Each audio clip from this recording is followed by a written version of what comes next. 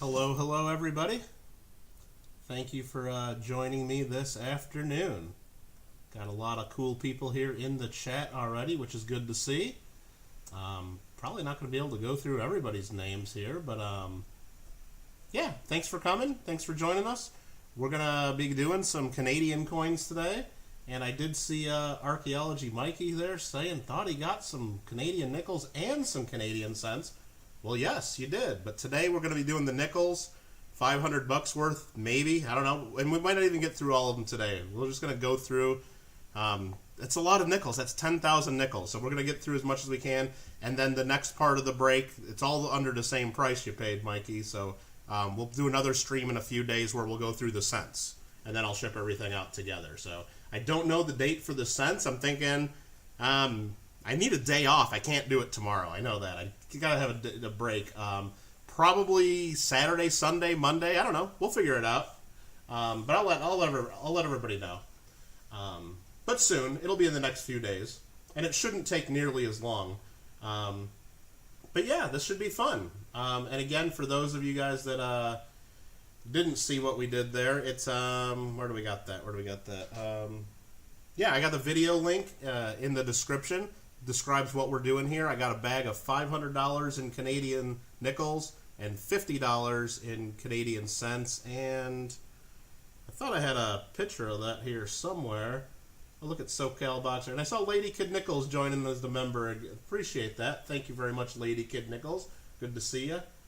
Thought you were already got the member there, but anyway, I'm glad it got in there. Maybe it was just showing up as a delay from the last time. Not sure how this all works really. And SoCal Box Break says, happy birthday, buy yourself something nice. I appreciate that, SoCal Box Breaks. It's supposed to be popping up on the screen here when people do that, but it's not for whatever reason, so that's fun.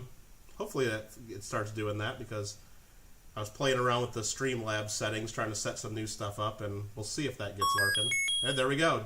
Just as I started complaining about it, there it is. SoCal Box Breaks donated $5 through Super Chat. You rock. Awesome. All right. What was I talking about? Anyway, in the link, if you guys don't know what we're doing today, there's a link in the description to our preview video about the Canadian bag breaks. And what we got there, anyway, here's the picture of it. Bunch of Canadian nickels, bunch of Canadian cents. That's what we're going through. Got these from the local coin shop. So we sold spots in advance of them. Each person that bought a spot, they're $65 each, and or $60 for channel members. And each spot gets 400 nickels, and they're going to get 200 cents from those bags.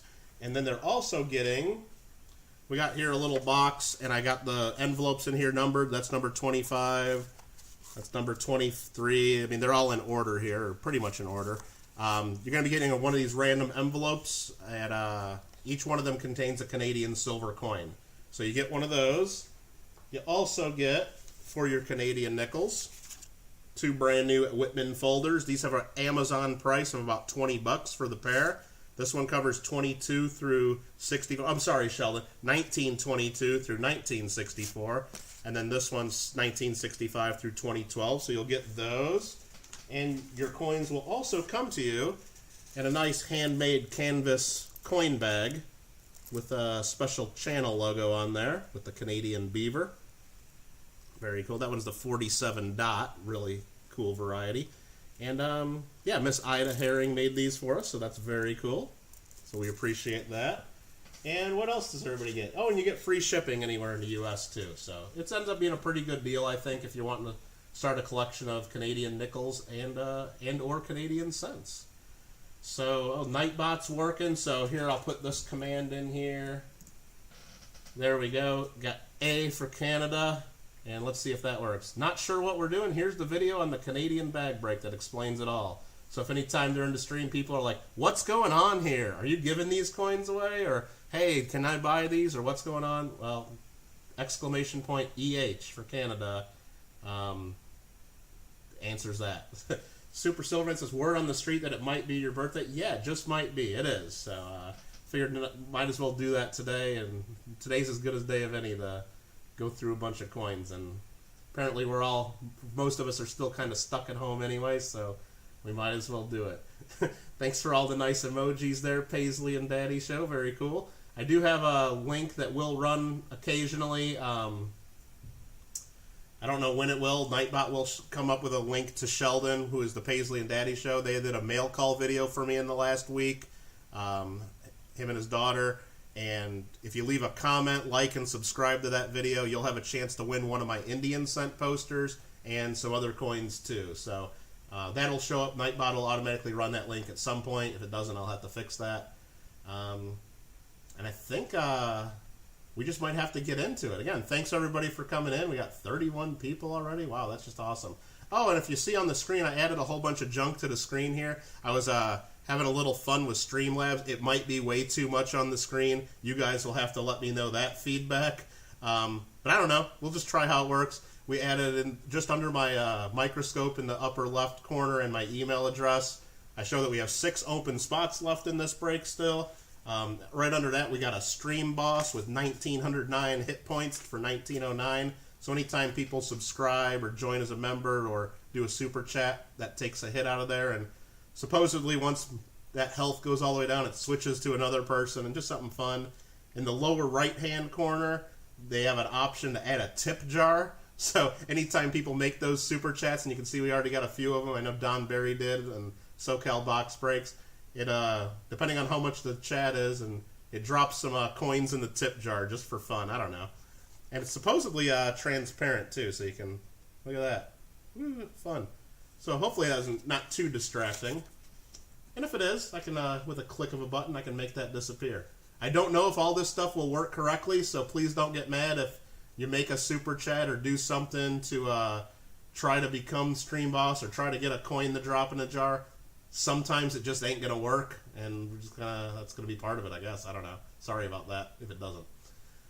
Susie Q's in here, Party Pickle, Donald Harmon, Ashes, Mikey 007, Johnny Kilo. How do you buy one of those Canadian nickel bag spots? Well, if you need some more details on that, Party Pickle, there is the link to the video, and here's the spots so far.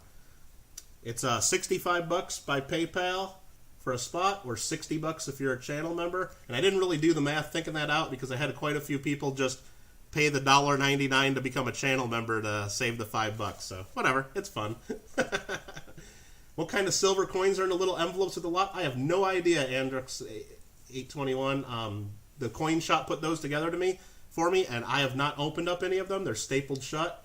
The only person in here that has any idea that might know is Don Berry, because he's the guy that works at the coin shop. So I have no idea. But as people get to their spots, we'll open them up and see what they get. So we'll all find out together as we go.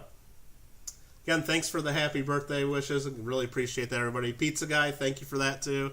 Here's the spots that we got. Before the stream started, we had 17 spots sold. Since then, we sold 2 more of them, and it looks like Party Pickle might want another. Just have to confirm with me, and that'll be cool. But we got the first 2 spots are for the Coin Kids, Daniel and Luke. Then we got Mission Get Rich getting a couple spots. Mikey 007, S-Mac, John Argent, Rich Kelly 21, Alfred R has a couple spots, and he had a birthday this last week too, so if you see him in there, you can wish him a late happy birthday. Greg King, Thomas Tripped on a Nickel, Robert Bims, Tyler Hutton, Joe and Diane Durbin, Roger Pollock, NCFX, STI, Ida Herring, and JW's Coins and Hobbies. That's what we got on the list so far. And if we don't end up selling the other spots as we go on here, that's fine with me as well. I'll find something to do with all these nickels and cents, I'm sure. So I guess the other thing I want to show you is I don't know a ton about Canadian nickels. Some of you guys probably know more than I do, but I decided to make this little list here just so we had an idea of what we're looking for.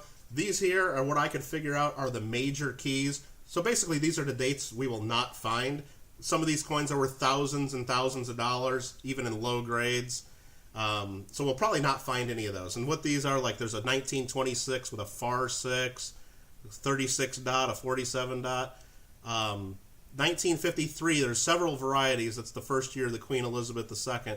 There's no shoulder fold near the maple leaf, and there's a shoulder fold far from the maple leaf. Those are the 2 varieties worth a ton. The other varieties seem common, so I'm probably not even going to look at them as we go through. I'll note if we find a 1953 and that you should look at it.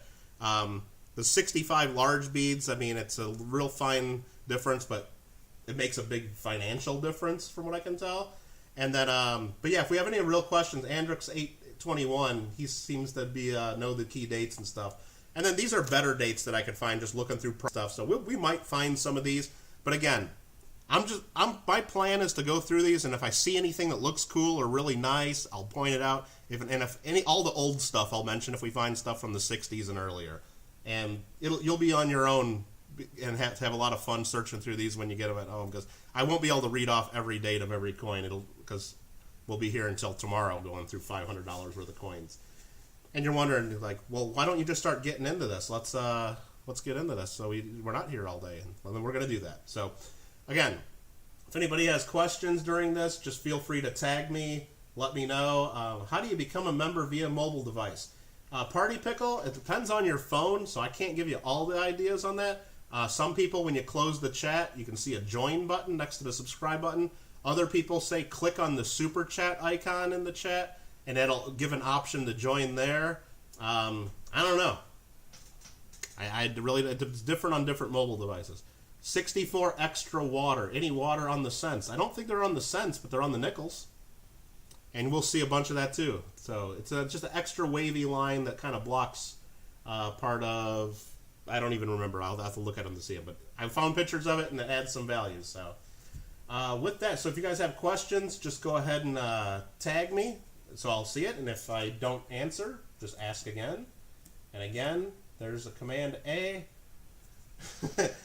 And that'll give you a link back to the video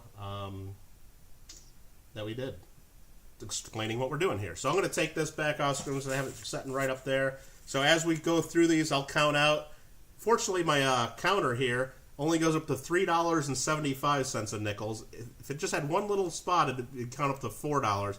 But I think I can count out another 5 nickels. So each time I get up to $4, I'll dump them in a bag until we get $20 worth of nickels for each person. That's 400 nickels. I hope I'm doing my math right and don't totally mess this up. But yeah, anyway, thanks for all coming here and check it out. And we'll do plenty of giveaways too during this. I want to mention that. The coin shop was nice enough to hook us up with a bunch of Canadian large cents. These are all from, let's look at some dates. There's a 1920, a 1912. Some of them have some cleaning, unfortunately. There's a 1907. But some of them have a lot of detail too. These are like AU XF detail for sure. So we got a bunch of those to give away. I don't know. I got some silver dimes. I got some silver quarters. Got all kinds of cool stuff. Even got this silver California Bicentennial medal. We'll give away at some point during the stream. I don't really have any plans for these. I guess just whenever we feel like doing a giveaway, we'll do one. How about that? So, with that said, I guess, I don't know. This is a lot of nickels, and I'm kind of nervous about going through this many nickels, but I guess we just have to start doing it. So I got the bags here. I'm going to just do it like this. This is the first spot. We're just going to start grabbing nickels, and we're just start going through them. And let me get the list out just so we know. This first spot is for Coin Kids Daniel. So good luck. Hopefully we find some cool stuff for you. Party Pickle, welcome to Kittle Fan. Thanks for joining, Party Pickle. Appreciate that. And let me just write that down too. And I'm guessing Party Pickle's doing that so you can save $5 on a spot. So we'll write Party Pickle down for spot number 20. And I'll also change that spot's available if I can figure out how to do this without ending the stream. Oh, that's awesome. Check that out.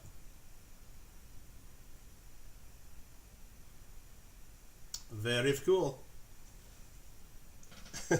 When it dropped, I thought it was, when I set that up, it dropped one of my channel icons in the tip jar. I thought it was just setting it up that way to where it would just drop everybody's individual channel icons, and I think that's how it's supposed to work. But maybe it just drops my channel icon in the tip jar each time, but I don't know. That's kind of fun. What's my PayPal email? Well, check this out. Boom. Yeah, the Triforce, John Argent. I'm a big fan of Legend of Zelda. I played that since it came out when I was a kid. So there we go. PayPal address, same as my email. Big package on the way. Uh-oh. Very cool. All right, we got to get into this stuff. I keep talking. We're never going to get through this. But anyway, just to show you guys what we're dealing with, this is the first coin. This is what the coins look like. And I got a lot of that blocked with stuff on the screen I'm thinking of. There's the Canadian nickel. It's got the Beaver design. That one's a 1972. And you can see the water lines around there. That's what we're dealing with. A bunch of Canadian nickels. And there's the first one, 1972. And that's what the other side. The other side will have the Queen or King if we find some older ones. So we got that up there if we see anything fun to look at. And you see one young head already? I think that's this one right here. That is a 1960. Some of the coins like this, I think those are 12-sided. They did that for several years. I don't know the exact years. Maybe someone in chat will know that. But then they went back to the round design. Here's another young head, another 1960. The ones I'm not reading are just assume they're in the 70s to date. But there's a 1965, a 1964, a 73. Here's an older one already. 1956. There's a 65, a 2012. Huh. Well, this is a nice first handful. This one's cool. This is a special one. So congratulations. Or maybe it's not a special one. I thought that was one of the old V-nickels. That's a commemorative. That's a what, 60th anniversary V-nickel. Maybe those are still cool too. I thought it was one of the original ones from the 40s though. So false alarm. False alarm. I'll learn these nickels by the end of this hunt. Better believe it. And I'll learn how to stack these a little better too. Friends and family, however you want to do it, Party Pickle, I don't mind. If you send it to me just regular though, I'll have your address ready. If you send it to me with the friends and family, then you'll have to send me an email with your address. So, found a nice beaver there, eh? Absolutely. Oh yeah, and that's just so you know, that's one of the special emojis I uploaded too. I uploaded some Legend of Zelda ones there just for fun. Because I don't know, it gives me the option to upload emojis, and I don't know what the heck to upload or what people would want. So here's another older one. I got all excited thinking we found the V-nickel, but I guess we did, but just not the right one. There's a 1957. There's a 68. There's a 1977. That's one of them that has varieties. The low 7 variety is apparently worth a few bucks extra, or I don't know exactly how much. I don't know which variety this is. It looks like it's the high 7 from what I can tell. You can see there the second 7 is just slightly higher than the first 7. So that's the common one that we don't care about. That's my understanding of it. We'll see. Or you'll see at home. Look at that. Kelly Crawford has become a Kittle fan. Thank you. Appreciate that. Yeah, I really wish. I thought when I had set that up that it would drop people's individual channel icons in there, and I think that does that if you're on a Twitch or other stream, but I don't think they have that set up for YouTube just yet. But I don't know. It's still kind of fun.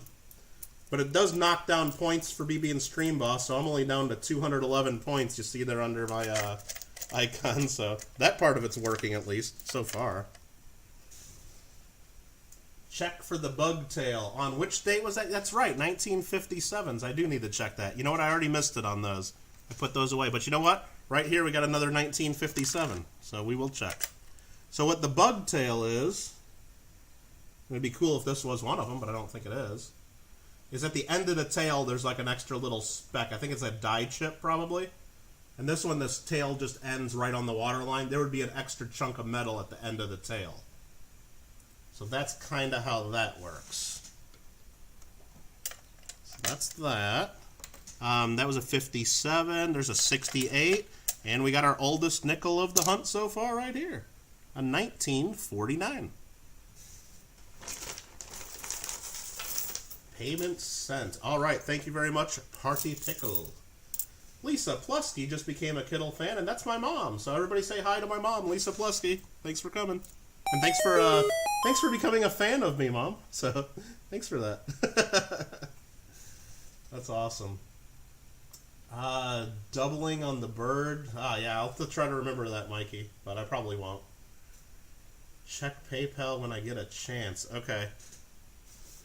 Sounds like Sheldon might want a couple spots there. Let me just check that. It just popped up. He says, 1 spot for me, so I'll write down Sheldon, which is really Paisley and Daddy's show, And he says, 1 spot to give away. Okay. That's very generous. So everybody, after you say hi to my mom, thanks for the birthday wishes, Mom. Sorry, I'll be probably on this stream forever looking at nickels, but I'll call you later. Maybe. As long as I get done today. I don't know how long this will take, but very generous, Sheldon. Thank you for that.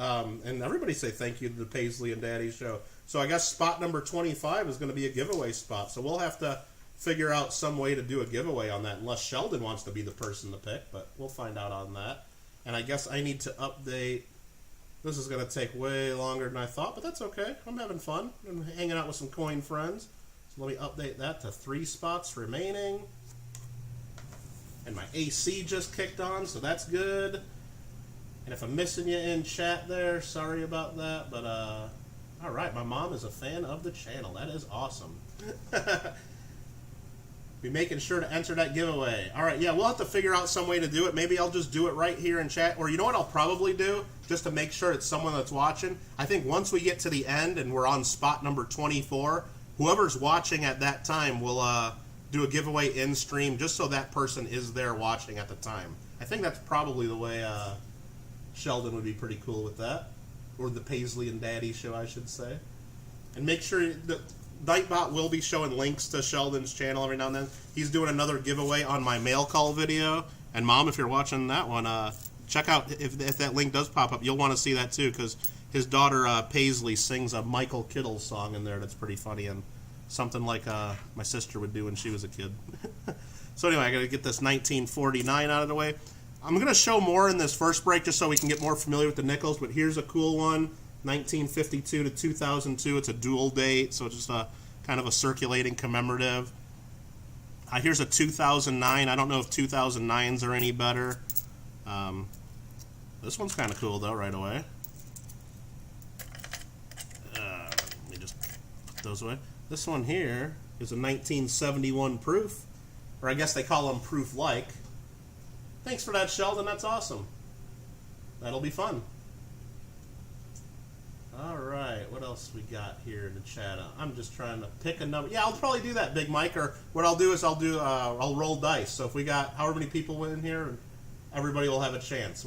I got dice that go up to. We'll be able to do 100 people. Alfred R. I was wondering about that too. I don't think we will because those are just so easy for people to pull out. We got a King George one here though, so that's cool. There's a 1964. Wonder if confrontational nonconformist likes 1964 Beavers. I don't know. I know he doesn't like the 64 Jefferson nickels. We'll take a look at that King George in just a second. Let me get a few more of these piled up. But you never, I mean, just looking in these clear plastic bags, I didn't see any of the Tomback ones standing out, but who knows?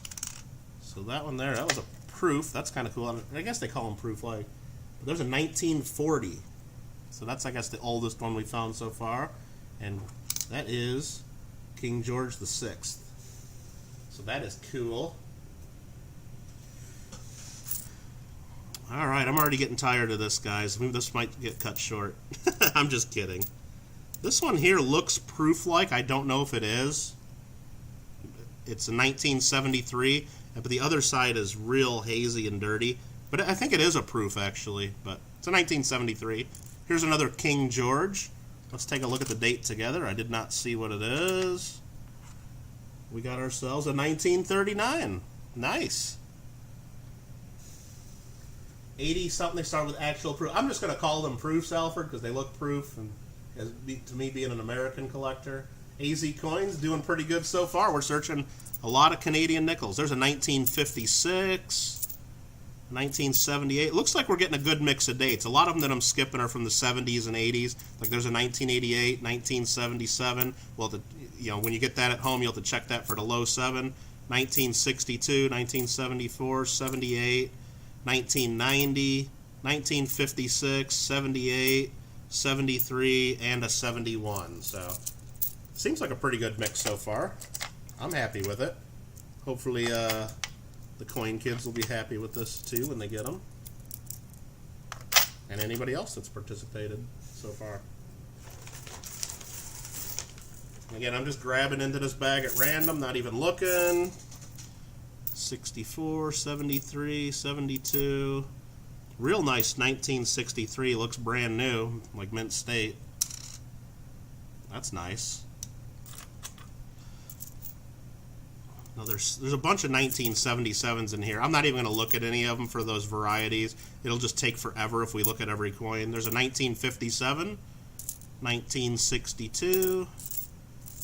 Again, I'm not going to read every date. I'll read dates every now and then just to give you a feel of what we got. Like there's a 2007. There's one of the newer ones. I'm just going to read off the older ones or the cool ones. Like this one here. Proof like 1966. Bag break. 3 spots still up. Yeah, if you guys need to know what's going on, just type in !EH. That'll bring up the link to the Canadian bag break video to explain what's going on. But briefly, each person that buys a spot's going to get 400 of these random Canadian nickels. You're going to get 200 cents. And that's my doorbell ringing. I'll be right back.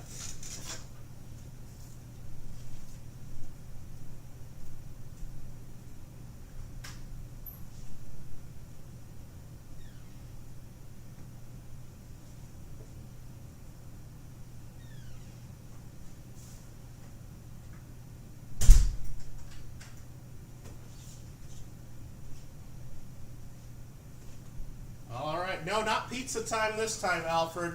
This time it's a huge box. And I'm guessing this is probably from my mom because she was telling me not to leave it outside for too long. It's a big box that says ice cream's inside. Please open immediately. So I might have to open this up and get some stuff in the freezer. So sorry about the delay in looking at your nickels there to Coin Kids, but you know what? It's my birthday and I might be getting some ice cream, unless this is one of those joke boxes that says ice cream's inside, and it's going to be full of like clothes or something like you would get as a kid or something. But oh no, I just opened the top of the box and it's cool to the touch inside. Oh, and it's got styrofoam. I'm getting styrofoam all over. This box contains dry ice. Dry ice is cold. Ooh, God, it's cold. Oh my goodness, there's a bunch of ice cream in here. So, yeah. And it's still frozen, check that out. Jenny's ice cream, darkest chocolate. That'll be a good one to try out later. I better listen to Mom. What did she say? I totally missed what she said. Did she say something? I have to check. Better listen to Mom, and thanks for the ice cream, Mom. I better get this stuff in the freezer.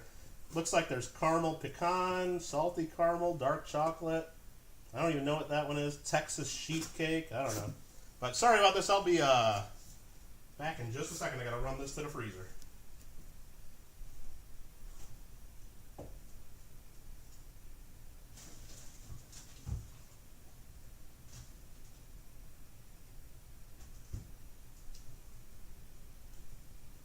I'm just hoping there's going to be enough room in the freezer for all this ice cream. You know, with all my hoarding and stockpiling of frozen meat, because the grocery stores are crazy.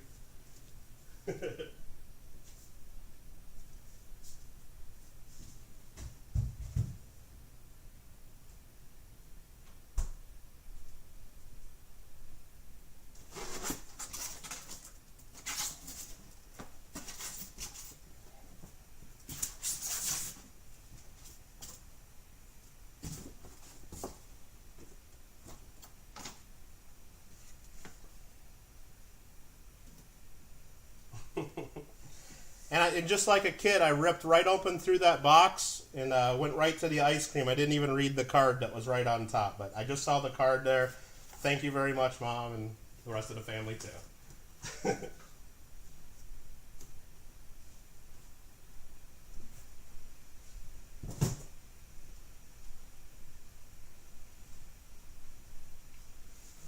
All right, thank you very much. Let me make sure I shut my freezer all the way.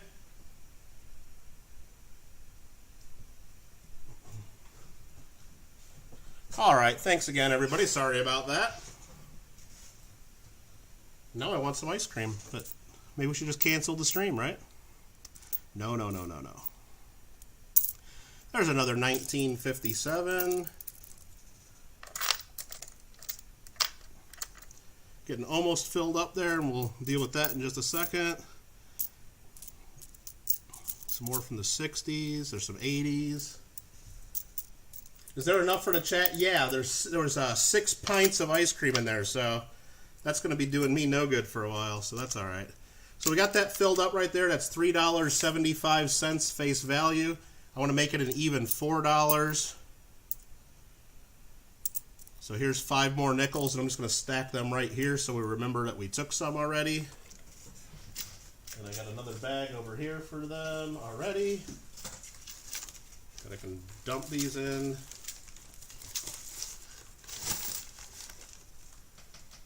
Just like that. Perfect. Smash the like button, all the cool kids. Thanks, Jeep and John. Appreciate that. Gotta love ice cream. Heck yeah. That'll keep me going for a while, though. I mean, I don't eat lots of ice cream or don't buy it that often, but yeah, 6 pints of that. That'll last quite a while. Hopefully. Hopefully I don't eat it all at once. There's a 1964, a 61, 1988, 62, 83. Yeah, there's a 1956 and a 68. Pretty good variety in here, I believe. I haven't seen anything that I would consider like a big key date, or I mean, finding a 1940 and a 1939 are pretty cool, I think, just finding some of the older stuff. I don't know how often you find those like just in circulation if you're in Canada, or I know here in the US you don't find them that often, but you can. Thanks, Storm and CA. And because of you, I think my mom, who's in the chat, is probably going to buy that darn pan because she thought it looked cool. And if she does buy that, she'll need to tell me how cool it is because I'm thinking about buying it too. There's a 1962, and I'm sure you guys can probably see these. There's a couple in here that look proof. This one's definitely a proof. Let's take a look and see what that is.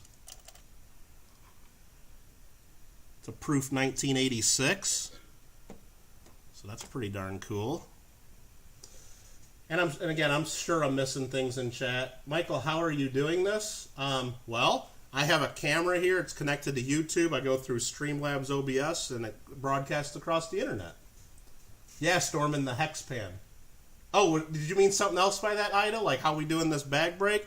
There's a video that I did that explains it all.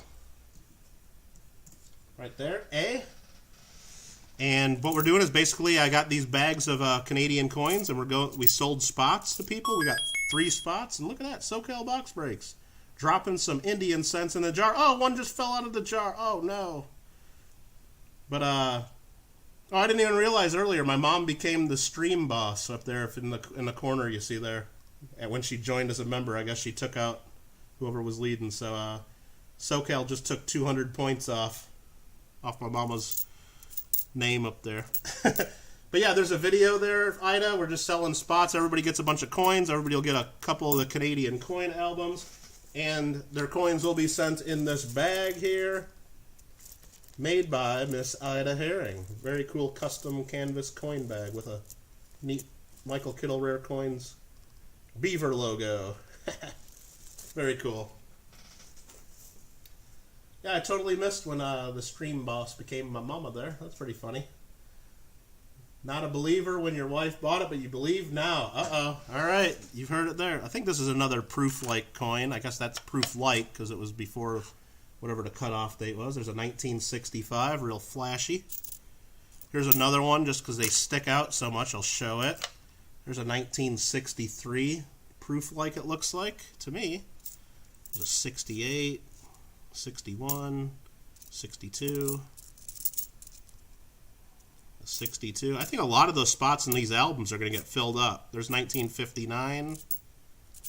Again, a lot of them here in the 1970s. Here's an old one that we want to take a look at maybe. Just has a different look to it. 1953, that's the first year. It's all scratched up though, unfortunately. First year of Queen Elizabeth II. Too bad it's got some scratches in it. Hey, rare Ron Goldner.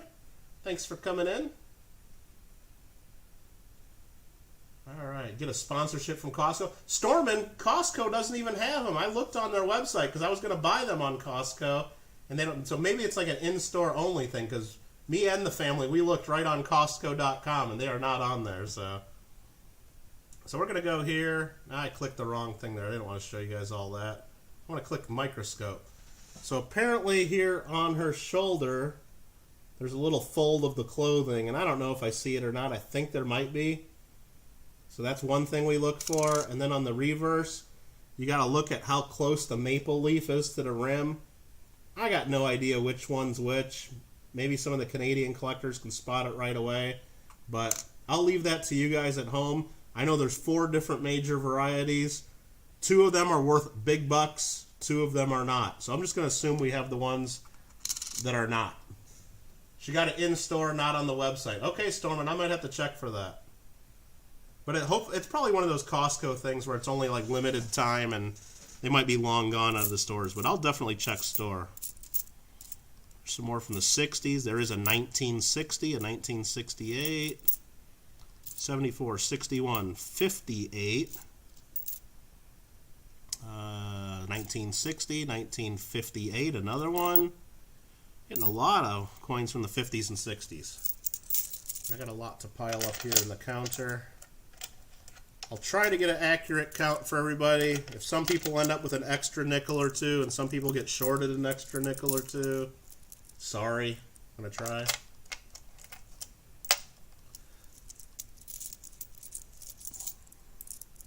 There's Nightbot telling everybody about my Amazon links. If you guys see anything cool there in the list that you like, if you click on it and buy it from there, I get like an extra 30 or 40 cents or a small percentage. You don't have to do that ever, of course. But if you like any of my recommendations there you go. Appreciate it. It doesn't cost you anything extra. I think Amazon just does it kind of like as a referral credit. Here's another 1953 that looks a little nicer. These just have like a different look right away to them.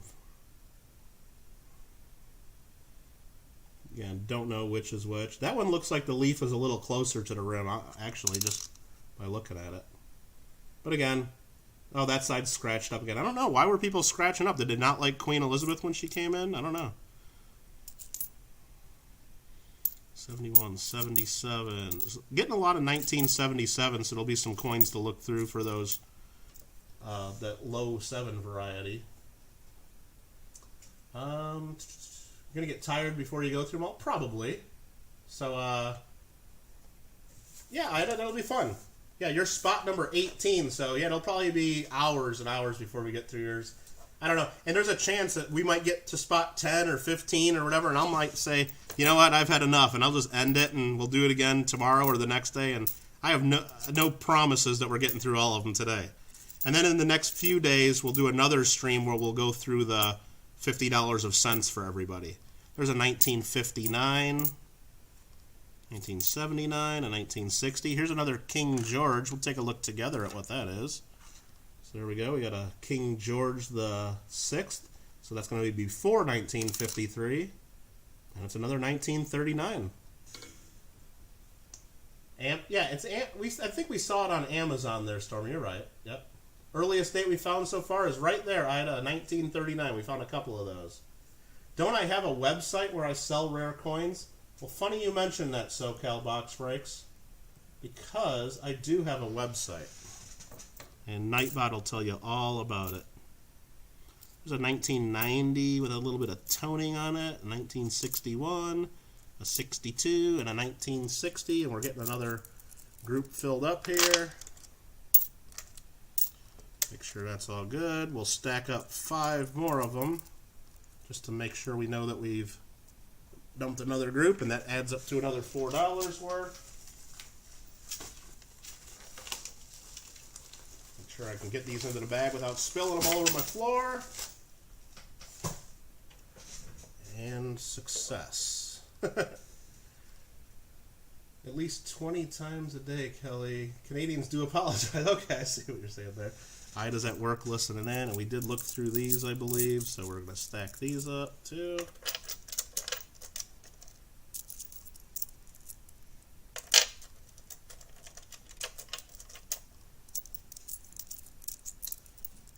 Wish there was a faster way to do this. I mean, I thought about I could just break these into groups of 400 nickels each ahead of time, and then I wouldn't have to do the counting, but that wouldn't be as fun because then you'd think I'd went through them already. Which, this one looks like it might have been gold-plated at one time.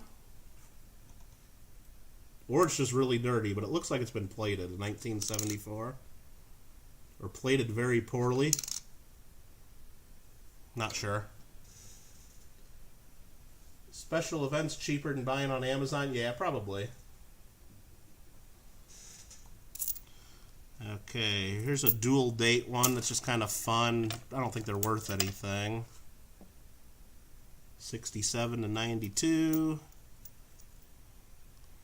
1968, 73, 2012. So there are some newer ones here too. I don't know how new they will get. A couple 1980s. 1960. Here's another King George, and this one actually looks pretty nice. King George the Sixth. And that's a 1946. And that's one of them I have listed on the better dates if it's an over date. And I just want to take a look. I don't think we're going to look at every one of them. But inside the loop of the 6, there should be another piece of a 6. And I don't know. If it's there, it's pretty minor. I see something maybe there. But I don't think it's what I saw in the book. I don't know. Still a nice old nickel. Not sure if you're aware, but none of the better variety nickels is... Okay.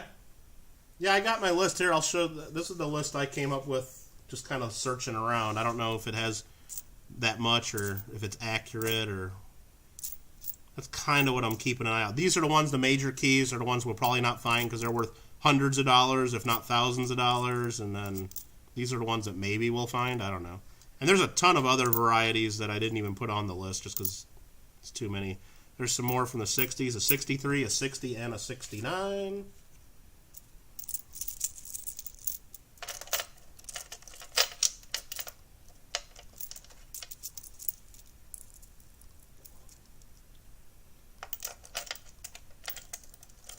And let me know if you guys see that. It should, Nightbot should tell us at some point, but if there's a link to the Paisley and Daddy show, which is Sheldon, a link to the mail call video, let me know because I want to make sure people click on that and go comment and subscribe on his video. There's also a 58 double date as well. Okay. I think I saw someone mentioning that. But yeah, you start searching for better Canadian nickel varieties, and there's all kinds of websites that tell you all kinds of things. So, thank you, Amanda, for that. I'm your favorite brother. Well, I'm glad to hear that. You're my favorite sister. You always have been. Appreciate that. There's a couple 1958s, a 1972, a 1962. Everybody say hello to Amanda Kittle. She's my sister. Living in Hawaii, so it's still morning for her. So good morning. A bunch of them from the 1960s there. Almost all those I just looked at are from the 1960s. 1971, a 61, 69, 62, 68. There's one from the 80s. There's a 2003 and a 2010, a 2008, a 62, 78, 72, 81, 71, 68, 87, 78, and a 1969.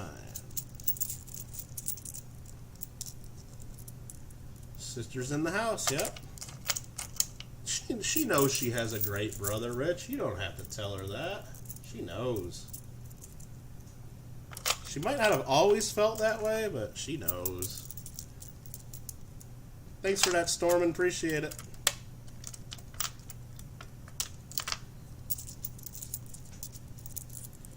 Alright, we got another row filled up there. Just make sure there's 5 in each spot. We'll add another 5 there to make sure we're keeping track. And yeah, this is taking I thought I'd get through each spot in like 15, 20 minutes. And we're not even we're just about halfway through the first spot, and that's just a nickel. So I'm thinking the chances that we're going to get through all 25 spots during this stream are low, unless I just really start cruising. But I don't know. We're just going to keep going for a while. Several hours. We'll see until we get really crazy. Or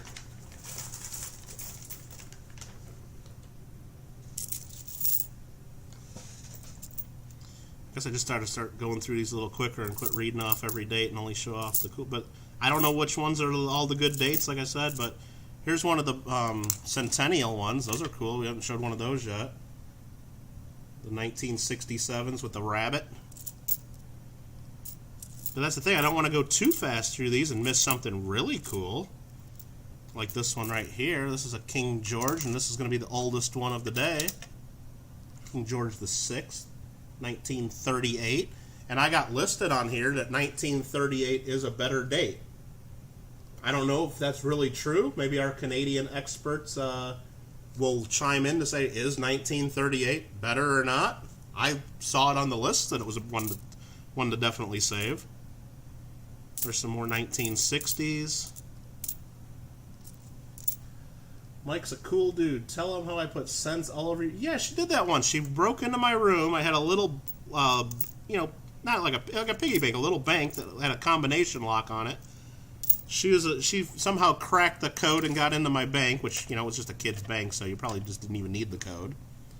And she thought it'd be funny to put all of my change. I don't even know if it was all of it. It was a lot.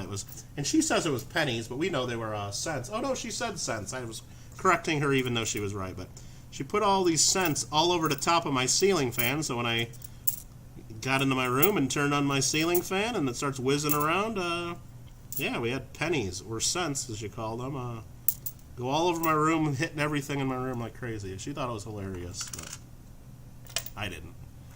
There's a 1940. 1938 is in better condition. Yeah, that one wasn't too great, but it's still kind of cool. Stormin CA's got a giveaway. Cool. Everybody should check out Stormin. A true Kittle saying cents. Yeah, I just was, no, I saw that she said cents before. I'm just giving her a hard time and just pointing out that she knows. And heck yeah, that's why we have the icon there for Team Cent. And I'm sure Amanda likes these ones too. I got the Legend of Zelda. I got Link and the Triforce there too. Heck yeah. Alright. Let's keep going.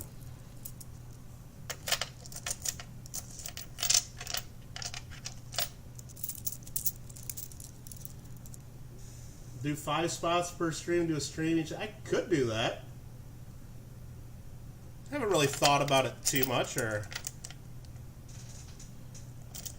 I mean, really altogether we got 50 spots if you count the Canadian cents. Now the cents should go a little faster because we're only doing 200 cents per person instead of the 400, so we'll see how that goes. These nickels, it seems like, I don't know, they just, sometimes 6 of them want to fit in each one of those spots instead of the 5, so I'm having a little trouble. 1938's lower mintage? Okay. Mom didn't think it was funny. Oh, the coins all over? Yeah, I'm sure I was finding change all over the place for weeks and weeks and weeks when she did that. She thought that was hilarious. It's called a penny and drive on the left side. Yeah, might as well. So there was a 1940 we just pulled out. Here's another one of those rabbits. Those are cool. I always like seeing those. Yeah, I thought Canada's centennial coins from 1967 were pretty cool. They are pretty cool. I see another proof down here in this little group we're going through. And that is this one right there, a 1983.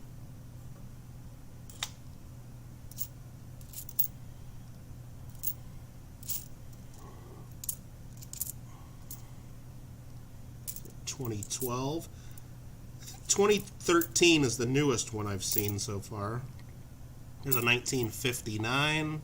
I know we found a few of those.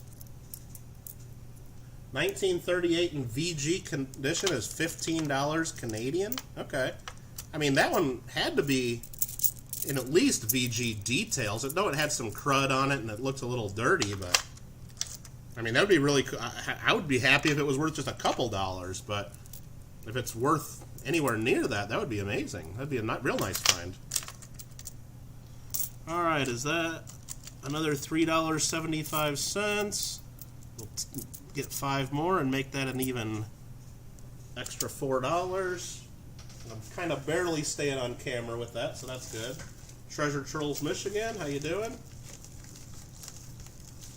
just trying to get that in the bag without spilling. I did.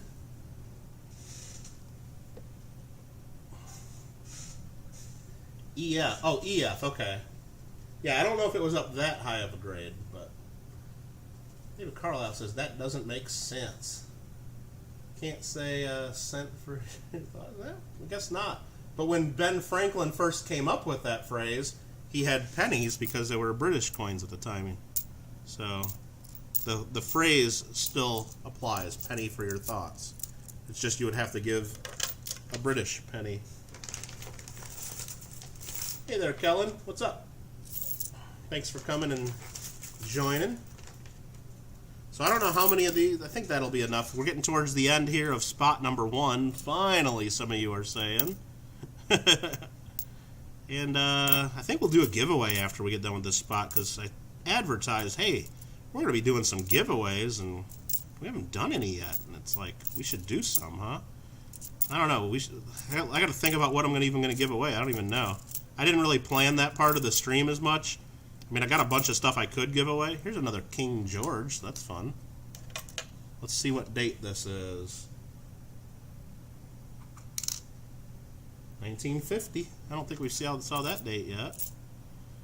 There's a couple more 1977s. Here's another King George. I did not see the date on it. And it's King George the 6th. I don't know if we're going to get any George the 5th. What's that? 1946.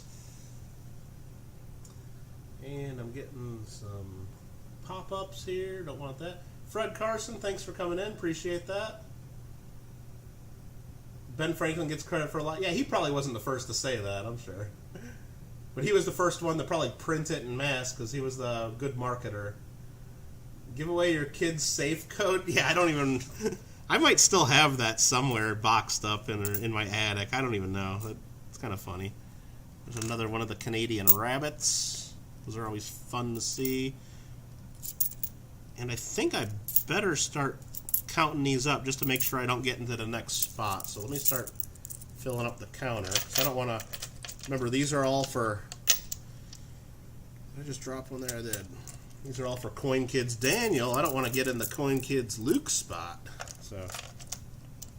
And I don't know, I know the Coin Kids just started doing some... They got some cool videos, so if you haven't checked them out... I know it's really hard to find people's channels now, that you can't just click on their names and say go to channel. I'm having trouble with these nickels right here all of a sudden, getting them in the spots. There we go. But I know they got some pretty fun videos, so you should check them out. Actually, everybody should be making friends with everybody here while we're here hanging out, right? A lot of cool channels here.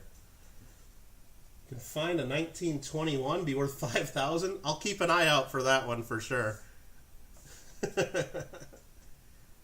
Oh, that's one of the like those little silvers. Yeah, I'm sure we won't find any of those because I don't think those would fit through the coin counter, or not fit the same way at least.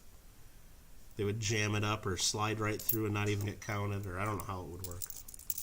But I'm guessing. But we might find some 5-cent silvers in the little bags, and that just reminds me, the Coin Kids. Daniel and Luke need to pick numbers 1 through 25 because each spot gets a silver coin, and I got them numbered 1 through 25 here. So if Coin Kids are listening, each of them needs to pick a number and let me know what they are so we can pull those. And you guys will have to remind me to get people their silver coins because I'll probably forget. I almost got through this whole one and didn't do it. The first one I almost didn't do it. Yeah, they're real tiny. Yeah, I probably have some of those somewhere. The little half dimes. Some more from the 60s. We're getting another proof here at the very end of Daniel's spot. Oh, it's a proof 67 to 1992. Pretty cool. And some more from the 70s and the 60s right there. And just need a few more. I got the one under the scope there, so let's make sure we don't. I need 5 more to fill that out. There's 5, and then I need 5 more on top of that. So I think that's right. And my phone keeps buzzing. I gotta keep checking my phone from time to time just to make sure it's nothing I have to deal with immediately. But let's just make sure we got the right amount here. There's the 5. That looks like another proof right there. Just an impaired proof. A 1997. So right there at the end, getting another proof. And then here's the last 5. 1960, 63, 2005, and a 61. So that wraps up that spot. Did the coin kids come up with numbers? Number 14 for Daniel. Well, let's just go through and do that right now. And Luke picks Michael Jordan's number, so we'll go ahead and get that right out. And I don't know how I'm going to get, I'm just doing that for the coin kids to start out with. Once we get to pretty deep into the list, I'm not going to know what numbers are left, so I don't know if I'm going to be able to have people pick numbers, but maybe we will. We'll figure it out. So number 14 for Daniel. So let's see what Daniel's getting. Again, these envelopes, they're still stapled. I've not been through these. I'll try not to scratch the coin on the staple, but we'll see what silver coin Daniel's getting. Looks like a Canadian dime from 1958. So not too bad. Nice little silver coin. So not too bad at all. So let me get these bagged up before I start getting into Luke's coins. So there's the. So that there was $20 Canadian nickels. That should be the 400 coins if my calculations are correct. Is there a search order list? There is. Thomas, you are number 12 on the list. So at this rate, you'll be up at about midnight. But I think I'll start going a little bit faster here, hopefully. But it'll be a little while. It'll be just a little while. Alright. Just got so much stuff here on the desk. I'm trying not to drop things. That's all that. Got spot number 14. We got to put that away. Again, you'll get the albums as well, and you'll get the bag with the coins in it. This 97 could have been a silver proof. Didn't even check for that. It could have been. Colin, thanks for the wishes. And again, here's the search order in case people missed it. I'll set that here while I find something to do for a giveaway. So with giveaways, you guys know how it works. I'm going to type a word in the chat. The next thing I type in the chat, all you have to do is type what I type. Spelling counts, capital versus small letters don't matter. And then I'll show that here too, just so you guys can see the list.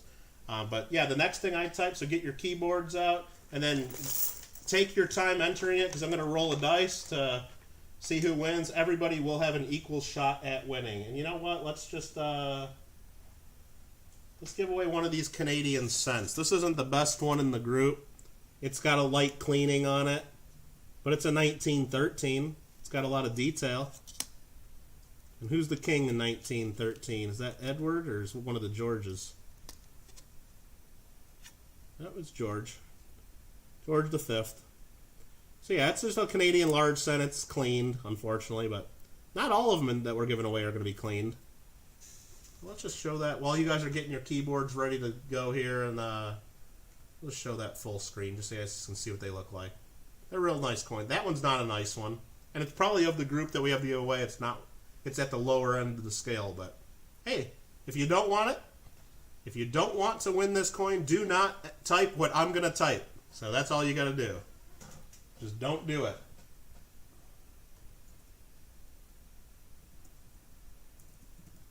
Good luck, everybody. All right, we put that search order back. We write down that we're doing a giveaway. The 1913 large cent. We got lots of people guessing there, which is cool. Thanks again, everybody, for hanging out. Still got 40-some people in here. That's awesome. Appreciate all the support. My mom typed it wrong. She just put V. Sorry, you're ineligible. You can't win. And sorry, just hopefully it was pretty clear. Once per person enter. That's all you got to do. If you enter more than once, you don't have a chance to win. I'll say you didn't win. So hopefully that's clear. And if you entered more than once, then sorry. We'll have probably 20 more giveaways today. So we'll get that taken care of. Penny Dog's here. Hey, Penny Dog. I don't know if I said hello to you. Sorry about that. So we're just going to go ahead and type in stop. That's probably enough time. See some still coming in there. We got at least 30-some people entering. So what I'm going to do is, yeah, that's a lot of people. So I got to get out my 100-sided die. And if we roll anything over 50, I'll just roll again because there's only 46 people watching, so that can't happen. Look at, Penny Dog's been lurking. We just rolled there. That's a 72. We'll roll again because there's not 72 people here. That's a 75. 62. Might be rolling a while to get something low. There's an even 40. Did we have 40 people respond? Let me look real quick. I don't think so. Look at SoCal Box Breaks dropping some more Indian cents in the jar. $2 super chat. Birthday dough. Thank you. That's 1, 2, 3, 4, 5, 6, 7, 8, 9, 10, 11, 12, 13, 14, 15, 16, 17, 18, 19, 20, 21, 22, 23, 24, 25, 26, 27, 28, 29, 30. Looks like we had 30 people enter. And I don't even know if all of them are eligible. So we got to roll a number under 30. And we just did it. We rolled a 20. We got a 20 on this die and a 0 on this die. This one has the 1's place. This one has the 10's place. So we rolled a 20. So I'll bring up my chat here. How do I do that? I'm just not as prepared as I should be. Here we go. We'll bring this up. Go to the top and we'll count down 20 people. Ulrich, 1. Andrew, 2. SMAC, 3. Treasure Trolls, 4. Kelly, 5. David, 6. Thomas, 7. 8. 9. Alfred R is number 10. Kellen 11. We got 12, 13, 14, 15. Mikey 16. Jimmy 17. John 18. Colin 19. Fred Carson is number 20. Let me just make sure Fred didn't guess more than once. Looks good to me. Congrats to Fred Carson. So let me write that down. Got to make sure you email me to claim your prize.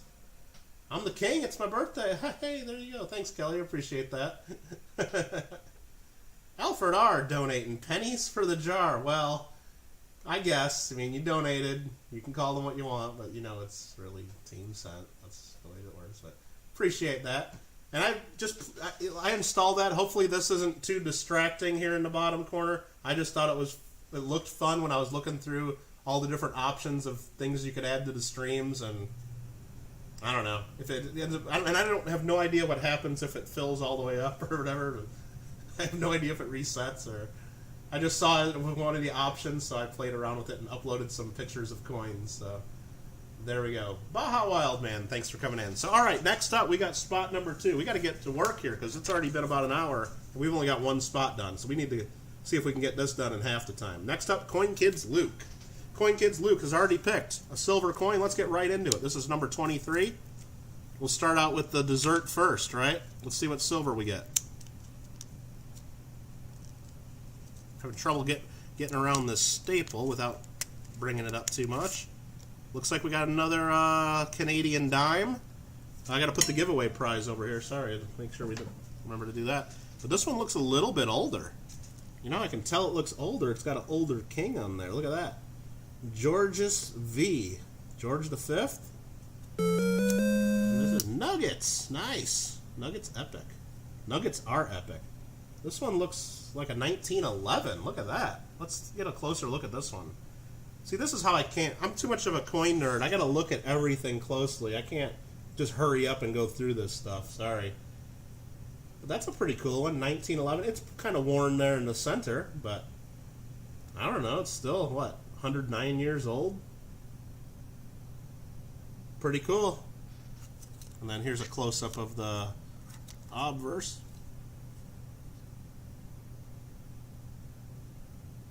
Nice little silver coin. And I think when they're that old, they might be a 925 silver. Is that correct? I don't know. Maybe. I'm sure the Canadian experts in here will tell me. So I'll go ahead and put that in bag number 2 I got saved over here, ready to go. Oh look, when I go back, everything goes back into the jar each time. I didn't know that. I saw things flying out. That's pretty funny.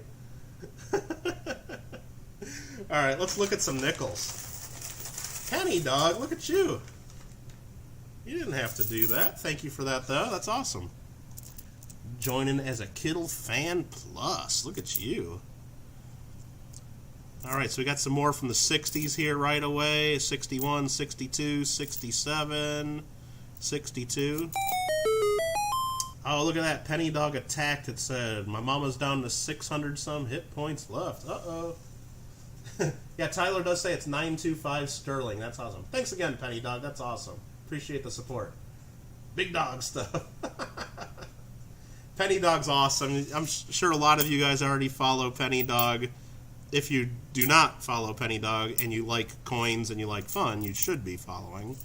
Every Saturday mornings, I believe, and Wednesdays, I think in the afternoons. I know Saturdays are in the morning because I'm on the West Coast, and often by the time I get up on a Saturday morning, her stream is coming towards an end or very close to the end already, or already over. So there's one of those Canadian rabbit nickels we got here. But yeah, definitely check out Penny Dog. Lots of fun, goes through lots of cool coins, lots of giveaways too, and I have won some of those giveaways, and I have some mail here that I probably need to do mail calls for still. I don't know if I got through all the Penny Dog mail calls yet, but I get through them all eventually. I do have another group of packages here waiting to do another mail call. I don't know if I'll do a regular video or if maybe I'll just do a live stream like I did the last time. We'll see. Whatever I feel like. SoCal Box Breaks, what are you doing there?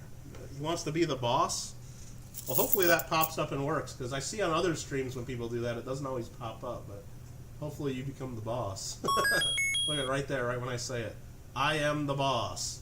Oh, and that dropped in some barber quarters into the jar. Did you see that? That was cool. Yeah, I think I'm not allowed to change, at least in the settings I could find. It lets you set for donations under $3, it lets you put an icon. And then here's another one of the rabbit nickels. We'll put another one of those there. For donations between 3 and 20, it lets you pick another. So I put the barber quarters on. And then for donations over $20, it lets you put one. And I just put a Morgan dollar, but I don't expect to get any of those, of course. But so I don't know, just kind of fun. 1963, 61. And yeah, look at that right there in the corner. SoCal Box Breaks is the boss. And it did. It actually put his icon there, so that's cool. That part is working. I'm glad to see that. I'm glad to see I was able to figure that part of Streamlabs out, because it seems like it's a big learning curve on some of this stuff. I don't know.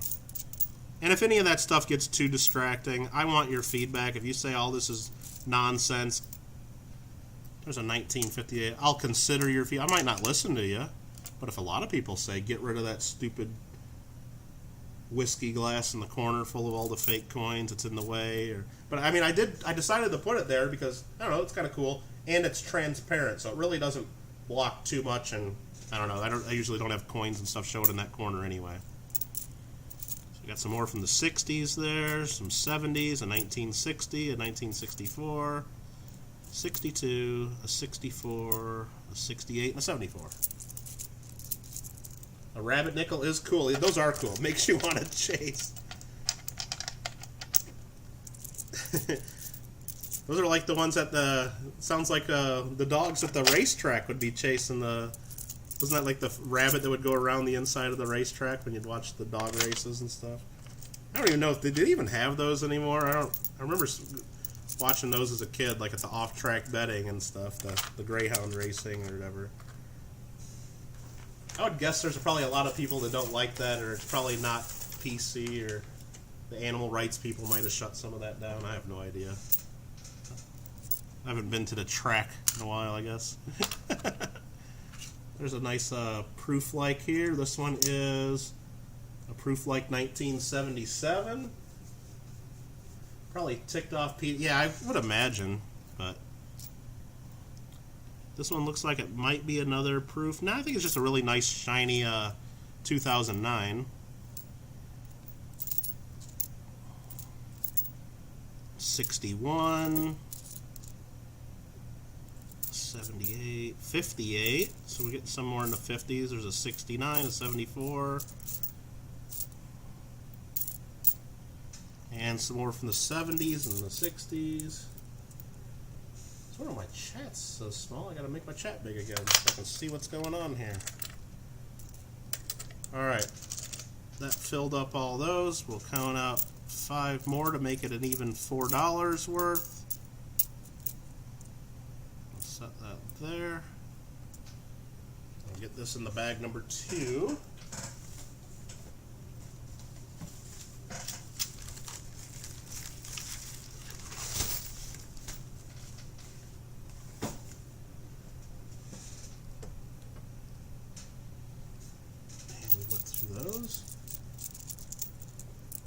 Happy Beaver birthday, Mr. Kittle. Randy.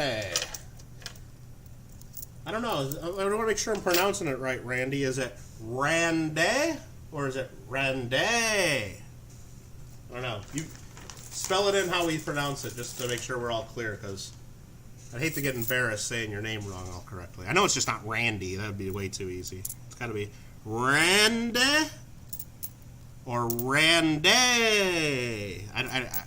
Just let me know, just so I have it straight.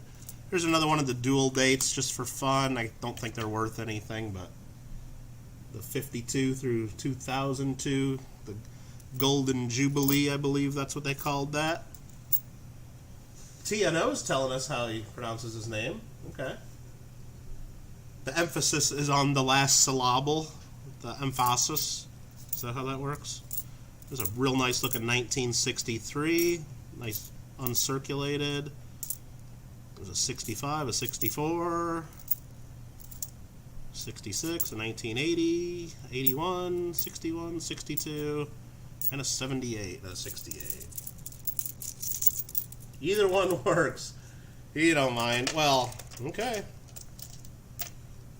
We gave you the chance to set us all straight.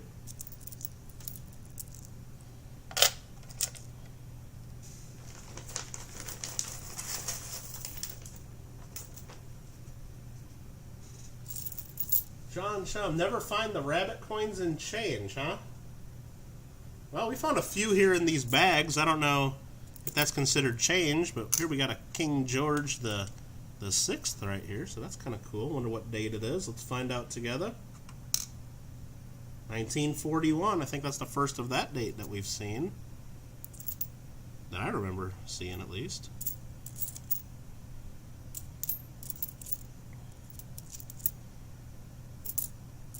Here's a 1959, 64. Here's another proof, and I will prove it. I'll give you some proof, if you can handle the proof, as Penny Dog would say. The nice 1978. I don't know if that's proof, just real flashy. This one here is going to be another King George. I already saw the date, so I'm cheating a little bit. Look at that. Someone put a big X right through his head. I guess some people might not like the monarchs in Canada or something. I don't know. Been seeing that on a few coins. It's a 1952. Time to find silver. Well, everybody that got a spot in this is getting silver, but I don't know if we're going to find any. I guess it's possible some of the proofs could be silver proofs. Look for the 96, the Far 6. Yeah, I mean, there's so many when I started looking at the websites that I'm not even gonna have time to like read dates of all the coins here, let alone look for all the varieties. But the people, when you guys get your spots of these at home and go through them, there's a lot of stuff to look for. So hopefully you find some of those varieties and get some extra value there. But here's a 1940, so we know that is going to be a King George the 6th, 1940. There we go. The 1956, 1957, and a 1972. lives in a van down by the river. Is that where you live, Party Pickle? Thrice divorced, living on a steady diet of government cheese. Alright. Yeah, 1940. That's fun to find coins, what, 80 years old? I'm not going to complain about that. Right here, first coin of 1959. It looks real nice. 74, 75, 65, and a 1960. So we're getting close to the end of this little group there. That looks about right. We'll pile up 5 more, if I can count to 5. And there we go.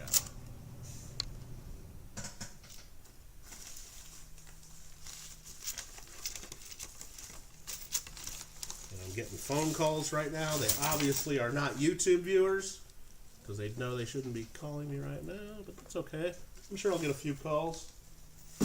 Happens on your birthday, I guess. Can one of the giveaways be a nickel album or the set? Because you have a ton of... One of the giveaways will be spot number 25 in this break. Well, you'll get 400 nickels. You'll get 200 Canadian cents. You'll get one of the silver coins. You'll get the 2 albums. You'll get the Ida Herring handmade bag. You'll get all that stuff if you're lucky enough to win spot number 25. There's a real nice Canadian rabbit. I don't know. That might even be one of the proof-like ones. It's hard to tell. 1963. I see another proof here, though. So we'll get that rabbit out of the way real quick. 1985. Just another one of the Golden Jubilees. What am I trying to do with this? I was just ready to reach and put those coins in the bag that I just dumped them in instead of putting them on the counter. Okay. 65, 64, 2009. And let me mute my phone because it's going to keep buzzing saying I have a missed call if I don't touch it here and tell it I know that I have a missed call. Alright, thank you. There's a 1966, a 1940, so we know what 1940 is. And hopefully between the two of them, the coin kids get some overlap and some doubles and can help each other out and get these albums pretty darn filled. And I'm sure once they do, they'll probably show a video showing how close they got, because they like to make videos of stuff like that, I would imagine. Hey there, Daryl. Thanks for coming in. Joining us in the big birthday beaver hunt. Looking at lots of Canadian nickels. Majestic, what's going on?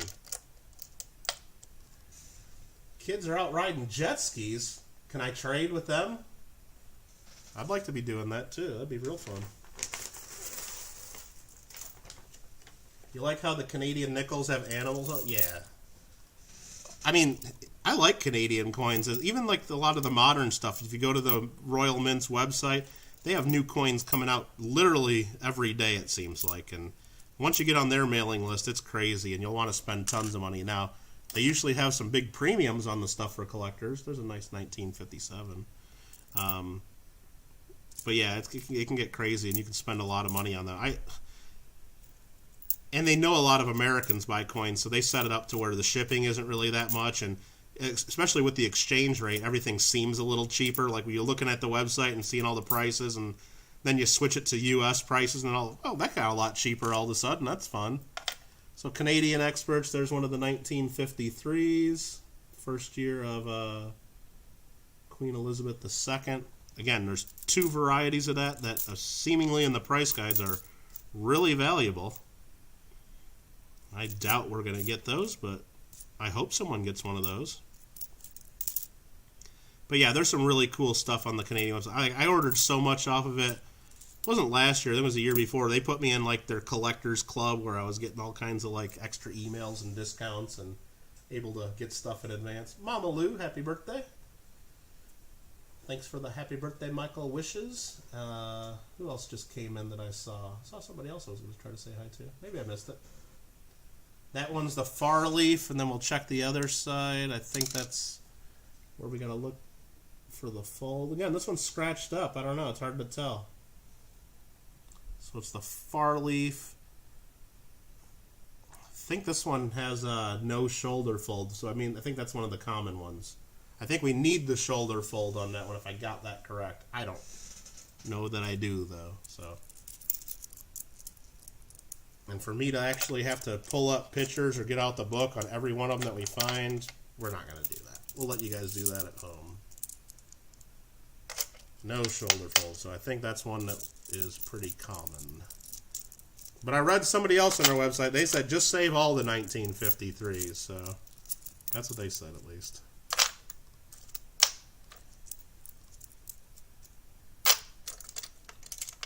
Alright, we got a nice big group of coins there. I need one more to fill that out, and I need 5 more before we just reaching in and grabbing at random, and then we'll dump these in the bag. And we got a King George. Let's see what date it is altogether.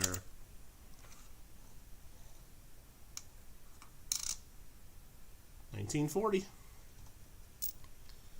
And we got a 1960, a 61, and a 68.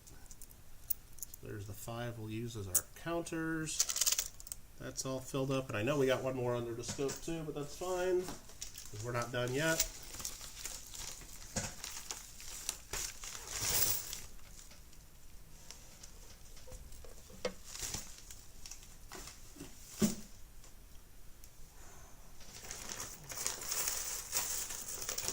David Carlisle's still here hanging out.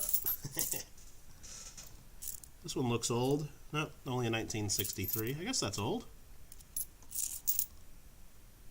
It's more from the 60s, another 1992. 61. A lot more from the 60s here. Seems like most that we're finding are from the 70s and the 60s. I don't know if that's normal if you get a bunch of Canadian nickels in your change today if you're in Canada. There's a nice 1957. Or if maybe these have been put away by collectors for a while, so that's why we're seeing mostly 60s and 70s. Don't know. Don't know what you get in your average change in Canada. There's some more from the 60s. Here's another King George. Let's see what date that is. 47. And that does not have a dot or a maple leaf after the 7. So that's just a regular 1947. Were the Proof-like ones special sets or just extra nice? I think they're from the special sets, Alric, for collectors. You don't get many pre-1982. I was wondering about that, Andrew, because I know the metal composition changed in, what was it, about right around the 81, 82 time. So they went from 100% nickel to being like copper nickel, and then later, like the more modern ones are just plated steel. So I was wondering about that, if the ones that are pure nickel just got pulled out of circulation for the most part. So that's what we're getting. A lot of them here are just all pure nickel coins, which is pretty cool. And those do have a little, they're actually worth more than 5 cents US right now. I think at current nickel prices, they're worth about 7 cents each. So I probably should have advertised this bag break like that. Hey, if you want to buy some bullion, you want to start stacking nickel, this is a great deal. I mean, I think it's a good deal and fun anyway, but I guess that's just another way to look at it. You're getting a bunch of nickel. And I usually go to coinflation.com. Is a pretty good website. If you go to it, it just looks like they have all the U.S. coins, but if you go to countries at the top, there's a drop down where they also have the Canadian and Mexican coin. They tell you the current melt value of pretty much anything. Current and former coins. Well, Mikey, if we find some 2006 cents when we get to that part of the break, I will not be sticking each of them to magnets. So that'll be something that everybody will have a chance to do on their own when they get them. SMAC, we're just getting towards the end of spot number 2. So we're slow going so far. I'm trying to speed it up. We're getting through this second one a little quicker now that I got a lot of the explaining and some of the basic looking around and showing off some stuff, but I don't know. I'm not, you know what? I'm not really in a hurry. I'm having fun. So there's another King George VI. 1939. There's a 1959, a 73, a 1950. So that's another King George. We'll show that. I'll show all the, at least King George ones. It's a nice 1950. 65, 87, 59.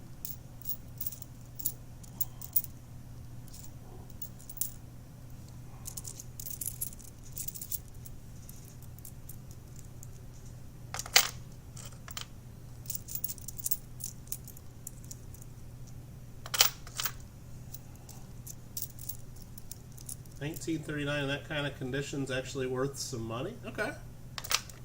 Is that the one we just put away? I wasn't even really thinking that. Yeah, because I do have on my, I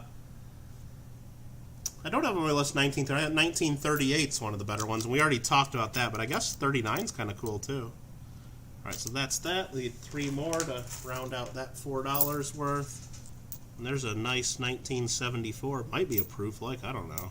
It's hard to tell. A 1957, that's cool. So that'll be this little next grouping there. Dump these in the bag for Luke. I gotta be real careful that I'm not dumping any of these in the wrong bags, because that'll be a nightmare if I mess that up. I'm trying not to. And I did drop 3 nickels on the floor there, but they dropped right in an easy spot where I can see them, so no problem. They're safe. They're in the bag.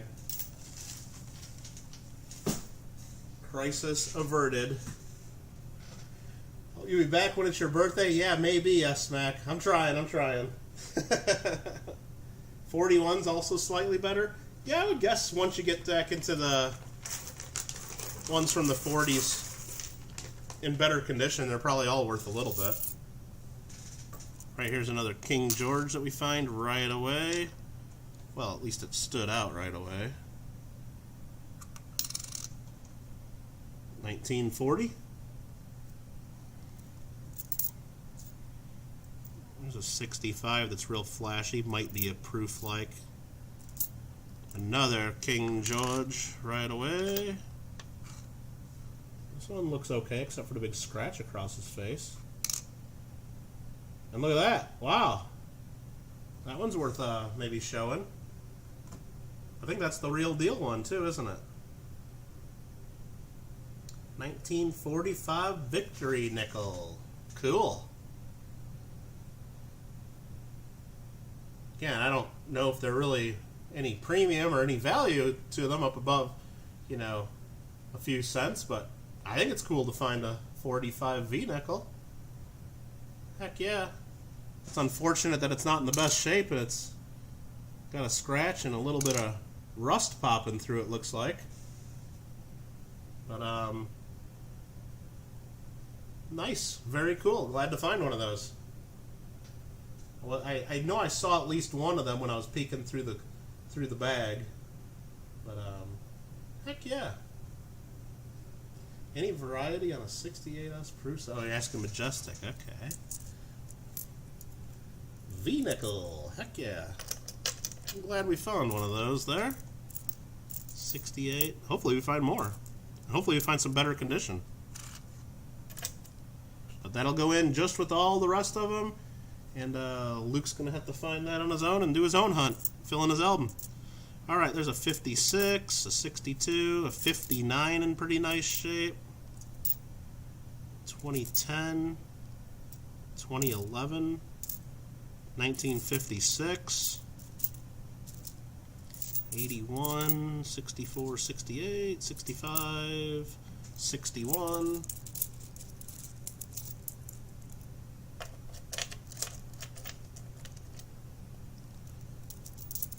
At least Nightbot's working with the commands. Thank you for that, David.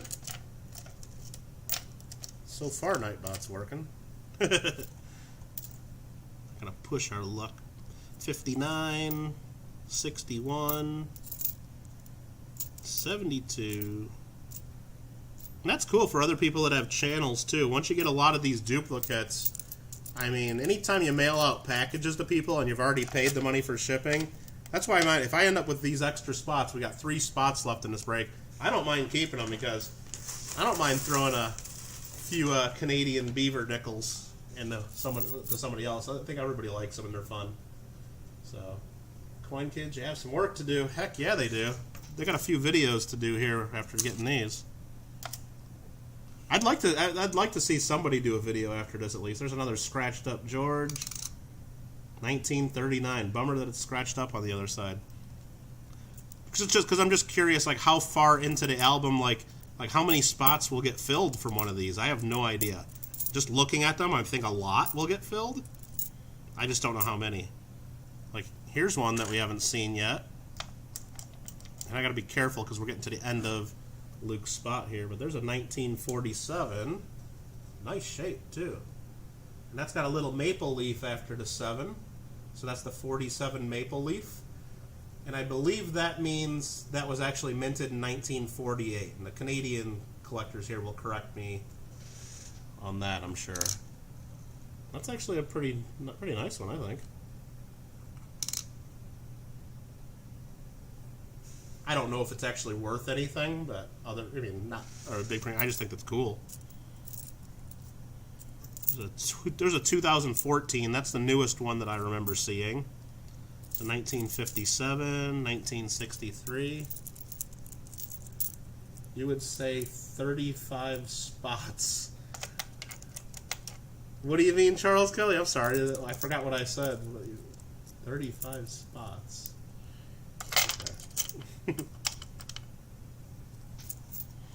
68, 62, 74,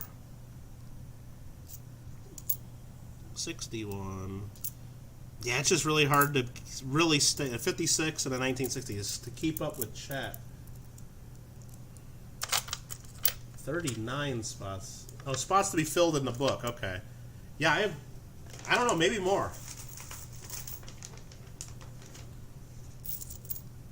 I gotcha. I'm sorry for that. So we need just a few more. So I'm spreading these out. I'm just going to start from this side, work my way over until we get to the end. There's a 1958, 1972. So I want to make sure we don't get into spot number 3 for you. So I need at least 6 more. I think we'll get through all these. It's a few more from the 60s.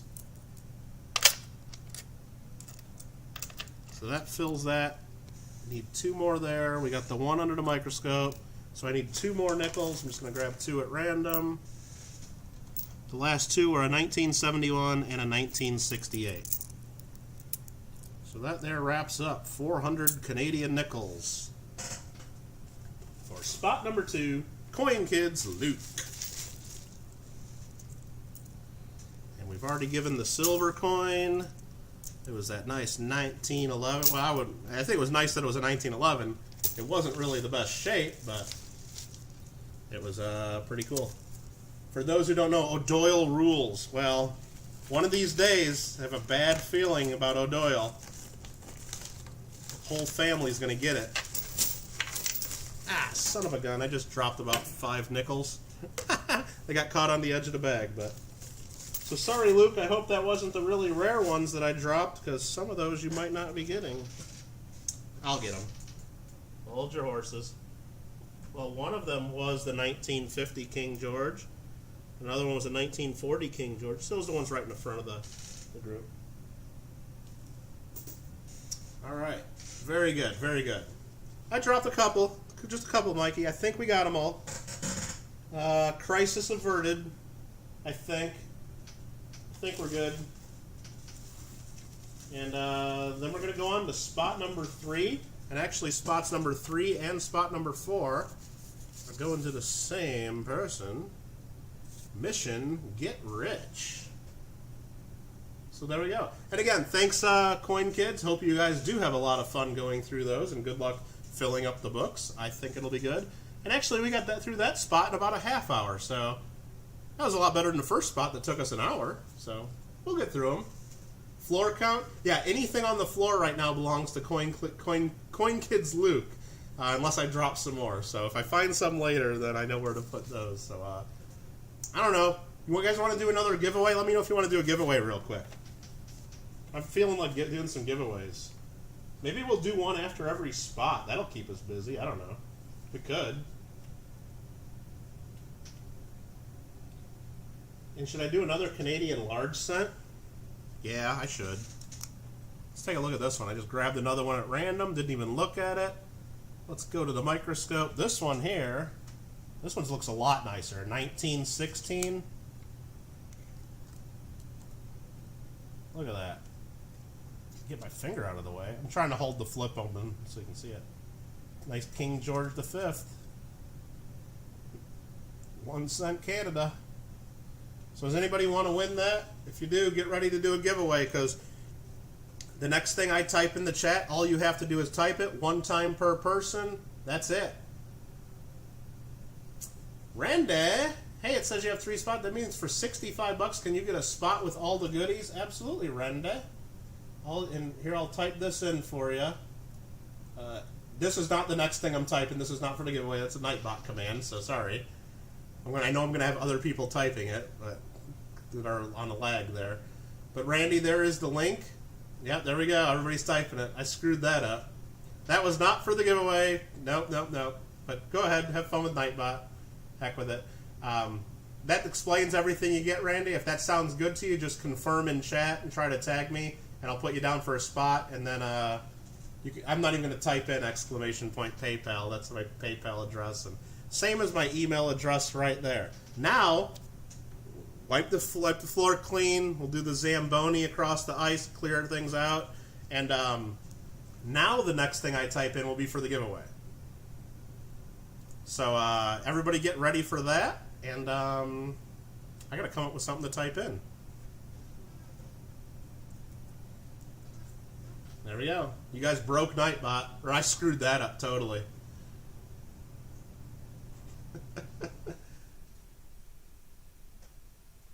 Right, done. You watched it. Okay, Randy, so I'll put you down for spot number 22, which we probably will get to someday.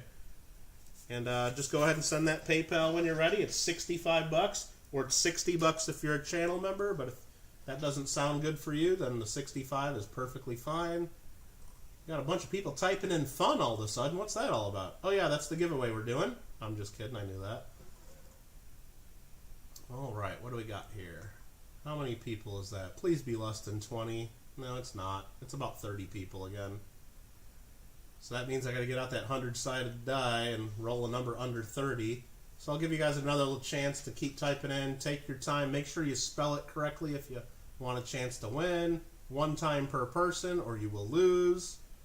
And all right, we gotta just put stop there. Right when Nightbot's telling everybody about my gaming channel. If you guys ever want to watch me play PlayStation 4 and chat, I even chat about coins while I play PlayStation. It probably ticks off other people I play with when I'm doing multiplayer games. But hey, there we go. I got another channel, and there's the link to it. Randy, I don't care. You would do family. If you do friends and family, you just got to email me your mailing address. If you do the one where I got to pay the fees, it'll give me your address. So just make sure I get your address one way or another. But appreciate that, Randy. Okay. Yeah, we got to do a giveaway still here. Shoot. Okay. Let me get the dice. 100-sided die. We'll roll a number under 40 or so. There's 32. That's worth checking. Let's see if we got 32 people. And if we didn't, we'll roll again. So let's go to here. Scroll up. 1, 2, 3, 4, 5, 6, 7, 8, 9, 10 at Muscle Shell. 11, 12, 13, 14, 15, 16, 17, 18, 19, 20 was Mikey 007. 21, 22, 23, 24, 25, 26, 27. Nope, we only had 27. So we got to roll a number under 27. Right there. 002. So whoever was the second person on my screen and my screen only. Canon close-up is the thing I choose there. Charles Kelly. Did Charles Kelly say it more than once? No. Oh, he typed, hey, Rita Doyle. Was that you misspelling the word fun? No, I don't think so. I think that's good. So, Charles Kelly. Congratulations. Boom. You will have to send me your mailing address to claim your prize. And I need to write down, if I can find a pen, 1916 large set. Charles Kelly, congrats. Well, that was easy. Right there, Nightbot just gave us another reminder. Our friend SoCal Box Breaks, who is also the current boss of the stream with 1,909 hit points, is giving away an 1883 Hawaii quarter once he gets 750 subscribers. I know I've told you about that before to many of you, so many of you will have already subscribed. So, but if you have not, go over there, give him a subscription. The closer he gets to that 750, the faster he gets there, the faster we'll all have a chance to win that 1883 Hawaiian quarter. So, very cool prize. All right, you're going for a bit. Thanks again for your help, Andrew. And now we're going on to spot number 3. Again, spot number 3 and 4, Mission Get Rich. Mission Get Rich, I need you to pick 2 numbers if you're in here between 1 and 25 for your silver coins. And while you're doing that, you'll take 7 and 16. Okay. And I just keep getting texts left and right. My phone's buzzing like crazy. So let's just go ahead and take a look at those. 7 and 16, if I can find those easily. Hopefully they're still on. There's 7. And there's 16. We're going to wait until we get to the next part of the break for number 16. But we'll open up 7 right now for you. Are we doing Canadian cents as well? Yes, we are, Party Pickle. That is part of the deal. We probably won't be doing that today, though. That'll be a part of another stream. Looks like we got another Canadian dime. And I got to put the giveaway prize over here so I don't forget to give that away. So the Canadian dime you are getting is a nice, flashy 1965. I don't know if that's even proof-like or if it's just a nice, flashy one, but looks pretty nice. So you got a Canadian silver dime. Give the coin to Randy, even though you want it. Well, if you're sure, Charles, that's fine. Right? I mean, I'm sure Randy will take it. So that's very cool. I should probably write that down so I know.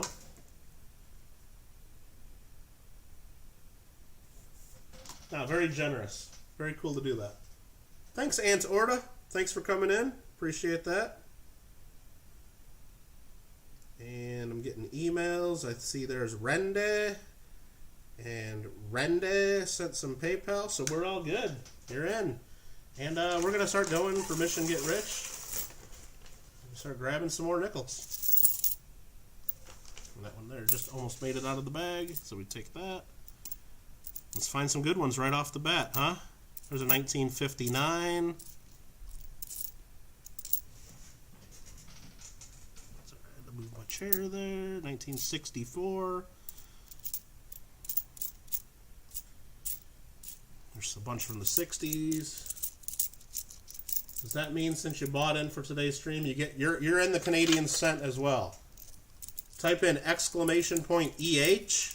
and if you watch that video, I don't know how long it is, probably 10 minutes or so.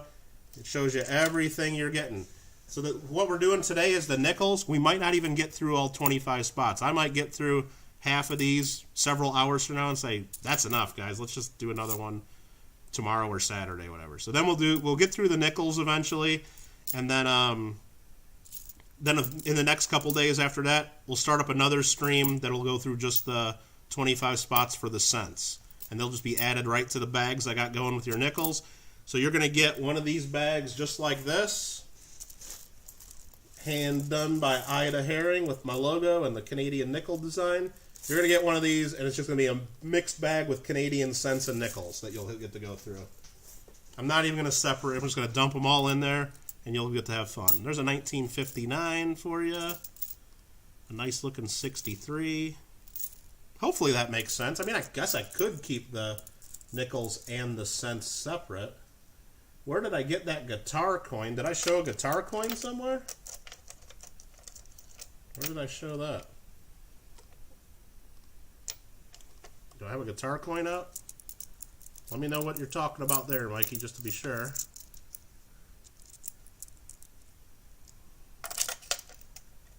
That's awesome. Very cool. And I'm trying to look at some chat while I'm trying to count nickels, so I'm probably messing this all up for somebody here. I'll try to keep it straight.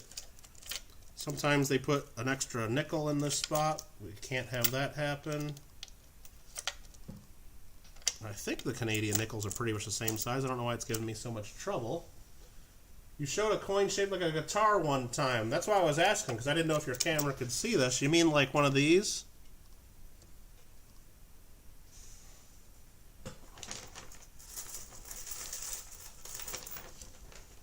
Yeah, these are Somalian $1 coins. They did them a couple different years, and there's different designs of them. I just had that one kind of handy sitting on the desk underneath this counter. That's why I was wondering, like, you're talking about guitar coins. I know that's just off camera. I'm like, can you see more than I think you can see right now? I hope not. Nah. There's a nice King George that we're getting there. What date is this one? Nice 1950. You want Canadians? You showed it to... Yeah, okay, yep. Yeah, the cartoon is pretty cool. Lady Kid Nichols. Hey, Kittle. Well, hey, Lady Kid Nichols. Thanks again for becoming the channel member there, and you got your 2-month or 1 full month, or I don't know how it works. The Buffalo nickel icon there, so I appreciate the support. Always glad to have the support. Yeah, I got those guitar coins a long time ago. I think I got them at either from a coin club meeting or maybe off of one of the local bid boards. Here's a nice looking 1959. I know they've gone up in value, the first series. I don't remember exactly what year, but then they did a second series a few years later. Here's a nice 1958 and a 1960. Team sent, you know it.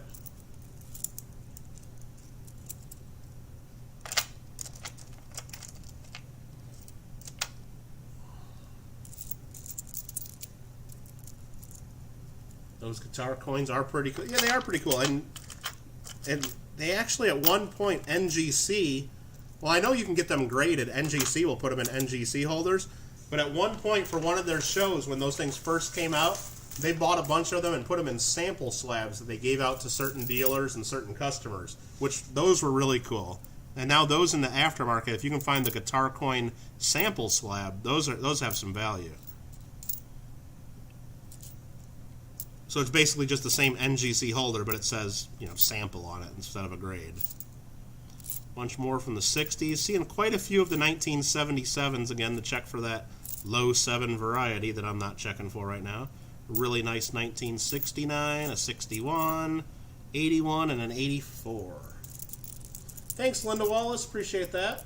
So how does the buy-in work? SoCal Box Breaks is going to tell you right there. He typed in !EH. I did a video a few days ago that tells you all the details. And I need to update my counter, don't I? Because Rende took one of the spots, and there are 2 spots left. I can't be selling 3 spots when I have 2. So let me figure out how to do that. We did that. And bam, the counter has been updated. So if you have questions on that Far North coins, just let me know. And there you go. But please don't anyone send a PayPal until you confirm with me first, just to make sure that I don't have a bunch of people sending me PayPal all at once and not knowing about it.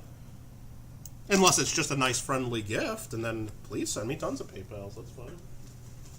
So there's the first group of $4.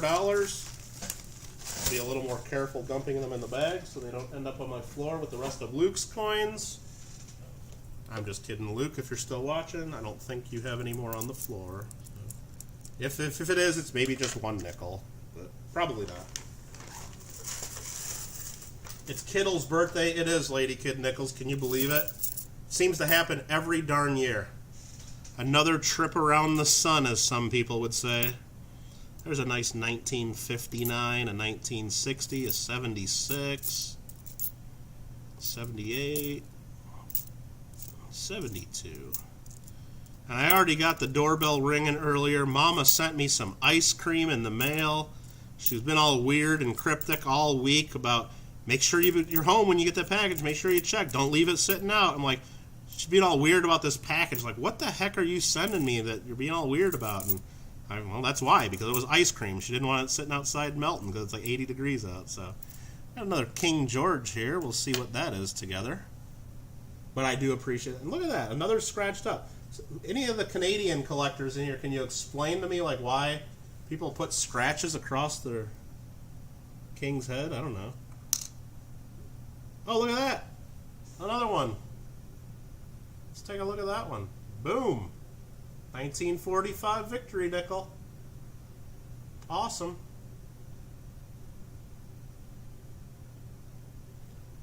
Rande says, your name needs to be in the banner in the upper right. You know what? Hold on. I usually don't update that until after the stream, but come on. It's Rande. We gotta take care of Rande, right? Hold on, let me figure this out. Nope, that's the wrong thing. I gotta figure out the settings for that. Sorry for the interruption here. We gotta take care of Rende.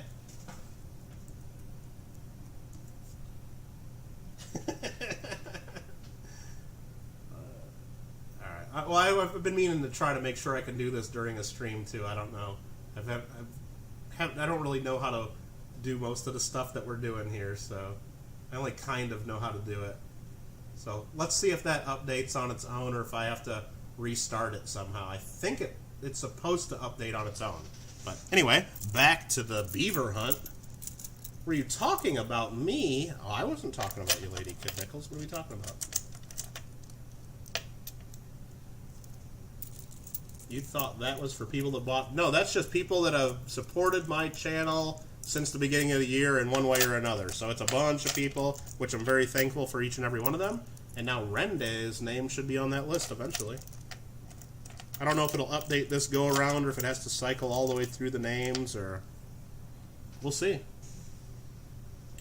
1945 victory is upon us. Yeah, that's pretty cool. I think they did those in 43 and 44. The 43s would have been a different metal composition, the Tomback. And let's see if Rende's name comes across. It's coming soon. I'm on pins and needles. Rende! Right there. Look, did it go across? Did I miss it? I was watching the other screen, so I'm probably pointing at somebody else's name there. Sorry. It was there. So that's kind of cool that I am able to update that if we need to. Do I need a 1933? I would have to check my album of Canadian cents. It sounds like one I probably would need, but I would have to check that, and I'd have to first remember where the heck my albums of the Canadian cents are. I know I got one for the small cents, and I got one for Canadian large cents as well, but I just don't know offhand which ones I need. And that's why I can't see. I got the wrong window open. I got the live stream open. I don't have my OBS open. There we go. Now I can see what I'm pointing at. There's the rabbit. A 68, a 64, a real nice 1963 that looks brand new. There's a 1958 that looks almost new. Nice AU coin. More from the 60s, a 75, a nice 63, and a nice 1965 that might even be one of the proof-like coins. Rende.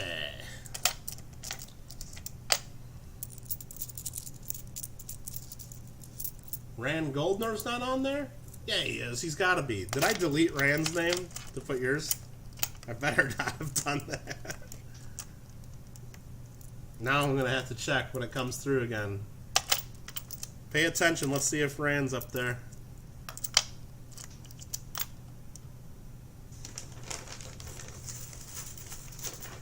What is it on the M's now? It's got to be coming soon. Problem is it scroll. I could make it scroll real fast, but then it would really make you sick trying to read it. But it goes slow enough right now that when I miss something, it's like, darn, because I can't just like hit pause and scroll back. I gotta wait all the way for it to go again. Rand Goldner.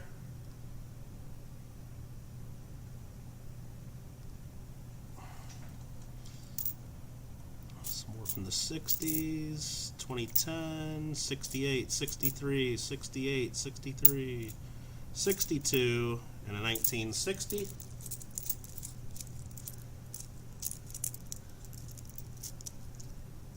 I can send, also have, oh, okay, yeah, I should pull out my Canadian coin album sometime, maybe even just do a video on it, just to say, well, here's what I've collected just from local shops and going through coins here in the U.S., just to show you how far I've gotten into the album after, I don't know, maybe 10, 15 years of messing around with coins, so at least saving the Canadian stuff.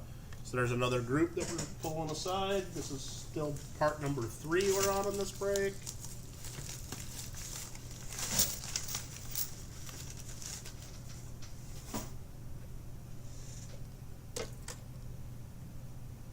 All right, there we go. And then he said 80s music can't be resisted. Yeah, I've got enough copyright strikes on my gaming channel for playing Grand Theft Auto Vice City. I ain't even going to try to start singing here, Lady Kid Nichols. The one video I do of Grand Theft Auto Vice City, I get 31 copyright strikes in the first hour that it was up. Oh no. I guess people like the music in that game a little too much. Only 31 of them though, so it wasn't too bad. So they took that video right down.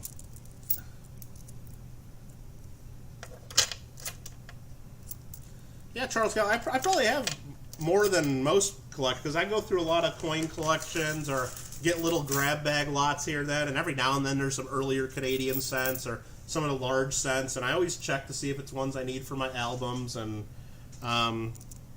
yeah. So I probably got more than, or if I see them at like coin club meetings, I always check my albums before giving them back out to others. And there's a newer one, a 2010. Not too many newer ones, but here's a nice looking King George, at least with a quick look that I see there.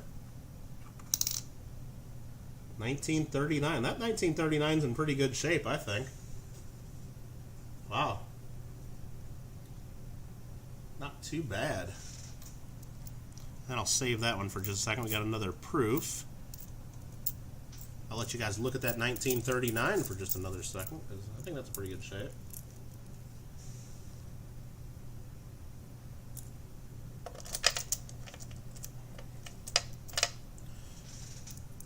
Ooh, Charles Kelly got his message taken out. He said a bad word. Thank you, David. Now we're trying to keep it family friendly for everybody. I'm not gonna get too mad or upset, of course, because but let's try to keep it PG. Every now and then I know I get a little PG-13, but sorry. But we try to keep it okay for everybody, because we do have some younger folks that watch. Thank you. There's a 2009 that's real nice, a 68, 63, 79. No, I appreciate that, Charles. It's it'll be cool.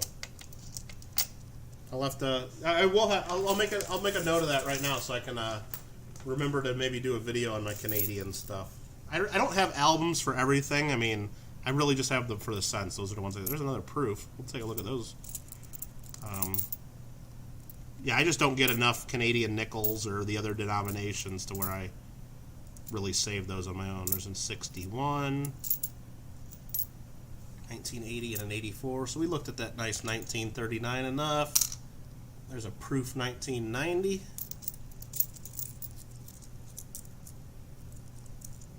Nah, don't worry about it, Charles. That's cool. What else we got there? Just jump back in. What number we are on? We are in spot number 3. I'm trying to move on. I'm failing at it, though. I'm talking too much and finding too many things I want to show, like this one here that we just found. It's another King George, 1947. No dot or maple leaf after that one, so not the really cool ones, I guess. There's a nice 1957 that I guess I won't take the time to show.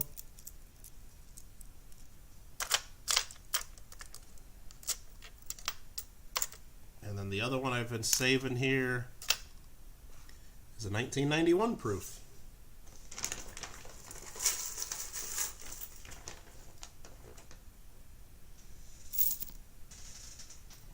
Probably should just be grabbing bigger handfuls and trying to go through these a little faster, but there's a nice 1954. Well, the one side's nice and the other side's got a bunch of scratches across the Queen's face. I guess maybe that's the thing to do in Canada. You just scratch out your monarch. Or maybe it's just the one guy that turned these in at the coin shop didn't like that. I don't know, but I don't see it on every coin, so I don't think it was the collector of these. Much more from the 60s and 70s. You're still on. But thanks again, Kelly. Appreciate it. Yeah, I'll be on for a little while, I'm sure. Maybe a long while. I don't know. I'm having fun with it still. And once I stop having fun with it, that'll be the end. Because you know what? It's my birthday, and I do what I want. Isn't that what you say? And we're having ice cream for dinner, apparently, thanks to my mama. Having ice cream delivered to me in the middle of the stream. That was cool. It's got a cool Canadian proof set. Yeah, those are cool. Very cool. Amy's here. Appreciate that. Randy's hitting bed. What? All right. I think I looked through all those. I might not even have looked through those. I can't remember. Nothing wrong with ice cream there. You know what? Exactly. And I'm sure many of you can relate, but while I've been cooped up at home, not really getting out as much and not going to the grocery stores often, my diet has not been probably the best. And so why not have ice cream for dinner? There's a proof like 1973. I've had probably dumber dinners in the last month or two. All right, some more from the 70s and the 60s, and a couple more scratched out Queen Elizabeths. 1960, 66, 72, 60, 65, 65, 64, 79, and a 69.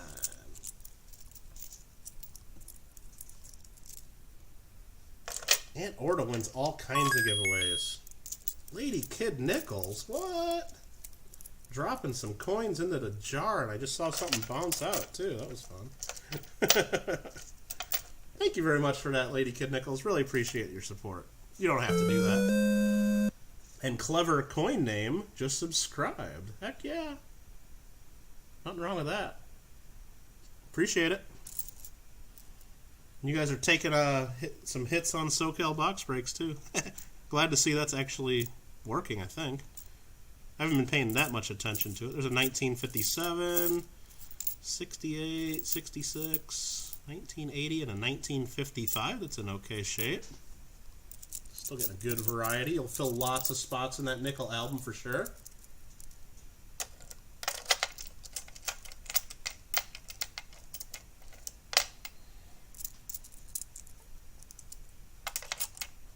And if you don't fill all the spots, keep paying attention of who's getting the other spots in here, and you might have to do some trades with some of the other people if you are missing a few of the nickels. There's another 1953, first year of the Queen Elizabeth II. Again, there's some big dollar varieties on those. I don't know them enough to quickly look, and I'm not going to take the time to look, but you will get to look at that and figure it out on your own. Happy birthday, Kittle Cat. Well, okay. Thank you for that clever coin name. Appreciate it. Very cool. You guys are awesome. It is my birthday. Once a year it happens. God willing, right? 1957, 2005, 1980, 72. Oh, here's an old one. That one there is a 1939, so that's a King George V. Pretty good. And thanks again to Sheldon, the Paisley and Daddy show, for buying a couple of spots earlier and then decides, hey, I only want one of those spots. You can give the other one away? What? So But I'm going to be mean. I'm not going to give it away yet. So if you're in chat now, you don't have a chance. You can't win it. I'm going to wait until we get done with spot number 24. And the giveaway we do after spot 24 will be for spot 25. That might be way later today. Might be tomorrow. Might be Saturday. I don't know when we're going to get to spot 25 in this, or, you know. But when we get to whoever's watching at the end of spot 24, we'll have a chance to get one of these spots that we've sold to everybody else for $65 a piece. So, and you'll get all the nickels, you'll get all the cents when we get to the cent stream and all that. So very generous, and thanks again to Paisley and Daddy Show for doing that.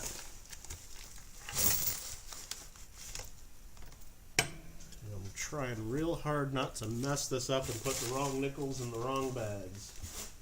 Should probably get the ones that are done out of here and out of the way, huh? Thought we were on a beaver hunt. We are. See? Right there. Canada beaver. I don't know what you were thinking about, Lady Kid Nichols, but we've been doing a beaver hunt this whole time. Do we have any bags left? There are 2 spots left. 2 open spots in the break.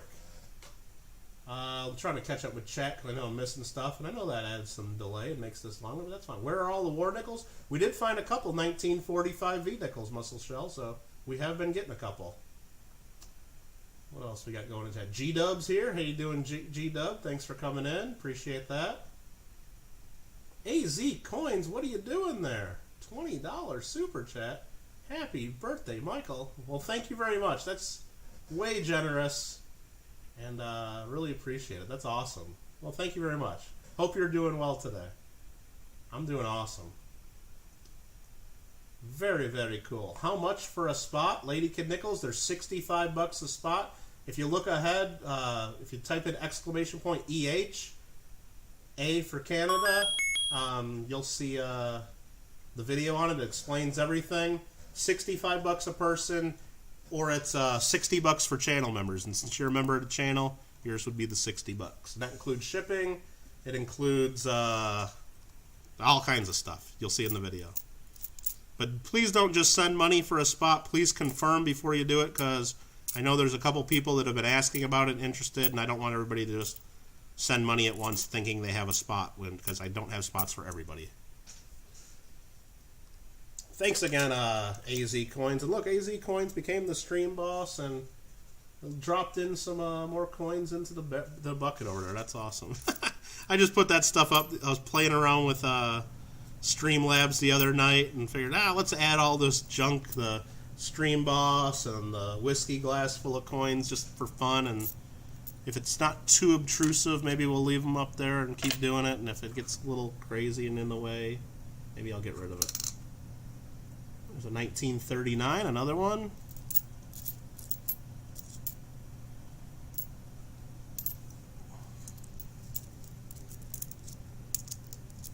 Hey, no worries, Lady Kid Nichols. That's fine. No, I appreciate you. Appreciate you asking about them.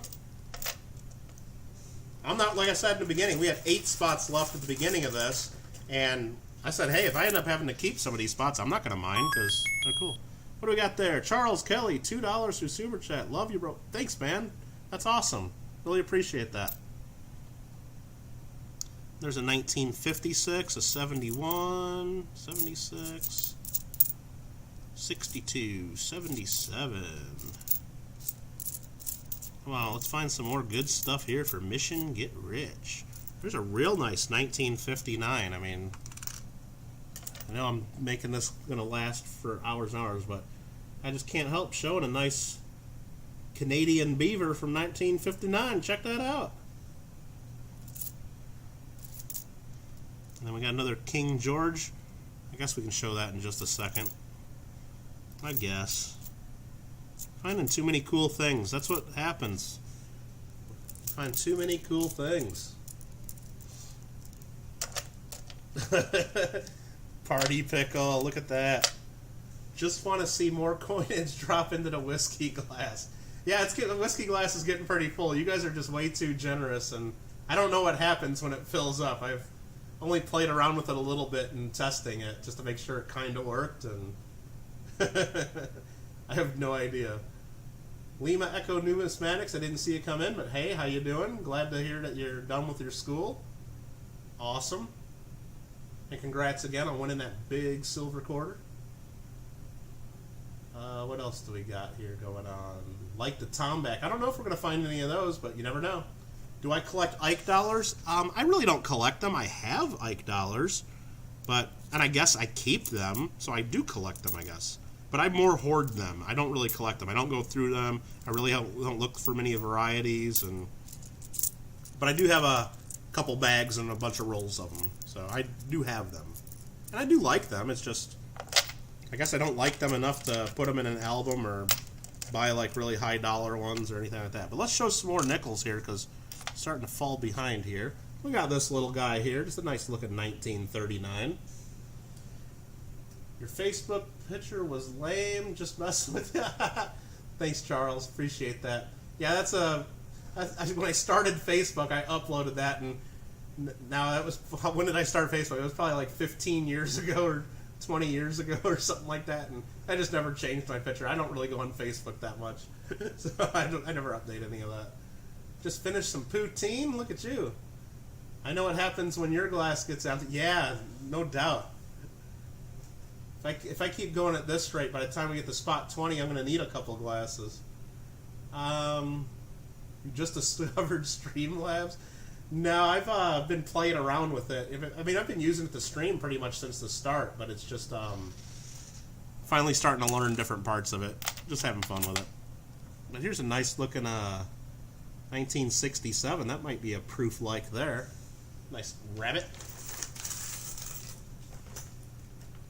We're getting to the end of spot number 3 right now, so won't get too ahead of ourselves here. There's another proof that we're looking at here.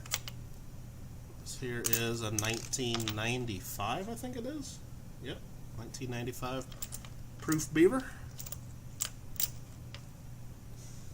Mikey's graduation is around the second week of June, so are you going to give everybody the link so we can all attend your graduation? Is that the plan? That'd be kind of cool. I did a coin club meeting last night for one of the local coin clubs. They had their meeting on Zoom, which I know we do our coin club meetings. And the next one here, just so you guys know, I think I got a command set up for it. How about that? Let me look. No, I don't. It's Nightbot just will say it every now and then. You guys have probably already seen it. Our next coin club meeting will be here on YouTube on June the 12th. So I did one the other night on Zoom, which is a little different, but it's just cool to be able to see. There was like one guy in there from Ohio, I think, and you know, people that really wouldn't usually come to a Southern California coin club meeting. So, and that's what I like about our ones we've been doing here on YouTube. Get people from all over the world in there, and oh yeah, we got another 1939 we put under the microscope. That one's pretty cool. I know, Charles. That's cool. Yeah, I think that was a proof-like one. The 1967 Centennial coins are real cool. Yep, Alfred R., our coin club meetings are always the second Friday of the month. That's why you guys would never see me in like Rob Finds Treasures streams on certain Fridays, especially. Here's two nice 1956s right next to each other, because our coin club meeting's always on the evening of the second Friday of the month, and so I'd always be there. And then now that we're doing them online, I'll be doing them here streaming on the second Friday. And this month, I don't have the speaker booked just yet, but I think we do. It hasn't been confirmed, but it's going to be another really good speaker. And I think, I'm not going to give you all the details, but it's going to be one of the head people at the American Numismatic Association doing a talk for us. So we're getting some pretty cool speakers coming in for that. So this here, that is the end of spot number 3. So let me be careful about not spilling too many more coins. Trying to be good about that. And we'll do another giveaway here in just a second, after I get these coins in bag 3. I don't have to be as careful right now, because spot 4 is going to the same person, Mission Get Rich, but I do want to try to keep things separate if we can. And so these two will be the first coins in spot 4. And you know what? That 1939 will be part of spot 4 too, because I added one too many extra coins into spot 3. So that works out too. Okay, you're sold, Kittle. Do you have a spot left that Clever Coin Name and myself may share? So I don't know how you can share the spot, to be honest. I could send it to one of you guys, and you guys can. Oh yeah, you guys are. Never mind, you guys. Yes, absolutely. Like, I'm just not thinking there for a second, but sure. Just send me the information on where I'm mailing it out and all that, and then yeah, I'll put you guys down. Spot number 23. So that hopefully nobody else has been trying to get a spot there, and that I got like ahead of anybody. But if you did want a spot, you better let me know, because we're down to one left. No pressure, of course. I'm okay with it. I just don't want to be like giving somebody else a spot when somebody else has been trying to get in touch with me and saying, "Hey, that spot was supposed to be for me. I asked first." But so if you really want one, you better get my attention. So that's all I'm trying to say. Not ignoring anybody on purpose, but hopefully I haven't missed anybody. All right, I've been talking about giveaways. Let's do a giveaway. Let me get these last 2 nickels out of the way there. What's next for a giveaway? Well, you guys know the rules for giveaways. I'm going to type a word in the chat. The next thing I type into chat, you just type too. That's all you're going to have to do. And I got to pick a prize, don't I? How about... I'll come up with something. Just everybody get ready to type a word. And I'll come up with something fun. I'll do 3 coins for a giveaway. Why not? Let me just grab these 3. We'll do 3 coins from World War II. A 1944 90% silver Washington quarter. There's a 44 Philadelphia. We got here a 1942 San Francisco war nickel. And here a 1943 San Francisco steel cent. So 3 coins from World War II. If you want to win those, all you got to do is type the next word I type, and only type it one time per person. That's it. And everybody will have a chance.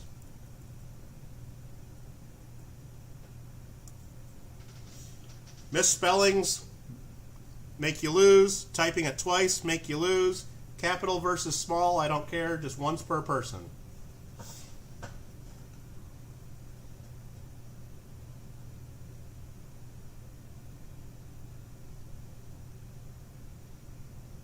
Oh, Charles Kelly, what's up, birthday boy? Alfred R. had his birthday earlier this week, that's right. You seem to have a pretty good incoming angry emails. Yeah, probably. I can handle it. Look at all these people type it in there. Lima says yeah, Lima, look at that. Lima. No retracting messages. That's part of the game. Everybody has a chance. I gotta have some kind of rules, Lima. Thanks. But remember, we're doing a giveaway after every spot, I think. At least so far, we're doing giveaway after every spot. So, JW's Coins and Hobbies in the house. What's up? We're doing a giveaway here for a 1944 quarter, 1942 S war nickel, and a 1943 S steel cent. Not trying to... That's okay, Lima. We'll get you in the next one, I'm sure. Everybody has a chance. I'm going to go ahead and tell people to hit stop. SoCal's playing around with the emojis. That's fun. And let me just quickly count how many we got here to enter. 1, 2, 3, 4, 5, 6, 7, 8, 9, 10, 11, 12, 13, 14, 15, 16, 17, 18, 19, 20, 21, 22, 23. You know what? Ah, man. I don't... Oh, you know what? I still want everybody to have a chance. So I was going to just roll the 20-sided die and tell those last couple people too bad, but let's just see if we can roll under 23 here. There's 37, 56, 23. Check that out. So I think the last person that entered is going to win if my calculations were correct. I will bring up the screen here just to check. They're saying, thank goodness, Kittle, you were a fair guy and did not just roll the 20-sided die, and that you did it the way you said you were going to do it. I'm not going to give you a thumbs down now. All right, here we go. 23 is the winner. We've got 1, 2, 3. 1, 2, 3, 4, 5, 6, 7, 8, 9. 10 is Tyler Hutton. 11, 12, 13, 14, 15, 16, 17, 18, 19, 20 with TNO. 21, 22, 23 is Linda Wallace. That's what I got. And Linda Wallace knows the rules. No way she put in 2 answers. I think I got that count right. And there we go. That's how we do that. So I'm going to go Linda Wallace. Very good. Congrats. I better write that down. Linda Wallace. Thank you very much and congratulations. Giveaways are fun, aren't they? They are. Except for doing all the... If you're last, you're first. Yeah, I must have miscounted because there was a couple people that guessed right after that, but it was pretty close to that number. If you're not first, you're last. What? Heck with that. You could be second. Shoot, you could even be third. What spot are we on? We are starting spot number 4 right now, Ida Herring, and that's Mission Get Rich. Mission Get Rich already picked the silver coin. Let's see what silver coin was in envelope number 16. And I'm totally destroying this envelope because of the way they stapled them. You know what? I'm going to totally destroy it. If I can get in there. Looks like we got another silver dime. I don't know. Are all of them silver dimes? I have no idea. Only SoCal Box Breaks / Don Berry knows for sure. There's a 1968 silver Canadian dime for envelope number 16. Spot number 4. Let me get the bag out for spot number 4. So I make sure I'm putting coins in the right bags. And there we go. Let's get into it. Again, if you guys have questions for me and I'm not answering them, or if it seems like I'm ignoring you, you know, toughen up. I mean, just make sure you tag me or ask again, and then I'll eventually see it. I'm not ignoring you on purpose. There's a nice 1959, 65, 61, 60, 73, 78, and 85. It is my birthday today, Exchange. Can you believe it? No fooling. There's another nice rabbit. 61, 72, 68. Oh, I'm glad to see that we're finding like some cool stuff, like even those rabbit coins, because I mean, as a collector, I'd probably be just like setting those all aside just for fun anyway, and not really putting them back in the circulation. I don't know. I would imagine a lot of people probably do that. Here's one that's going to be an older one. Another big X right across King George VI. 1952. 1968, 66, and a 64. Maybe he's really just ignoring you. It's my party. Yeah, I do what I want.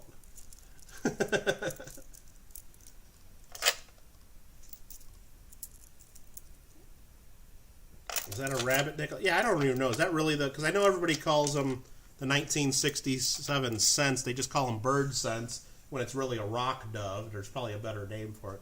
I don't know. Is there something else I should be calling that other than just the rabbit cent? Or the rabbit nickel, I should say. You would put Canadian nickels in certain... If I can get away with it, I would, given the exchange rate. Heck yeah. I'll put all the Canadian coins in circulation if I can.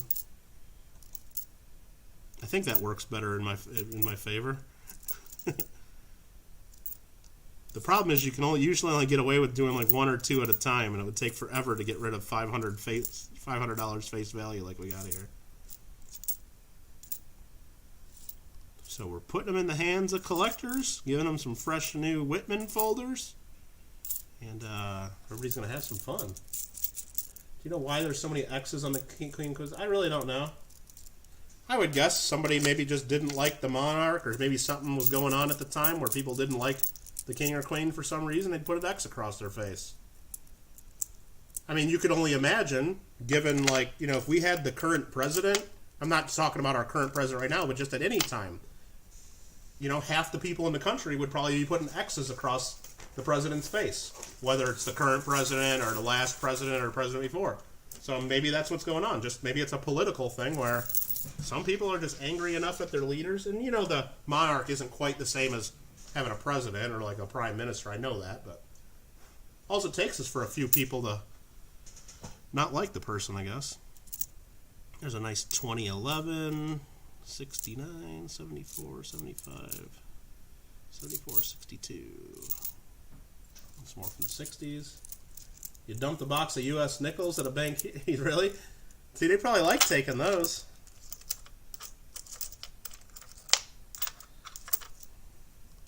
And what else are we missing there? Yeah, he's a savage. Coinstar don't take them. I haven't tried it, Coinstar. Not intentionally, at least. There's a nice 1960.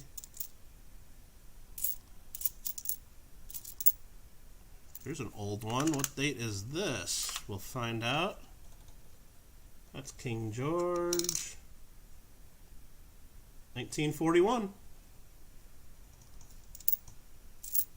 This is 1957. So we're still getting a good mix here. As we're actually getting close to the end of this bag here. Again, I have two. Hopefully I'm not counting these all wrong and giving people way too many coins. Trying not to. So there is the first $4 of this group. Have laws against defacing currency there. Okay.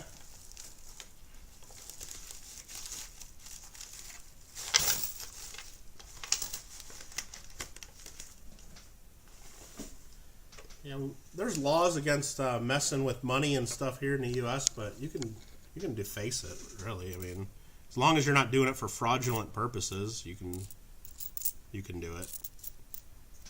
That's why you see people with the stamps like the Where's George for serial numbers, or the people, some of the political ones out right now is like, you don't go on the $20 bill with the White House in reverse, and I see a lot of people, they have the stamps that say Donald Trump lives here, just to upset the other half of the country.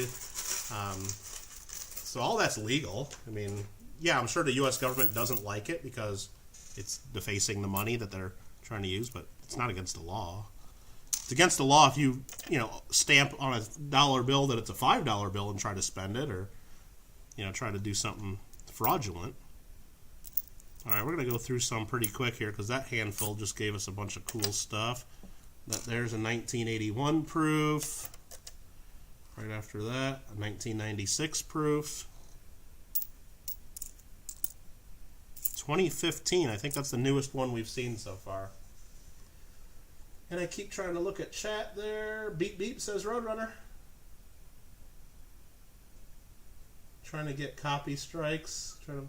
Yeah, I don't know. I mean, it was just that video, and if I was a monetized channel, it would have been fine. It would have just been, all those artists that were playing songs in that game would have gotten the money from it, and I wouldn't. That's fine. But since that's not a monetized channel, and since those artists can't earn any money because there's no ads, they just took my video down. So I think it's okay if you're a monetized channel to play games like that, but I don't know. And there's probably a way I could in-game mute the radio or stuff, but that game, Vice City in particular, just has so much radio and even in the background music that it'd be hard to play that without getting a copyright strike for music at some point. There's a 1957, a lot more from the 60s and 70s. There's a few from the 80s.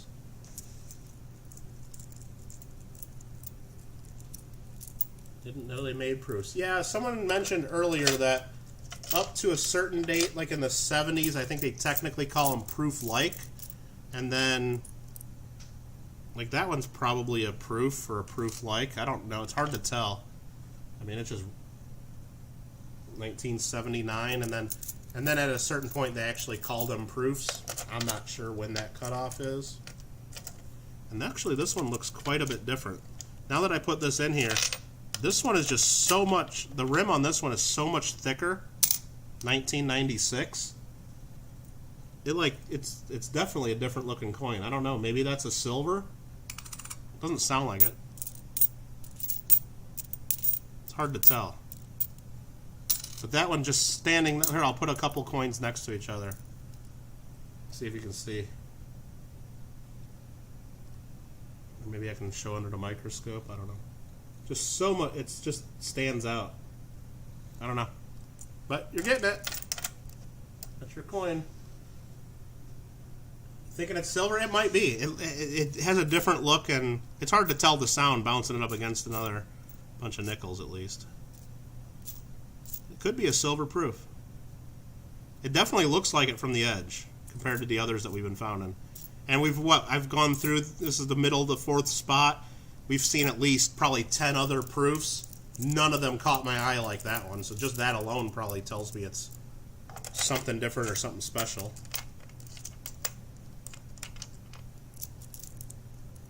Lincoln Central Coins, thank you. Appreciate that.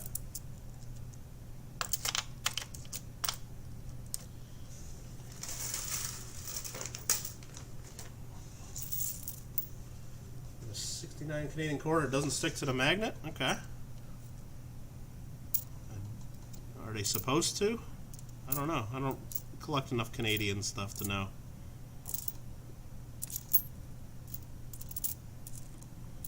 Alright, we're going to try to go through these. I keep saying it. We're trying to go through faster.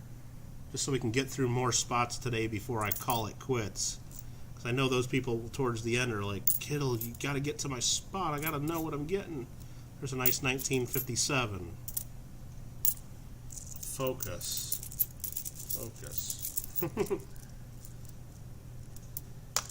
I mean, I could just quit reading chat, and that would make it go a lot faster, but that's half the fun, is reading chat and seeing what everybody's doing.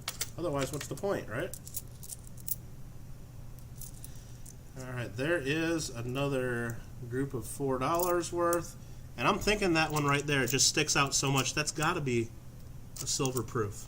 Very cool.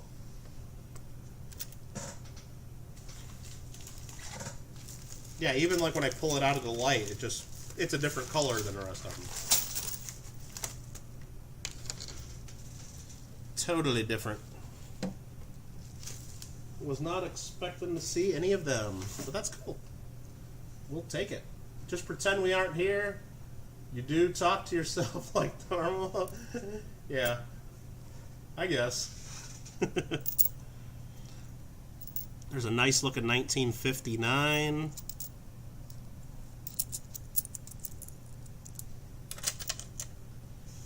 Once again, thanks everybody for hanging out today.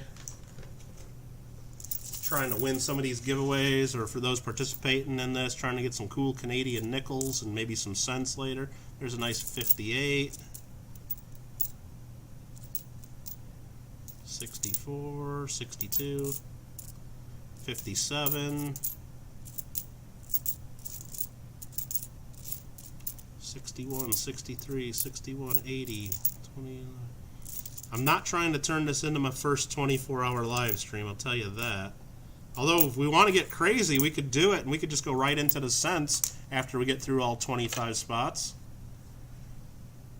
There's another King George, 1948, and I have that written down as being a better date.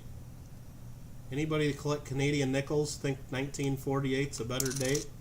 I mean, it's got a big scratch on that side, so probably not real high value, but I got it written down that 48's a good date, so.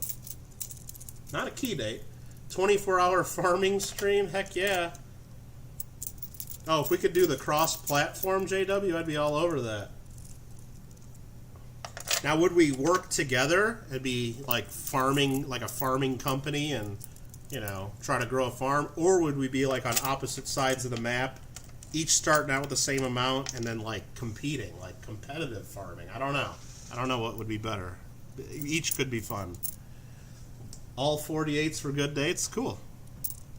And so we got one. And then there is another rabbit, which I'm sure might be another name for it other than just calling it rabbit. Kind of like you call the bird scent the rock dove, or maybe it's just rabbit, though. I'm calling it rabbit. I've always called it rabbit. Hopefully nobody's getting all upset that I'm not using the correct name, if there is a correct name. 74, 72, 1956 is the oldest in this group here. No hurry to get a PS4. Working together, see if we could rule, yeah, own every piece of land. And the one thing I want to try in my farming game that I haven't done yet, I know everybody, when I looked online, they say, oh, you make the most money from doing the forestry and growing trees, but just doing that tutorial on how to do that told me I don't want to do that, but I want to try doing the sugar cane because they say that's pretty cool too. But the problem with certain crops in that farming simulator is you got to buy all special equipment just for that one thing. And I guess you could lease it, but there's a nice 1956. There's another, looks like proof like. 1982. Alfred R is getting triggered.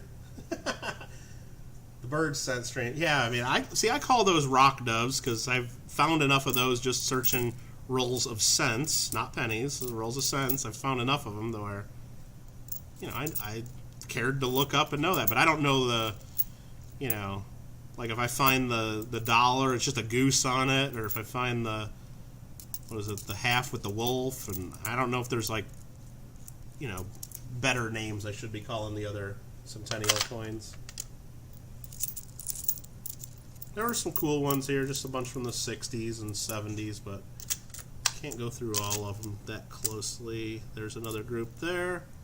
We'll put an extra 5 nickels there because remember this counter only goes up to $3.75. There's plenty of room right here where they could have put 5 more nickels to make it an even $4. Everything else, and this is on my Amazon links, if you guys see Amazon coming across stream, these are pretty handy. The dollar spot goes to, or the cents goes to an even dollar. That goes to an even $11 for dimes. That's odd. Nice $20, a nice $35. They're all nice, pretty much even numbers, except nickels only goes to $3.75. Come on. So that makes it real easy for us. What do I think about doing a Google Doc to put in the description so people could follow the order? You mean that you think that would be easier than me just doing this, JW, every time someone asks? Yeah, that would be pretty cool. I probably should learn how to use Google Docs one of these days. I know how to access Google Docs when people post their links. I've never made a Google Doc myself, though, so that would be another thing I'd have to figure out. I'm sure it's easy, though. I'm sure it's easy. But yeah, it would work nice for my auctions as well, I'm sure, because like right now for my auctions, I just make a PDF file and upload the PDF for everyone to download. And you would be, I'm surprised at least, maybe you wouldn't be surprised, but how many people say they don't know how to open the PDF file, or if they're on the phone, they say they can't open it for some reason? No idea. What time is it in California? It is about 2:30. Time to go to the dentist, 2:30. All right. That's my sister asking. So everybody say hello to Amanda Kittle. What time is it in Maui? Well, I know what time it is in Maui. It's 11:30 there, correct? In the AM. There's a 1959, a 61, a 62, a 60. There's another rabbits. Oh, another nice rabbit. 68, 69, 69, 1952 King George with a big X in it. We're not even going to show that. 1956, 73, 85. It's 1975. This is definitely a proof like. A nice flashy beaver. And a 1968. You can make Google Doc for me or help me? Yeah, maybe we'll have to do that on our next Zoom call. Go over how to do the Google Docs, because I'm sure I can figure it out. I just want to make sure that when I do it, I set it up to where, like, other people just can't edit it or can't go into all my other files on my computer and edit all my other Google documents that I do. I gotta know how to set up the permissions and how to make it to where anybody that clicks the link can do it. But yes, my sister there, Lima, Amanda Kittle, has lives in Maui, Hawaii, and Lima, Amanda Kittle, has a dog named Luna. And I believe Lima also has a dog named Luna. So there you go. You guys are instant friends right there. Instantly. All right. 1975, 62. Getting a lot of little fuzz and stuff on these nickels that I keep having to brush aside. 1957. There's another rabbit. That one's got a scratch in it. You've seen what those look like, so we won't go too crazy about that. 5:30 on the East Coast. Yikes. Huh? That's how those time zones work. Yeah, my sister Amanda has a dog named Luna, a cat named Endo, and a cat named Chi. So she's got the whole crew there in Maui. Instant friends for sure, absolutely. And I'm pretty sure Lima even has a couple videos that show Luna in it, and that's how I knew that. Can't remember, Amanda. Do you have any videos up of... I know you did at least one point. Maybe they were just on Facebook. I don't know if you have on YouTube here, or maybe it's under the company name or something, because I know there was a couple videos you put years ago of like us going on a whale watch tour, or of some of the dogs and stuff like that, but I can't remember. But I don't think you have any videos under just your normal name there that I can remember. There's a bunch more there from the 60s. Nothing amazing to call out on those group.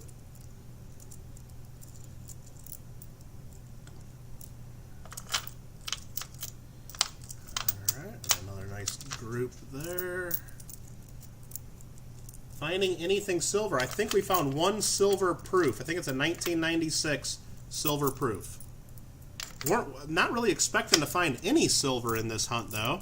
Because mostly, I mean, the Canadian nickels, there weren't that many of them that were in silver unless they were for collectors only. When they did the wartime nickels, they did steel instead of silver like we did. So there's another group there.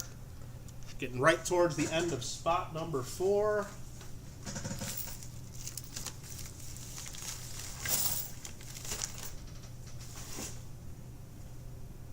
And that box is going to collapse if I keep putting too many nickels in it like I'm doing. So I'll have to move that in just a second.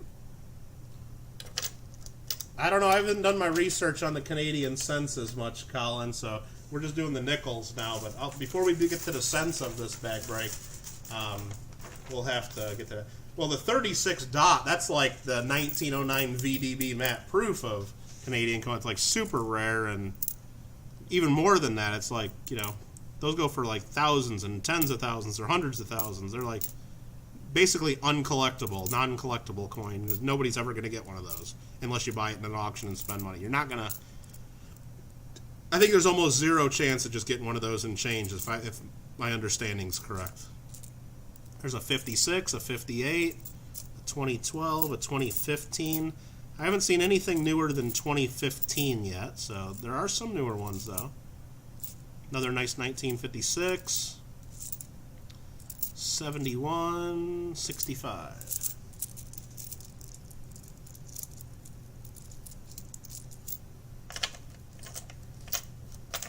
Alright, I'm messing this up. I got some of them in here crooked. Alright. Maybe the 1925. Oh, I know there's definitely some better dates. And it's just weird as a collector from America, when you start looking at Canadian coins, you just, the first thing you notice, like even when you look, and you know what? I keep saying I'm trying to go through this fast, but then I keep coming up with other stuff I want to show you. But you know what? I do what I want. It's my birthday. We're doing it. You start looking like through the Canadian albums like this, and you just start looking at the mintages. And just look at these mintages. Every one of these looks like a key date to an American collector. They're all like 4 million, 5 million, 3 million, 3 million, you know, 1 million. 11 million. Everything looks like a key date, but then you got to remember Canada has like a fraction of the population, and so that's all the coins they probably needed those years, because we're used to hundreds of millions for all our coins, even when you get back to, or even some of the coins we did in the 1940s had 1 billion or 500 million mintage, and so everything just looks like a key date to me as an American collector. I don't know. I was going to just make a list of, you know, when I first started this, I'm like, well, let's just make a list of all the coins with mintages under 10 million to look for. And it's like, that would have been like half the coins. So they're all somewhat rare to an American, it seems like.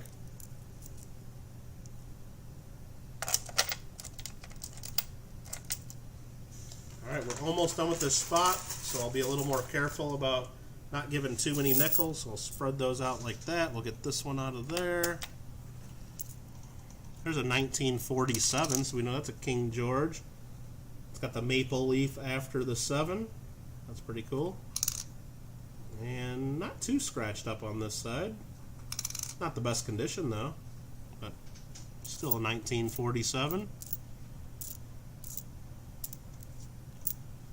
Some more from the 60s, a couple from the 80s. Don't even think there's 40 million. Wow. Okay. Yeah, I don't know what the United States is up to. Got to be getting close to 340, 350 million in this country. Depending on how many of which groups of people you count and which you don't count, because there's different opinions on who should be counted and who shouldn't be, whether they're, you know, depending on what their statuses are. I guess that gets into a whole nother situation. But there's 1956, 1959, 1973.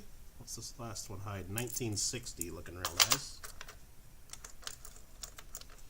Let's see, I need, we'll get this one on a microscope. I need 4 more to fill this up, and then 5 more after that. So we need 9 more coins for Mission Get Rich. That was too much, so we'll go 1, 2,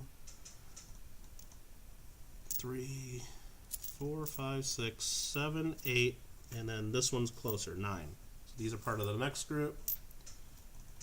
There's an 88, a 05, a 76, a 58, a 66, a 73, and an 81. So that rounds out that. And that is $20 face value of Canadian nickels gone through for spot number 4.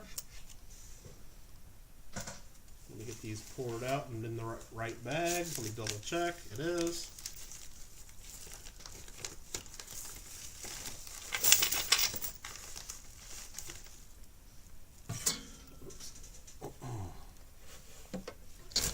These cleaned up. We'll get on the spot number 5, but we'll probably do a giveaway before we get to that. So I guess start getting ready for that giveaway. Make sure you're watching live and on live chat. And of course, me saying that doesn't really help if you're not on live or live chat, but eventually you'll come across my message saying to do that. Probably. Mission Get Rich. Congratulations. Hope you got some stuff you liked there. Thank you again. Let me move some coins around here. Make some room for the next couple groups we're going to do, and to make sure my table here doesn't flip over by having things too off center. Alright, next up is going to be spot number 5 for Archaeology Mikey 007. Here is my Google document right here. Anytime you need to access this Google document, just ask me in chat to say, hey, let's see the list, and there you go. It comes right up on the screen. See how that works? So coming up next is Mikey 007. Mikey 007, if you are in chat, pick a number between 1 and 25, and if it's a number we didn't pick yet, maybe we'll give you that silver coin. And I gotta pick something to do for a giveaway. I don't know, what's in here? Mercury dime. Let's give away a Mercury dime. Order list. Yeah, see? JW, it comes right up. That's all you get. It comes right up, just like that. And I'll tell you, hopefully the moon mission, that'd be kind of, yeah, I'm excited to see that. I've always been a fan of everything NASA does and stuff like that. Lima, I always followed that as a kid, and I'm excited to see that I mean, I'm not excited to see the government spending tons and tons and tons of money, like more than they've ever spent before, but I'm glad that at least some of that money is still going to NASA and stuff like that, stuff for the future and stuff like that. So what we got here in the next giveaway, what is this, a 1937 Denver Mercury dime. So I guess if anybody wants to win that, you'll just have to type in the next word that I type. Only type it one time. And you do have to spell it correctly. Capital letters, small letters don't matter. I see your number there, Mikey. Thank you, number 20. Thanks. And good luck if you want a chance to win that. I'll pick out number 20 here. There's envelope number 20.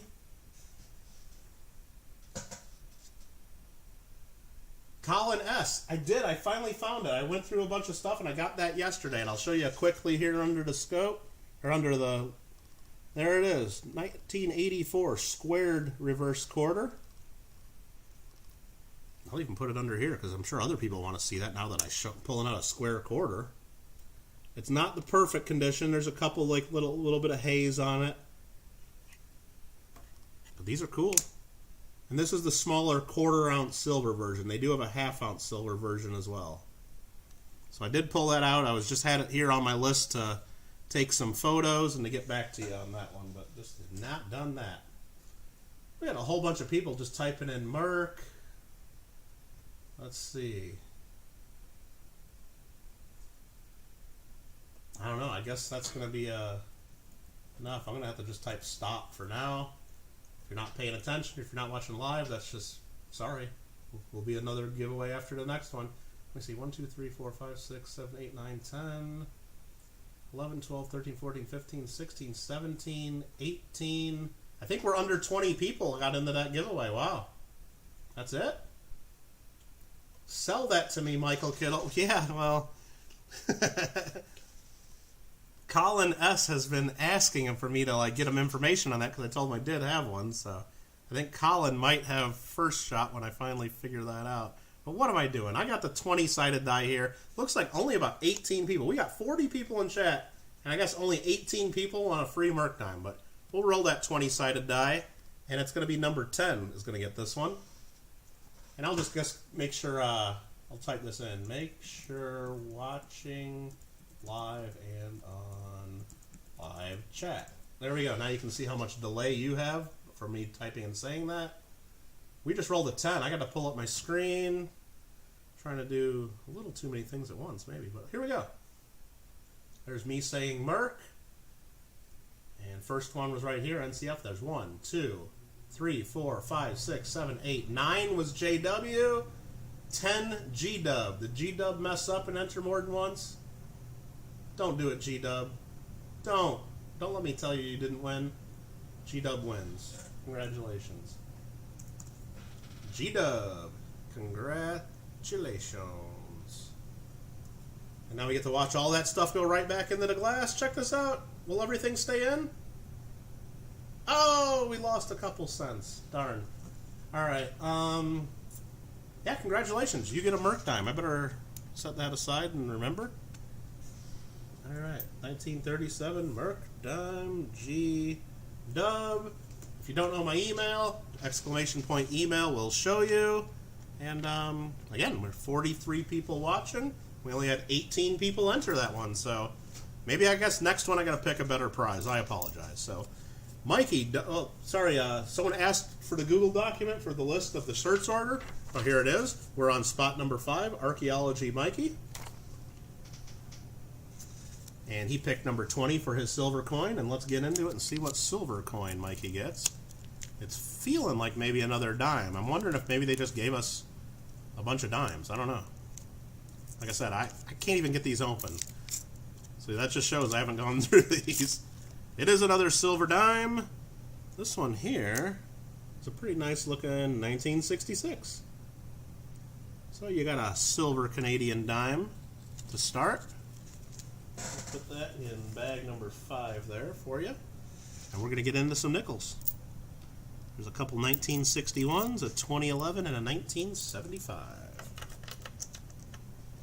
And if my calculations are correct, everything left in this bag over here is for Mikey 007. So hopefully the numbers work out, because that'll be the end of the first $100 search. Real nice 1964. That almost looks like a proof-like. It might be a proof-like. I don't know. It's hard to tell.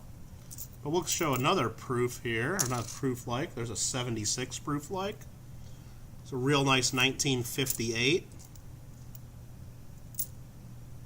68, 65, 65, 65. A bunch of 65s there all of a sudden. Now everybody took a break at the same time to let G-Dub have the win. Maybe that was it, Alfred.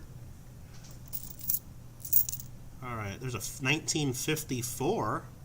It's a little bit of an older one. Not the best shape on that one, but it's still a 54.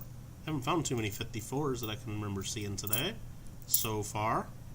There's a 73, a 61, an 81, 75, 80, 1957, 78. This one has no date at all because it's on the other side. It's the Golden Jubilee, 52 to 2002.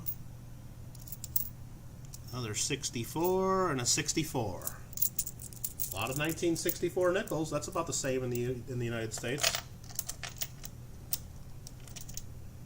Not quite as many as you find here in the U.S., I would say. But sorry, you're back. Went on a walk with your daughter. You missed the giveaway, SoCal Box Breaks. You had a chance to win a 1937 Mercury dime. You missed. We found. I don't know how long you were gone there. Might have been a long walk, SoCal, but we did find a silver nickel. Well, we believe it's a silver nickel. It has a different color. It's a little thicker. Just looks different. 1996 silver nickel. There's a 1959, 63, 2015, 68, and a 60. Oh, what date is that? 63. It almost looked like a 68 there for a second. Somebody sees that proof like, don't you, Mikey? Yeah, it's hard to miss that one. Anybody see which one of these is the proof like? Well, actually, it's a proof. Yeah, maybe that one right there. Let's see what date it is.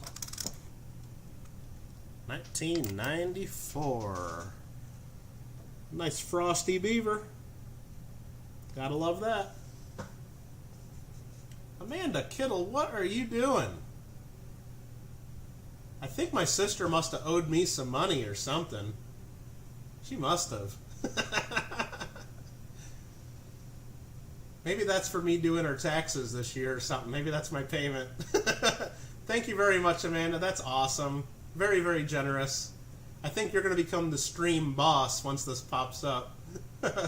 If it pops up. Hopefully it's all still working, but look at that. Boom. JW needs a sister. Thank you for that, Amanda. That's just awesome. You rock. Again, as I mentioned before, Amanda, you are my favorite sister, for sure. Don't let anybody else tell you otherwise.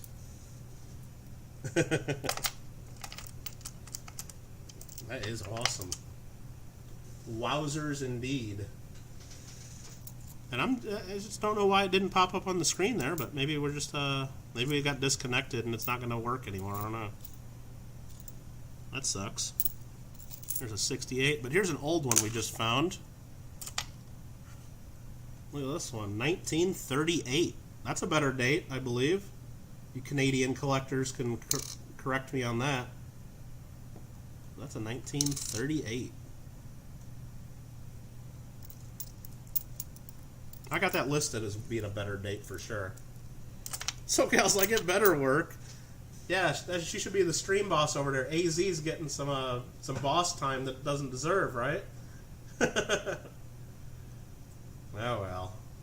I don't know. That's the problem with putting all that fancy stuff up on the screen. It's if it doesn't work, it's kind of a bummer. But all right, what else we got going on? Only equals favorite. That's correct, JW. That's my birthday gift. All right, thanks, Amanda. I appreciate that. That's awesome. I'll take it. The three of them would not drop a C note. Sorry about that, Colin. So that is a good 1938. Good. You're only missing a 38 Philadelphia. Well, that's the easier one to find, I think, of the 38s for the U.S. nickels.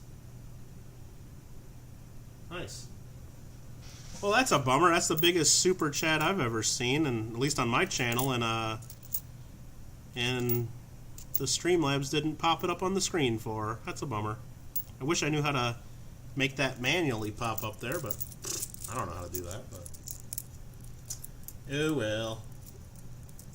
But thank you very much, Amanda. It's going to stay at the top of the chat there for a while, because I think when you do a super chat like that, it stays up there for a little while.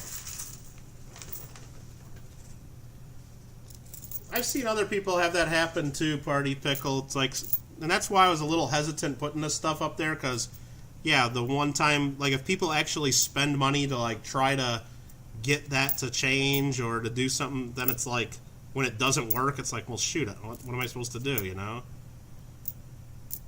I don't know.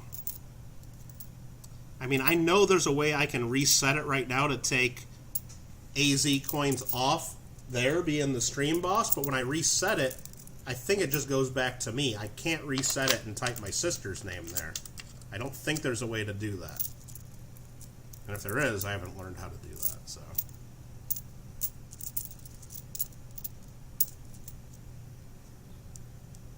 Was gonna get me dinner, but you'll still be doing this still? Yeah, probably. And I got plenty of stuff. I went shopping the other day, so I'm loaded up. And apparently, I might be having ice cream for dinner tonight. If you saw what Mom sent me.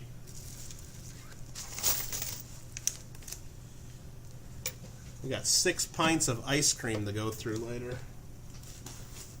Probably not all in the same night. That's a promise. That is a promise.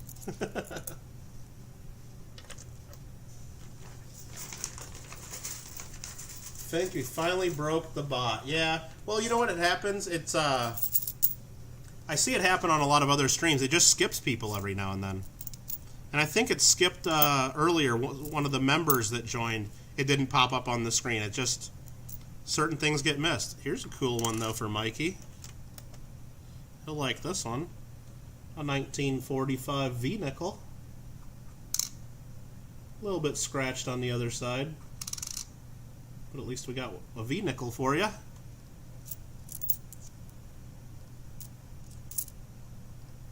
$56, $60, $75, $1963, $1962, $61, $86, $60, $73, $74, and a $78. Don't even know what Stream Boss is. Now, all it is when you spend money, it takes points off of AZ, and then your name would be up there for the next people. It's just dumb. Something to play around with, something for fun. It's not important. But on the chat, if you're looking at your chat, it stays up there. Like I can see, like everybody can click there and see that you've done that. Because I think when you donate something like $5, it stays up there for like a minute, and if it's like $20, it stays up there for like 5 minutes. But I think like when you do like $100 like that, I think it stays up there for like a half hour or something. So everybody still sees that you did that, and that's awesome. Very, very cool. Of course, you know, YouTube gets 30% of my birthday present now, so that's kind of a bummer. But I guess they're the ones letting us do this stream and everything, and can't do it without them. That was a nice looking 65. It might be a proof-like, but if it is a proof-like, it's an impaired proof-like. 72, 81. Alright, let's get these out of the way. Victoria Roman Carter's here. How you doing? David Carlisle's putting a link right to Amanda's channel. I hope I'm subscribed to my sister. Probably am. You fell in your coin store on accident. What? Well, I hope you're okay. Lady Kid Nichols getting in trouble at her coin store, it sounds like. YouTube is kind of green. Well, when you think about it, Lima, though, what YouTube does all this, they're letting us stream through their platform. None of us are paying for it. I guess some people do the YouTube Premium, but that's just to avoid the ads. I mean, and not only are they giving us the platform to stream, think about all the like hard drives and files and like computers they need, not only to stream our videos, but after we upload this 8, 10 hour, 6 hour, whatever this stream is going to be, it's going to be up there forever, stored on their computers for anybody to watch. So they deserve something. Now, is 30% too much? Maybe. I don't know, but they deserve something for it. And of course, they take half of all the ad revenue too. So they are, believe me, YouTube and Google that are making a bunch of money, but they deserve, you know, a bunch of money too. SoCal Box Breaks is 99 cents popped right up. Look at that. You know what I think it was? I think a $99 super chat was just way too much for my channel. I see other channels get big super chats from time to time, but I think before that, the biggest one I've ever seen on my channel was like $40 or $45, and I was basically selling something through auction on super chat at the time. So I think the biggest I've ever got just as like as a donation was like $20. And maybe the bot just says, whoa, that's like way too much of a donation on Kittle's channel. That can't be real. So they just ignored it. Maybe that's what it was. Probably not, but maybe. How old am I today? Just another trip around the sun, Lincoln. I just turned 21. 21 years old today. Somewhere around there. Give or take a few years. Alright, there's the next 5 there. That's $8 worth for Mike total.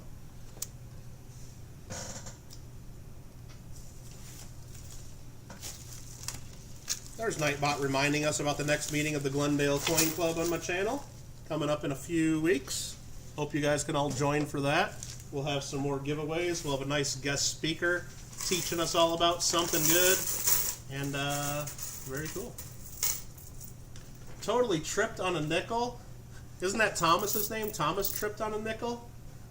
You're going to have to change your name to Lady Kid Tripped on a Nickel? There's a 1986 proof for you.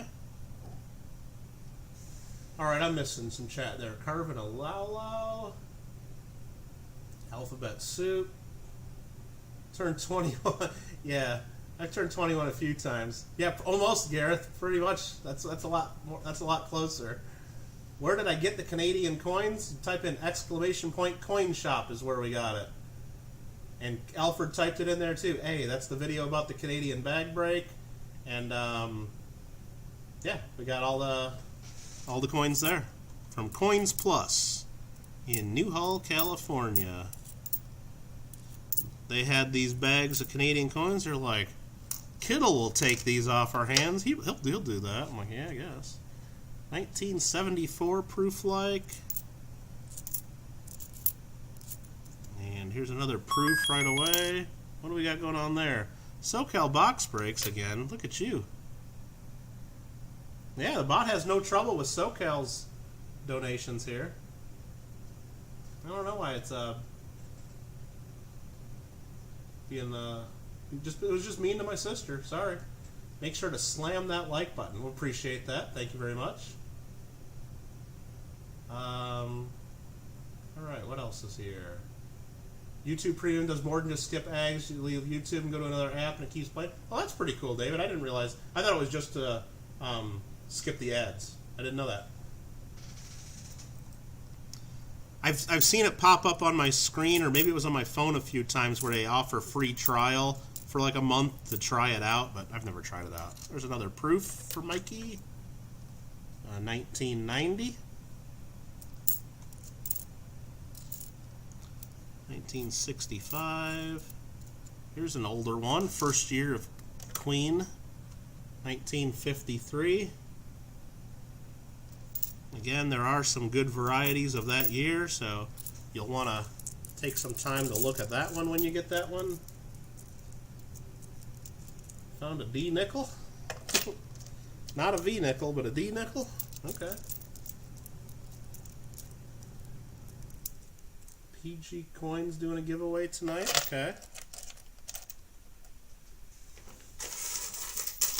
Always all kinds, a lot of cool stuff going on YouTube, like Nightbot reminding us about SoCal box breaks. SoCal box breaks, how many subscribers you up to so far? Are you getting close to that 750? I'm trying to get everybody to get you close to that 750 so I can win that giveaway you're doing. 1957 right there for Mikey. Some more from the 70s. There's a 62, a 74, a 62. 93, 1960, a 64, a 62, 56, that's cool, 1970. I haven't been looking. We've been finding tons of 1964s. I know I mentioned earlier there's a variety there is extra water. Just don't have, it would just take too much time to look at every single one of them for that. I'll try to remember to, like, if I can see it without getting under the microscope, but I don't know. You might find some varieties, like right there's a 1964. It doesn't look like that has extra water, but what else? You're up to 635. That's it. Come on, SoCal, get some subscribers already. What's the holdup? I'm sure I'm doing everything I can. I told everybody to go over there. You're trying to do a giveaway. I haven't seen it put up the link for... Someone might be able to tell me if it's popped up, but Nightbot's supposed to be like every half hour or so telling you to go over to the Paisley and Daddy show to get in on that mail call video that they did for me. Has anybody seen that Nightbot say anything about Paisley and Daddy show? I don't know. I haven't been paying attention to everything. I know Nightbot's been saying a lot. YouTube music too? That's cool. SoCal Box Breaks. By the way, the coin shop is open again. Send in $2. Very, very cool. You have seen that one? Okay, cool, SoCal. So if you so when that comes up there, just want to make sure everybody goes and checks out Sheldon, Paisley, and Daddy's show. They're in Hawaii as well. He has his daughter Paisley, and there's SoCal Box Breaks dropping some Indian cents in the jar. They did a mail call of some posters I sent, and it's just a real cute video because Paisley, his daughter, really has fun with it, and then she sings a Michael Kittle song because, you know, she likes to sing everything. So. And then part of that, though, is the reason I want you guys all to go check it out, not only to help Sheldon and her get more subscribers and stuff, but every one of Sheldon's videos is a giveaway video. So all the mail calls he does, at the end of it, he gives something away. So like that one, he did that mail call about a week ago. So any day now, he could do it tonight, could do it tomorrow, could do it a week from now. He'll do another video where he'll look at the comments of that video that I'm linking you to and pick another winner there. And one of the winners on that video will get one of my posters that I sent because I sent him an extra to give away. And he also gives away some silver coins of his own. So just another chance for you guys not only to support a friend and to watch a cool video about something I gave to them, and to hear the Michael Kittle songs sang by Miss Paisley, but also a chance to win some free stuff. So hopefully next time that video comes up, you guys will click on that link, like, subscribe, and comment. Because I'm sure Sheldon and Paisley would really get a kick out of that when they go through each of the videos and do the mail call, or to do the giveaways. And usually there's 30, 40, maybe 50 comments on the video. And then if they click on this one and there's like way more comments, they'll think that's fun. So, and if they're in here listening to me telling everybody that we're doing that, then the surprise is ruined, but that's fine. So, nothing wrong with that. I'm missing so much in the chat. Oh well, can only subscribe to SoCal once. Yeah, I've subscribed to him 3 times, but who's counting? I got my phone, I got my computer, and I got one of my TVs has YouTube on it. So that's 3 subscriptions. That's the most I can give. Sucks to be the lonely collector in the family. But hey, you know what? If you're the only collector in the family, it just means you have so many more people you can go through their change, and you don't have people competing if you find something good. So there you go. There's pros and cons. There's a nice 59, 77. There's several of those. Remember, there's that low 7 variety to look for on those. The 2014. Here's a nice one. Looks kind of nice. Let's see under the scope if it looks nice. There's a couple little scratches. That side's not too bad. 1952.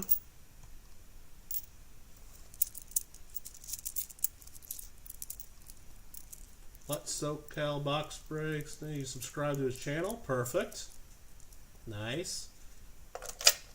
I don't know how much SoCal's been sending me here, but he keeps sending a bunch of money. I think he's having more fun just sending a bunch of 99 cents at a time, and instead of doing what my sister did and just dropping a big one there. That's pretty fun, though. I appreciate it, SoCal. Another 99 cents with the guy screaming, it looks like, or I don't know what that guy's called. Does it say if I hover over it? No. Mikey just says, looked at the PCGS site for the 92D double die. You have one and it matches? Well, that's cool. Nice find then. Congrats. Always got to keep checking that change, as the Coins for Amateurs say. Yeah, every single one of SoCal's that I've seen, at least. Well, maybe, I guess the ones that I've seen, yeah, of course, they've shown up on the Streamlabs thing that pops up, but maybe they missed one. I don't know. I don't think it did. I just noticed that one my sister did, though, because it was a big red super chat. It said 99 bucks. I'm like, well, I'm waiting for that to pop up on the screen, and didn't. Oh, well. Bunch more. There's a 63, a nice looking 1960, a nice 1965. Working on a new setup there. You're going to be back with some more videos. Well, that'll help you get the subscribers. And not only that, you got to make sure you're join JW Coins and Hobbies. He's got a Discord group that you can go on there. So when you know you're going to do a stream or when you post a new video, there are channels in that Discord group where you can post your new videos or, you know, do your channel update, and you'll get some more views and maybe make some new friends from there. I've shared your videos there a couple times.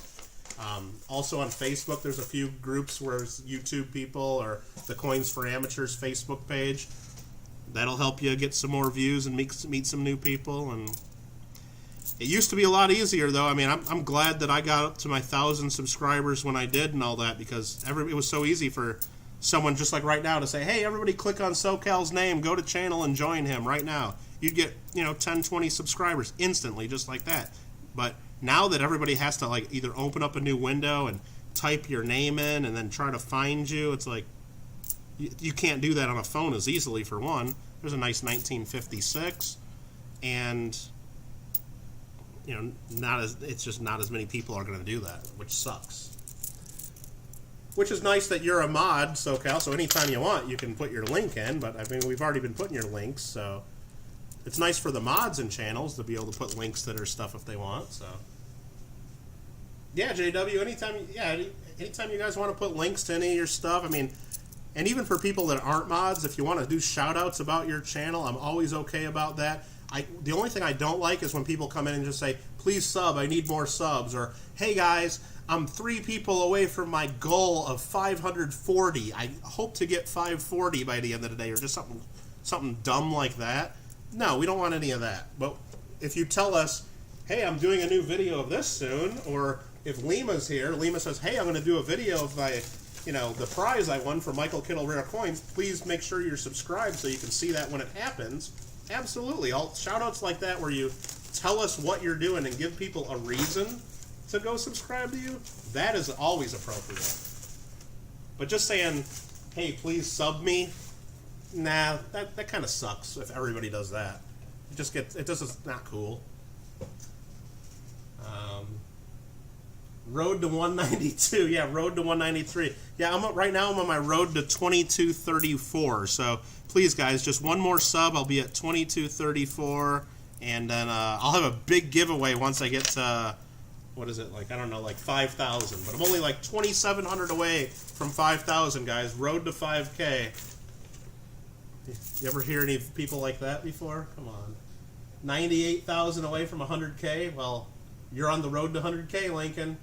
I'm sure you'll do a big gold giveaway once you get to 100K. You promise, right? When people say, please sub, you're more likely to unsub. Yeah, exactly. Now, I've had a few people that are just getting started, and that's fine. Like if you say, hey, I'm just getting started, I'm going to put my first video out in the next week or so, please. That's fine. You can do something like that. That's at least giving us a reason to come check you out. So it doesn't always have to be something big that you're promoting or whatever, but believe us, we all want more people watching our content. It makes it more fun to put out the content when instead of 100 people getting this, there's 1,000 people potentially seeing it. It just motivates you to put out more and better stuff. Absolutely. Like right now when I see there's 41 people in here watching, it's more fun than if there was 4 people watching. I'm not going to lie, but I thought that was an older one there, but there's an older one right next to it. That's the one I was probably trying to get. Here's another King George VI. What do we got here? 1941. 1964, 73, 64. So yeah, and if there's anything like, especially those of us that have, over those 1,000 subscribers already and have already crossed that, bridge or jumped that hurdle or met that milestone or whatever you want to say about it, if we can help the others get there, especially now that it's harder without people, to click on your name, then I'm glad to be able to help do that. long as you don't become a pain in the butt about it. 5 ounce gold at 100K. Lima, I'm going to save that. So once you get to 100K, I expect a 5 ounce gold giveaway. How about that? Oh no, that was, unless that was Lincoln saying that. How about that? Look at SoCal. $5.09 through Super Chat. You rock. Did it drop some barbers in there? I think it did. Yeah, it's definitely not easy on the phone. And that's why it's cool to have mods like that. David Carlisle putting in SoCal's, link like that. And there you go. Lima used to self-promote way more. Yeah, I mean, it's fine. But it depends on the channel, too. You got to always make sure it's cool to do on that channel, of course. But I'm cool with it. We're almost done with this first bag of $100. And we're almost done with Mikey's spot number 5 here. So it's looking like everything's adding up.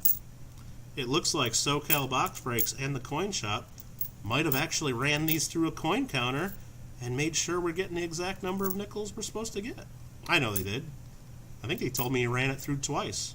There's a 1989, a 66, a 65, a 60, 56. Get a lot. There's another rabbit nickel. You've seen those. 66, 65, 64. 04, 80, and a 1954 right there. We'll show that, sure. What do we got there? 1, 2, 3. Randy's through twice. Don, you're just having way too much fun with the super chats today, aren't you? I don't know. You're really weakening AZ coins down there. It's down to 479 points left. I don't know. Finally, the reign of AZ coins might be over, even though it should be my sister's name up there, shouldn't it? That's all right. She said she was cool with it, even though I know she's probably crying about it. She's probably already left and not even in here anymore, all upset that she didn't become the stream boss when she deserved it. But I'll have to apologize to her later. There's a 1957. There's another 1957, a 64, and a 72. And this is all that's left in that bag of $100, so hopefully this counts out to be the exact number. If not, that means the coin shop messed up or I messed up. So, one of the two. You love that bank tray PG coin?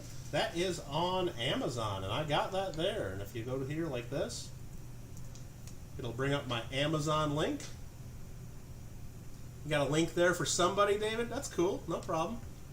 It's on my Amazon recommended list there, so if it's something you think you'd like for yourself, it's this, and it also comes with, which I don't use, I use this more as a tray sometimes to dump stuff in. It comes with a cover that snaps over the top of it, so if you needed to travel with all these nickels, you could lock this on there, travel with them, or move them around without spilling them all. So it's kind of cool, and it keeps the tray, I guess, nice while you're not using it, or not full of dust or something like that.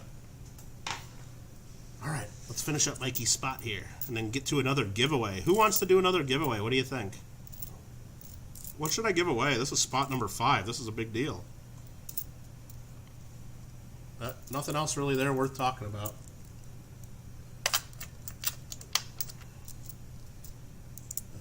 There we go. There's the right amount. We got 4 left. 1 under the scope makes 5. It's the exact right amount in that bag, Don. Exact right. You want to give away silver? What should I give away? SoCal Box Breaks has been sending in a bunch of money, and I know my sister is gone, or if she's probably either gone or doesn't know what kind of coins to tell me to give away anyway. But what should I give away? Silver or something? So there's an empty bag of $100 worth. Let me get these put away for Mikey 007 while Don tells me what we need to give away. People should be giving me stuff today. Well, they have been. Look at that jar in the lower right-hand corner, my tip jar. My whiskey glass full of coins. People have been giving me way too much today, which is fine. Believe me, I'll take it. It's my birthday. I'm happy, and I appreciate all the support, but I don't know. I think it's fun to do giveaways. I love doing the giveaways until I get to the part where I see the pile of stuff I've given away, and then I have to actually mail it all out and do all the envelopes and packing it. I don't like that part as much, but silver, silver, silver, you say. Okay. Silver Canadian $50. You like the cat design? I don't think I have any of those lying around. Arby's is cool. I missed that maybe. Oh, you got a proof dime back and cheese. I kind of want Arby's now. $2 upside down S, or no, is that a right side up S? I can't tell. All right, I got to come up with something for a giveaway here. But anyway, get ready for a giveaway. Thanks for the happy birthday wishes, Lima. I appreciate that. And we're going to do a giveaway. So the next thing I type in chat, we're going to give something away. I got to find something to give away, though, so bear with me. Next up is going to be S-Max for spot number 6. Shoot, what am I going to give away? Let's just give away a quarter. I feel like giving away a quarter. But not just any quarter. Let me find a good one. How about that one? Let's give away a proof quarter. What are you doing, Don? You're going to break the bot. You're going to overload the bot. Are you going to you're going to spell out silver is the best metal to invest in, one letter at a time? Or maybe he's just going for silver. I don't know. I don't want to get too crazy. That's hilarious. Alright, so that's the next spot. You guys get ready. I got to get the next bag of nickels ready, too. Oh, I got so much to do here. I'm getting all crazy. And Don keeps spending so much money there. Alright, there's another bag of $200 worth I had to just lift up. Almost hurt me.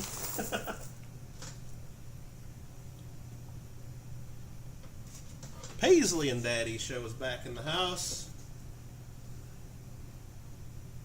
And I'm missing a bunch of chat there. That's Mikey telling us more stuff he missed. Oh, that's pretty cool. All right. Oh, yeah, you guys probably want to know about the giveaway. So there we go. Look at that. Nice proof. 1960 silver Washington quarter. And that's got a bunch of cameo. Well, we got to nerd out on this one just a tad, don't we? Look at that right there. Boom. Okay, that's enough. I'll show you the other side even, too. Oh, look at all that money fall right back in there. Oh, there goes an Indian cent. That's funny. All right, who wants to win this? Anybody want to win this quarter? If you want to win this quarter, I'm going to type something in. The next thing I type in, you just got to type it one time, and you will have a chance to win the 1960 proof silver Washington quarter. That's all you have to do. Very easy. And boom, there you go. Rose Dragon coins. Just got here in time for the giveaway. Just type what I just typed in chat and you have a chance to win. That's it.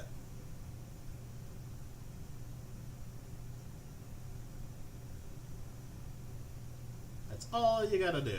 Only if you want a chance to win. You don't have to. It's optional. Spelling counts. Only guess once. If you messed up, too bad. No retracting guesses. No deleting comments. We're doing a giveaway after every spot here, so there's going to be at least 25 giveaways during this. So you'll have a chance. So I know I did a hard one. It's 5 letters this time. Usually I do shorter stuff, so I apologize, especially those of you on phones. But let's see how we're doing. 1, 2, 3, 4, 5, 6, 7, 8, 9, 10, 11, 12, 13, 14, 15, 18. There's over 20. There's about 30 people that did this. We got 48 watching. Give you guys just another few seconds to get in here. Autocorrect's hurting people. Darn. I got to think about that next time. So, Amanda says give away a $100 bill? I missed that. She'll have to tag me next time on that mission, Get Rich. So, let's just go ahead and type in stop. If you didn't get in, sorry. You'll have a chance on the next one. There's about 28, 30 people in on this. So, yeah, I got to get out the 100-sided. Let's roll something under a 30. 66. 003. So, there you go. Everybody has a chance to win, even if you're first, even if you're third. How about that? So, let's bring up my screen here. I shouldn't have this all crazy like that. Let me just fix this. There's that. I did bring up the screen, right? You can see that. Let's scroll up. Who was the third person to say this? Well, Michael Kittle was the first, but that doesn't count. JW was first. Victoria was second. Robert Mims was third. Now, did Robert Mims do more than one? No.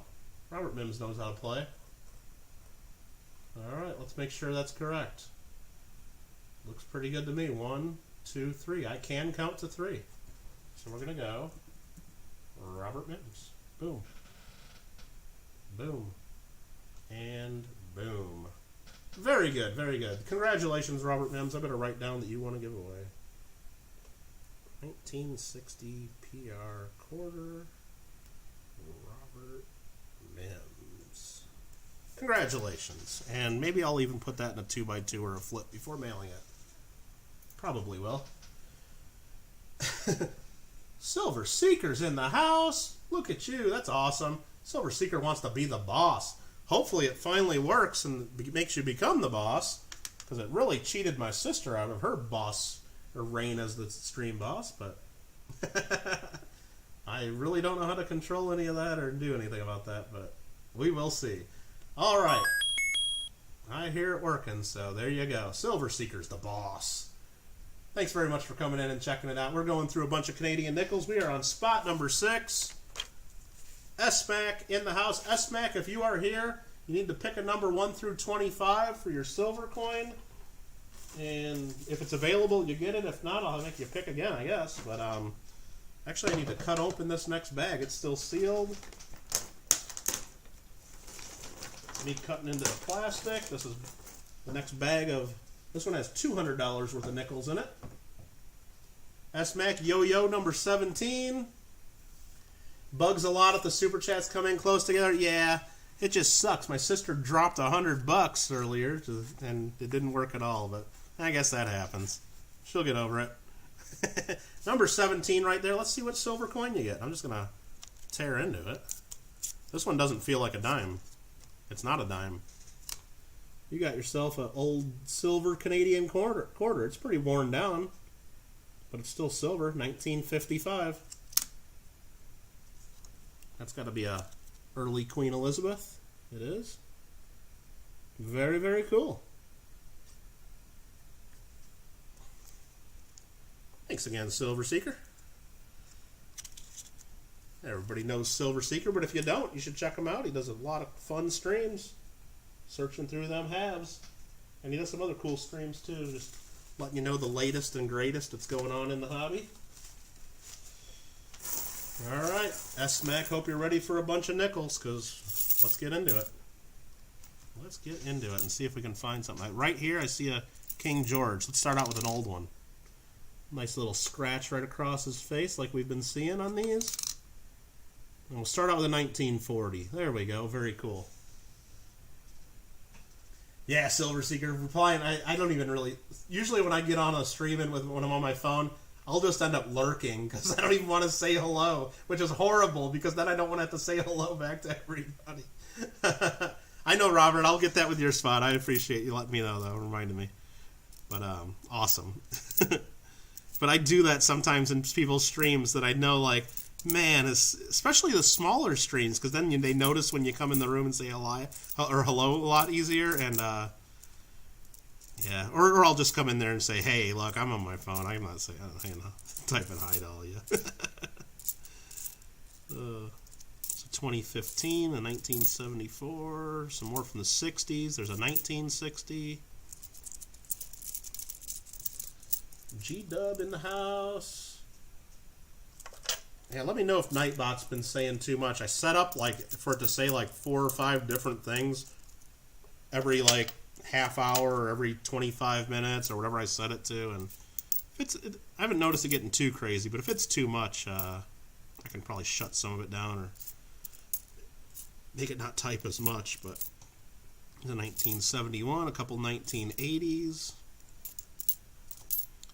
a 69, 86. 2008, 2009, 1971, 61, 2012, 1960, 2015, and another 1960. Nothing really crazy there. I don't need anyone to tell me you're the boss. That's right. Amanda is the boss. She don't need no bot to tell her. That's hilarious.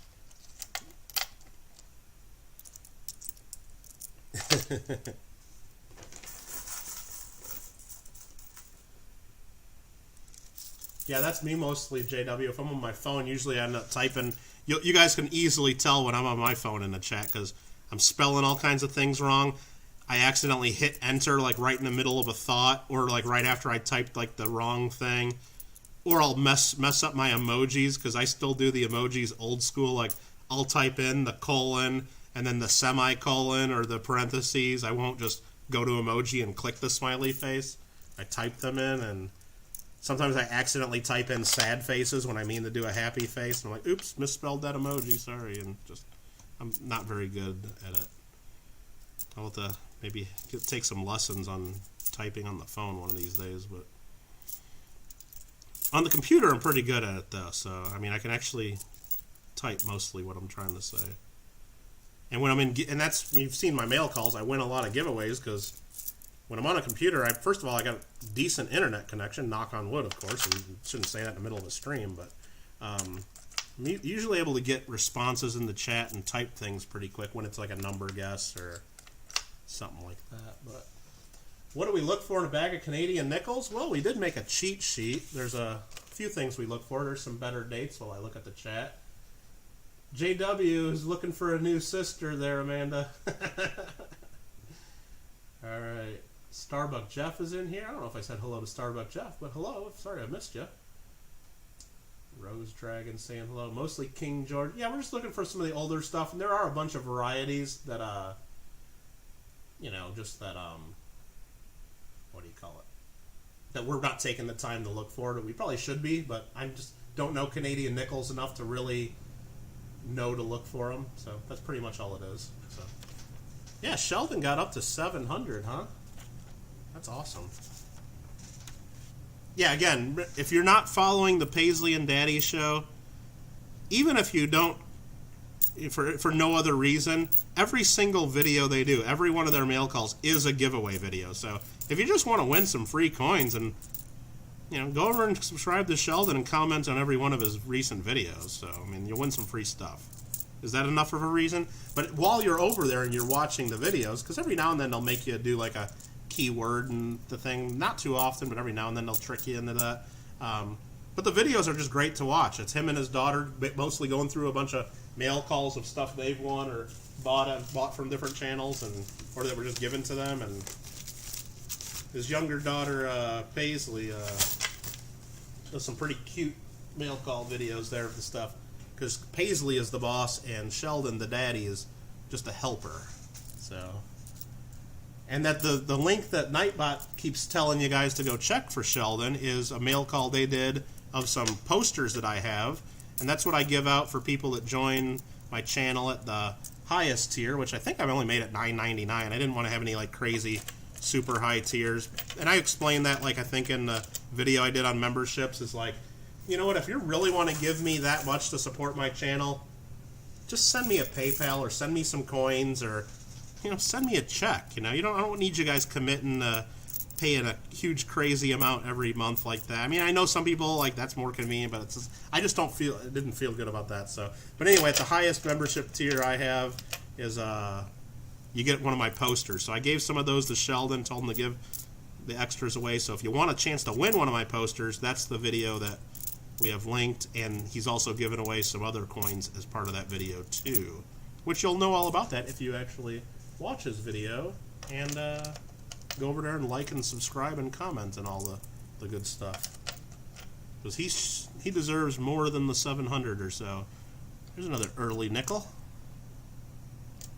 You might think I'm just looking at the same one we just looked at, but it's another 1940. Team Penny is best, says Lima. That's funny. Need to go watch his video. Don't end the stream soon. We're going to be here a little while. That's fine, Lima.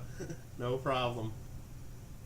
Boomba Shoots is going to be the national song of Hawaii sooner or later. Now, I'm sure Sheldon might have a different story about what the heck even Boomba Shoots is, and I'm sure some of you others, just too polite to ask, saying, what the heck is all this Boomba Shoots thing that they keep saying? What does that even mean? It's just like, doesn't make any sense, and it's just, this one just has some like red nail polish or paint on it. It's in 1979. I was trying to see the date. But it's like, what does that even mean? But now that they've been saying it in every video and everybody says Boomba Shoots, it's like, you don't want to be the person to say, what does that mean? Because then it sounds like maybe you don't know, you're not part of the crowd, you know, or maybe you haven't been watching Sheldon stuff. But my understanding is Sheldon would do some mail calls and he would go boom, you know, when he'd get something cool. And then I think it was Roy Driscoll in one of his comments, instead of typing in boom, he typed in boomba. And then after that, I would type in boomba, just because that's what Roy says. You know, as Roy says, boomba, you know, and stuff like that. And then for some reason, all of a sudden, I'm seeing videos where Paisley's saying Boomba Shoots and singing songs. So that's my understanding. I'm sure I'm missing a couple steps, or maybe I have some of the history is slightly incorrect there. Anonymous Bub, we did find one silver nickel. It was a 1996 proof silver, so there we go. Do we do Fishing Planet? No, I don't know what that is, Lucky Ear Finds. I don't know that one. I'm just trying to go back in the chat a little bit. Boomba Shoots. I think that's the whole... I don't know Fishing Planet. I don't know that one. Is that a game? I'm guessing. I hope that's a game. If not, it sounds like a really cool, like, maybe like kids' place where you go to maybe get pizza and do some putt-putt golf, maybe, and then maybe do some fishing. I don't know what Fishing Planet is. Or is that's like Pizza Planet. Isn't that the pizza place from Toy Story? I don't know. I don't know either, but as a mom, I know kids try to say a word and get it mixed up. Bamboo, boom. Yeah, I don't know. I mean, it's funny as heck, but... And now it's on her... that's their stickers, too. Boomba Shoots, it says on the sticker, and every video they do, it's her singing the song to start out with, and if you watch that video that I'm telling you guys to go watch and leave the comment, the mail call he did for me, lately in some of her videos, for people that have sent in mail calls often, like, I don't know, this is probably the 4th or 5th thing I've sent to them, and they've done mail calls. Like when Roy Driscoll, you know, and there's a couple other people, like Dennis Stewart, and when it's names that Paisley's familiar with, she starts singing songs for them, and all the songs are the same. It's just that person's name repeated over and over, and then she screams the name pretty much at the end. It's just, you know, a kid's song. Paisley made up saying, pretty much, yeah. But yeah, so if you want to hear the Michael Kittle song sung by Paisley, that video is the one. And you'll have a chance to win one of my posters and a silver coin or two from Sheldon. So there we go, S-Mac. There's the next group for you.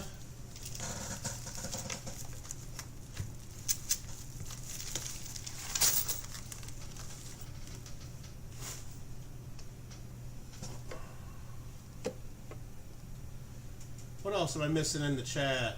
Keep saying to me, dude, it's a PS4 game. No, I haven't done it. It's one of those games like the farming game. The only reason I've done that farming game is because it's one of the free PS4 Plus games. And it's like I saw it, articles written about it, and people were saying, wow, they were so upset. Like, that's one of the free games, and they were so upset, and there were people doing petitions on how bad of a game it was, and they wanted PlayStation to pick a new game. And it's like, I don't know, I'll give it a shot. And next thing I know, I've like been playing it for like 30 hours, and I've got like all these fields and all this farm equipment, and I actually understand how farming works now. I mean, I grew up in a farm area. There's a 1959, a nice 1962. I mean, I seen all these machines around, and I had what I thought was a basic understanding of farming, but no, I kind of know like more about farming than I ever thought I would know. And not only that, you know, when you play a game like that and you don't understand, you know, games don't come with instruction manuals. Like when I bought Legend of Zelda back in the day, had a little instruction book that told you kind of what to do. None of the games have that anymore. You just got to figure it out, or you have to look online. So, yeah, of course, I searched a few YouTube videos on Farming Sim to figure out what the heck I'm supposed to do, like how the heck I'm supposed to raise chickens and all this stuff, or how do I, you know, harvest potatoes. And so anyway,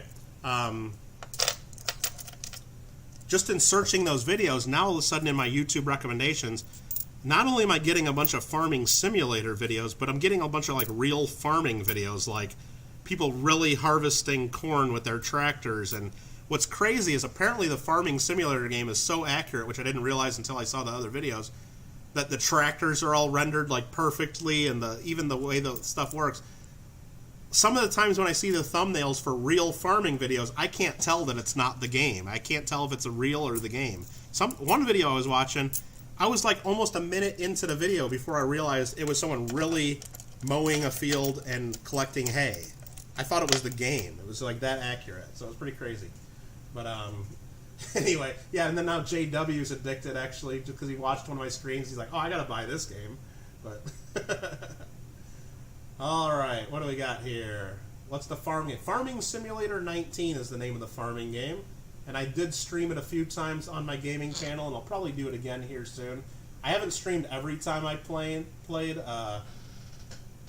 so I'm a little further ahead. I think that's what I did for the... Is that what I did? Exclamation point game? There you go. Kittle Got Game is my channel. My sister helped me come up with that name, so don't blame me for the corny name entirely.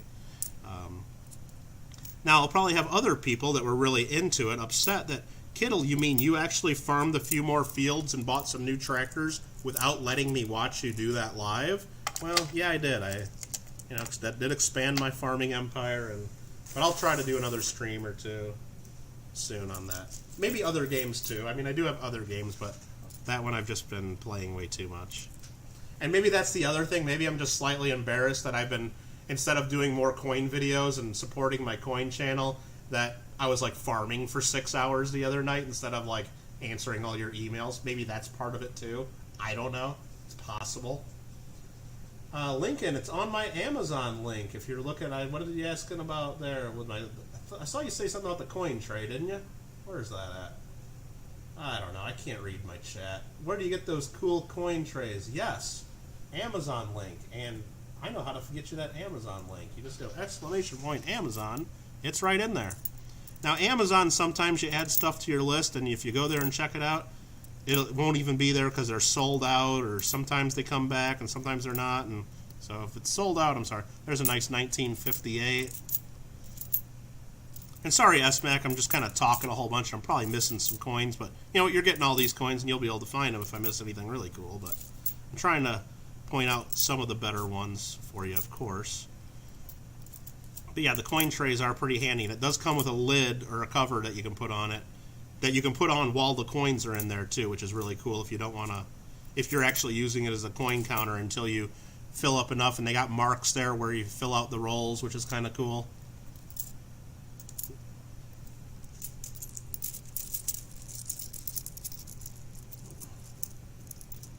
It's all good, says S-Mac. Thank you very much. I'm just not finding tons to talk about, but I'm finding a few here and there.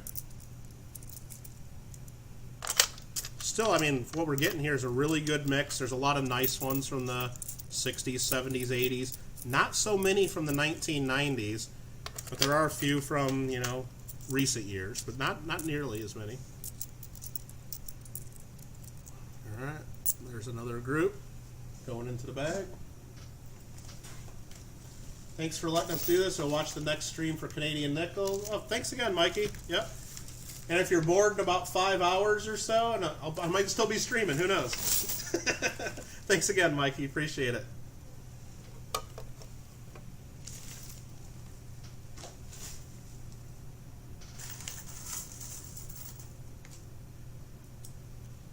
That does look real. Did they use a drone? I don't know how they do the games like that, yeah. And I don't know why, like, I mean, it's like, and my mom was, like, laughing at me because she saw my gaming channel, and the one thing she tuned on, she saw that I had, like, I don't know, like a 3-hour-long stream about farming, so she's like, what the heck is he doing? So she clicked on it, and then apparently she didn't watch it for 3 hours, of course, but she skipped forward to, like, where I was just mowing grass with, like, a fake lawnmower and a fake video game. But, like, I don't think she realized, like, I was mowing that grass for, like, 2 hours. And so she gave me a hard time about that and thought that was kind of funny. Probably because I used to complain as a kid about having to mow the lawn all the time and try to get out of it all the time. But no, on a video game I can do it. I mean, believe me, if you actually watch back that stream, I was complaining about mowing the grass because it did take forever. Not only did you have to mow it, then you have to flip the grass around to dry it.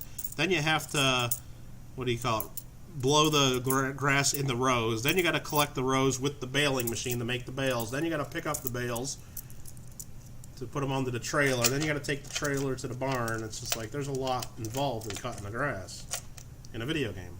And then I think I did all that, and I think they gave me like hardly any money for doing it in the game. I was like, what? After like spending 2 hours to cut the grass. 24-hour Canadian birthday stream. You know what, John? If I actually did the cents as well, it very well could be. But I am not going to do a 24-hour stream. I might not even get through the nickels today. It might get to a certain point where... Because I know that when we do the cents, it'll be a lot quicker because it's half the coins. And I think I'll be able to go through those a little faster. I don't know. Knock on wood, I guess. But I might get... I want to try getting as far as we can, or until like all you guys are telling me, Kittle, give it up already. You're not even doing this right. You're skipping all the good stuff, or whatever. We'll get to that point, I'm sure. Or until like JW saying, Kittle, you want to go farming. Come on, get on your farm game. But remember, you flipped the tractor. Yeah, that's hilarious, JW. That's not grass. That's hay. Exactly. Yeah, it's crazy, but no. So I mean, we might get to the point like maybe when we get to spot like 15 or 16 or 18, where there's a few spots left. We might just say, you know what, we'll wrap up the next. We'll do the next stream. We'll do some more nickels, and then we'll get into the cents. But I don't know. We'll see. So I apologize to those of you really waiting. There's a lot from the 2010s right here. We just got like a little group of them. If you're waiting for that last spot paid for by Paisley and Daddy Show, Sheldon, who said, give it away. Give away that spot. We got one open spot left, but Sheldon bought two, and one of them will be a giveaway. But there is one available still if someone actually wants to buy a spot. But there's a really nice 1955. We'll put that under the scope for a second. And what am I trying to say? So yeah, I said we're not going to give that away until we're done with spot number 24. And then whoever's watching live at that time will have a spot to win. We'll have a chance to win spot number 25. So, yeah, so that might not be today. It might be, though. I don't know. Maybe we'll just keep going and we'll have good conversation, good fun, and who knows? Maybe. And maybe I'll actually start going a little faster through these, like I keep telling you I'll do. You recommend Fishing Planet. You know what? I'll take a look at that at least, or watch a video or two on it. I just really need to stop. I mean, and not only that, the other free game for PlayStation this month is City Skylines, which I've looked up, and they said it's kind of like the older Sim City games. And I used to play the hell out of them Sim City games as a kid, so I think I'll really like that game too. But I've been so stuck on my farming game, I haven't had a chance to try the City Skylines yet. But I have downloaded it so I can play that anytime, so I'll definitely be trying that at some point. GTA still free on the Epic Game Store? I do have GTA 5, I just haven't played it for a long time. And I'd have to make sure, I'd have to look up to make sure I'm able to even stream that. I'm sure I'd have to turn off the radio when I get in cars and stuff, and to make sure there's no copyright stuff. But there's a 64, an 06, 64, 78, 73, 75, 68, 2009, 2005, 2003, and a 1992.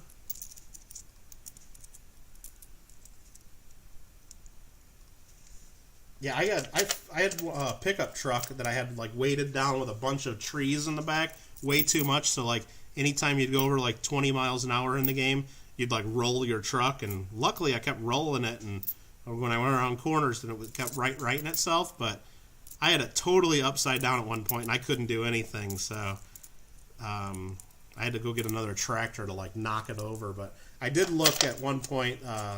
There is a way you can reset your vehicles in the game, but I think it said, I looked it up on YouTube, I think it said if your vehicle has like any materials in it, like any like harvest or fuel and all that stuff, I think you lose all that stuff because it just resets your vehicle back to the store in the game. So you don't lose it totally, but Lincoln can't find my stuff, and Robert Mims, it said the link under coin supplies shows them. Okay. Sorry if I'm missing stuff in chat. Hopefully you guys are helping each other out. It sounds like you are. If you need to get my attention, just tag me if you can. And if I don't respond, just keep tagging me a few more times until I do respond. Or give up and be upset and be mad at me. I don't know. Hopefully that doesn't go that far. I'm trying to keep up with chat. 1975. Getting towards the end of this group. 2007, 2007, 2013. Looks like this group that we were just part of the bag we've gotten to is a lot more newer stuff. It's not all brand new, I'll tell you that. But there's a lot from the 2000s in here, which, you know, you need those for the album too. But there's a 1961, a 71, and a 72, so there's enough older ones to fill a lot of spots. So that's that. There's 2, there's 3. I need 2 more nickels for SMAC, and that's it. We'll grab those at random. A 2006 and a 2002 Golden Jubilee. And that is it for spot number 6. Thank you very much, SMAC. Hopefully you're going to be able to fill a lot of the spots in the album. And we'll probably do a giveaway here in just a second. How about that? Look at Starbucks Jeffin coins sending me a cup of coffee, it looks like. Cup of something. That's pretty cool.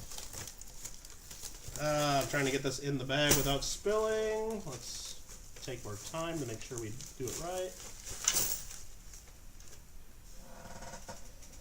Perfect. Starbucks Jeffin coins, $4 through Super Chat. You rock. Thank you very much for that, Jeff. All right, next up is going to be spot number 7 for John Argent. Is John Argent still here? If so, John Argent, try to pick a number 1 through 25 so we can see if that silver coin's available for you. And we're going to do a silver giveaway or a Canadian giveaway. I don't know. Or something else. Let's see. I don't know. Let's give this away. This here is a San Diego. This ain't silver. It's just a clad, I think. 1769 through 1969 for San Diego's 200th anniversary. So it's got the Spanish guy. It's on the front, and then on the back, it's got more modern San Diego. So if anybody wants to win this, here's what it looks like. You don't have to win it, but it's for the 200th anniversary. I see these a lot here in Southern California. Those of you elsewhere in the country maybe don't see this one as often. Try to open the flip. It's got all kinds of stuff about San Diego on there. They did that for their bicentennial. I don't know. Remember, if you don't want to win this, don't enter the giveaway. That's fine. No problem. All right, so the next word I type in the chat, that's all you have to do is to type in the chat. The next thing I do, one time, once per person. Spelling counts, capital, small letter, all that stuff doesn't matter. But spelling does count. Once per person. Somebody asked, what's going on? I want to donate Camerons. They just typed in A. The Nightbot just puts you a link to a video on what we're doing. We have 1 spot left. If you're interested in it, then there you go. Let me know. But please confirm before you send money for a spot in the break just to make sure it's still available. So 1 time per person. That's correct. Hopefully I said that right, JW. But that's it. So the next thing I type, all you got to do is type if you want a chance to win. If you don't want a chance to win, wait. We'll do the next spot, and we'll do a different giveaway after that. So good luck. Kittle saw me on Facebook. Nice profile pic. Yeah, thanks, Cameron. It's an old picture, too. So that was back in my heyday, I guess. Starbucks Jeffin coins. Beating up on Silver Seeker, the stream boss. Dropping some more Indian cents in the whiskey glass too, probably, as long as it works. Alright, wait, you may be confused. Yeah, Cameron, we'll ask questions if you have any questions. So there we are. There's some Indian cents dropping in the glass. Oh, one flew right out the top. It's getting too full. You guys are way too generous. A lot of people typing in SD. Can't be getting mad at a free newest benefit. And Lima, the way we do the giveaways, if you don't want it, don't get in it. There'll be another giveaway around the corner. So everyone who gets in on this, whoever wins it, should be really happy because they entered the giveaway. So let me see. There's 1, 2, 3, 4, 5, 6, 7, 8, 9, 10, 11, 12, 13. I gotta count again because my chat moved on me. There's 5, 10, 15. Looks like we're right at about 20, so I'm just going to say stop so I can roll my 20-sided die instead of getting out the 100 sides. There we go. You had your chance to get in there. Good luck to everybody. We just rolled a 16. Everyone had an equal chance that wanted it. Doesn't matter if you're fast at typing, slow at typing. Everyone has an equal chance here. That's the way we like it. That's fair. You can't get upset about the way we do that. Well, I mean, I guess you can, but you'd be very unreasonable. How about that? JW right there at the top again. Cameron 2, GW 3, PG 4, Robert 5. We got 6, 7, 8, 9, 10, 11, 12, 13 with Alfred, 14 Starbuck, 15 Lima, and 16 is NCF. And he knows better than to enter more than once. Congratulations, NCF XSTI. Let me see if I can type that in. Oh, I only had to type the first 2 letters. I got lucky. Congratulations. I better write that down because I will forget there. NCF XSTI. Perfect. Congratulations to you. You do have a spot coming up later in the break, so thank you very much for winning a prize and saving me on having to ship that to someone separate. Thank you very much. Amanda Kittle, thank you very much. Got to go do a half-hour webinar that starts soon. Is that something we're all invited to do? We can all learn about Maui real estate. Should I end the stream and we all go watch Amanda Kittle talk about Maui real estate?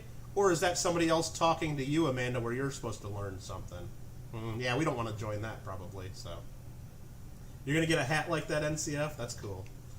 But, all right, cool. Next up, spot number 7, John Argent. Did John Argent come back here and, I don't think he came in. I know he's in here. Did he tell me a number and I just missed it? Let me look back. Number 3. I did see that. Okay. And I just closed the wrong window there. Shoot. Let me see if number 3 is in here. I think it is. Number 3 is right there. Might be another dime. Just trying to see if I can guess. Spot number 7. Number 3, let's just get into it, tear it open. Oh, it's an old dime. George V, and you got the flip there. That one looks like it's in decent shape, too. Real estate politely declined, yeah. So that's that. Let's see what date we got. It's got 1917. Not too bad. There you go, 1917 Canadian, 10 cents. And me calling them dimes might be inappropriate. I don't know if they call them dimes in Canada. They might just be officially 10 cents. But anyway, we're not going to get into a whole 10 cent versus dime argument. I'll get into the penny versus cent argument any day. I'm always game for that. But once we start talking about Hawaiian. Yeah, everybody, I shouldn't even have said that. Everybody wants to go learn about Hawaii real estate. They don't want to watch me look through a bunch of nickels. What am I saying? Sorry, I just ruined my own stream there, didn't I? All right, John Argent, let's get into it.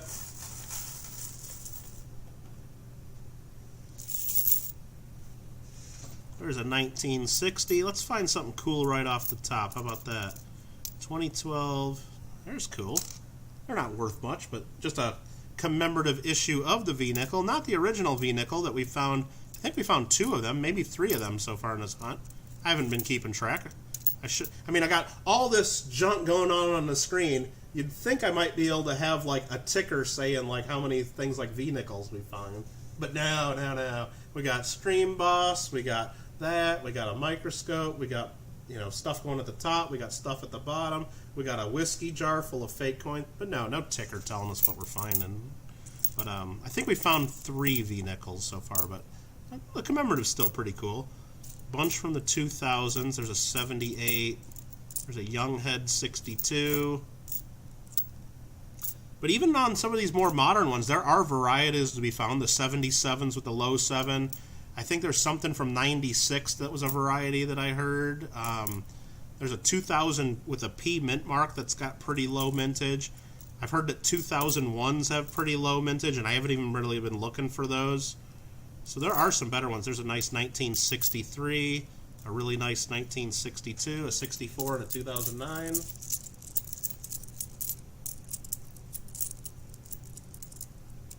The best coins for everyone. What are you talking about? What are you talking about? I got them from you guys. At least these. How about we find another King George V? I don't think we found any King George V's. I don't even know if there'll be any in here, but that'd be nice if we find them. We found several of the King George VI.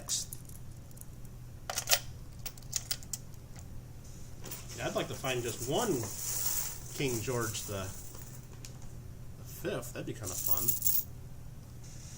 There's a 77, a 61, a real nice 1975. There might be a proof like 99, 85, 75, 64, 99, and a 2009. Just gonna go listen for this webinar. All right, Amanda, thanks for coming in, and we'll chat later. Thank you very much again for the super chat donation birthday gift. You didn't have to do that, but I do appreciate it. 1959, 1965, 1965, 2007. Is it really 4 o'clock already? Have we really been doing this for 4 hours and we're only on spot number 7? Is this real life? Are we kidding? What are we doing? What I don't know. Everyone loves 2009s. Yeah, they do. You got it, Alfred. Didn't have to do it, but you did. Pow! Isn't that how they do it? Something like that. I'm sure I totally butchered that. Don't tell Big Mill. Alright, we got some 64s, a 2011, 79, 2008, 2008.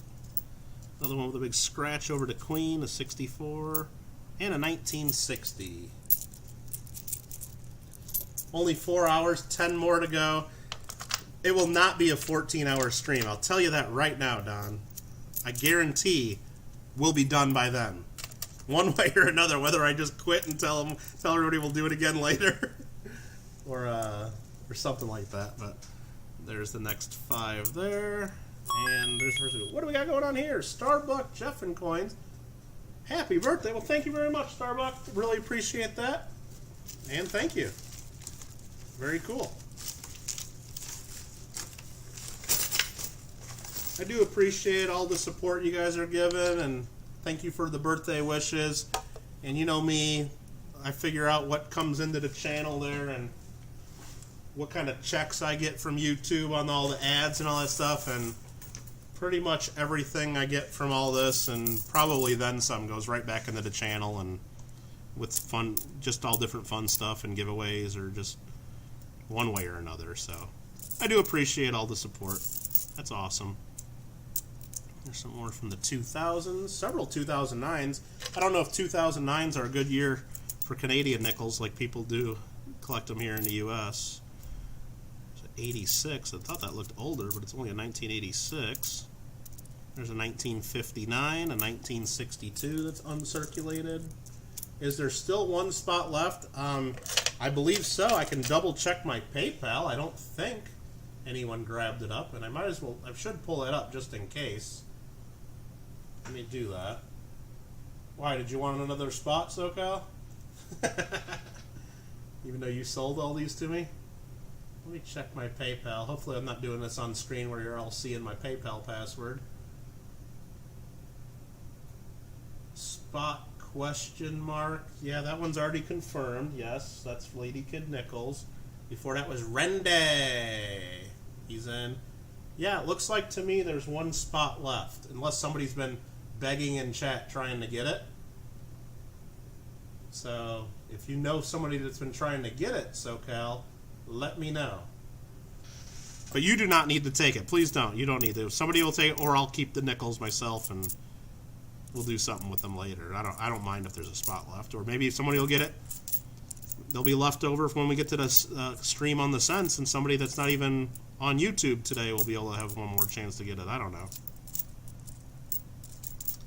I am trying to go through these quite a bit faster, just so we can not be here for 14 hours. There's more from the 60s. I'll mention anything before the 60s for sure. But there's not much in that handful. I hope the coin shop didn't give me one bag that had all the cool older stuff, and then this has mostly newer stuff. But we're still finding some of the older stuff, but not as much as I found in the first couple of groups. But who knows? That's just part of it. And I'm reaching in there and I'm grabbing in the different parts of the bag, so I'm not just taking whatever's on the top or anything like that. I'm trying to keep it. Liam, are you trying to give me your count there?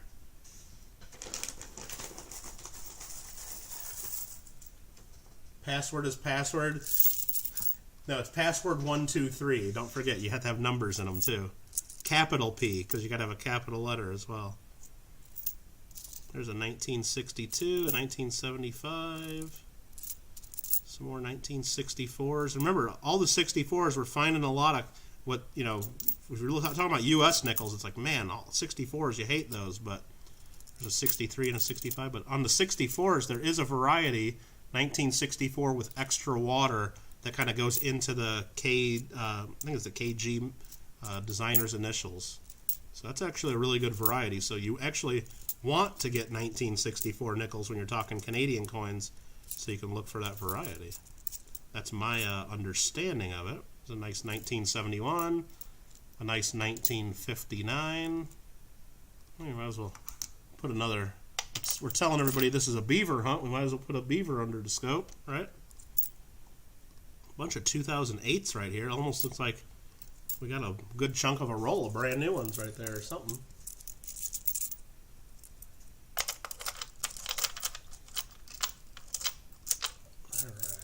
Going on here. Down to 30 watching. Alright, I guess you guys have had your fun. But we're still going to be doing giveaways after each spot. So if you want to stick around, or maybe there's a bunch of other people streaming now that I'm this late in the day, that's fine too. If you got to go check out somebody else, I'm not going to get mad. I'm here. I'm having fun. Hopefully some of you are too. There's the next group there for John.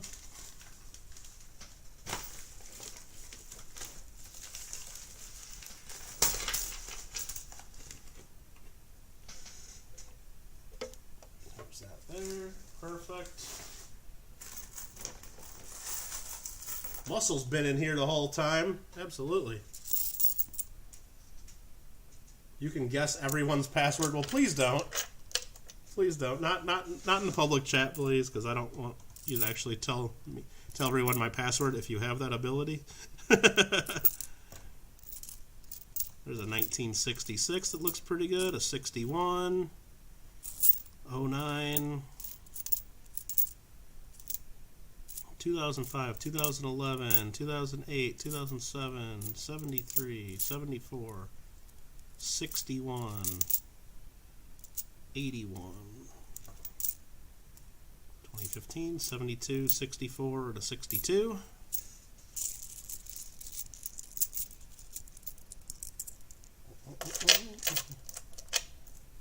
So it is already Thursday. That is just nuts. I was just thinking about that earlier.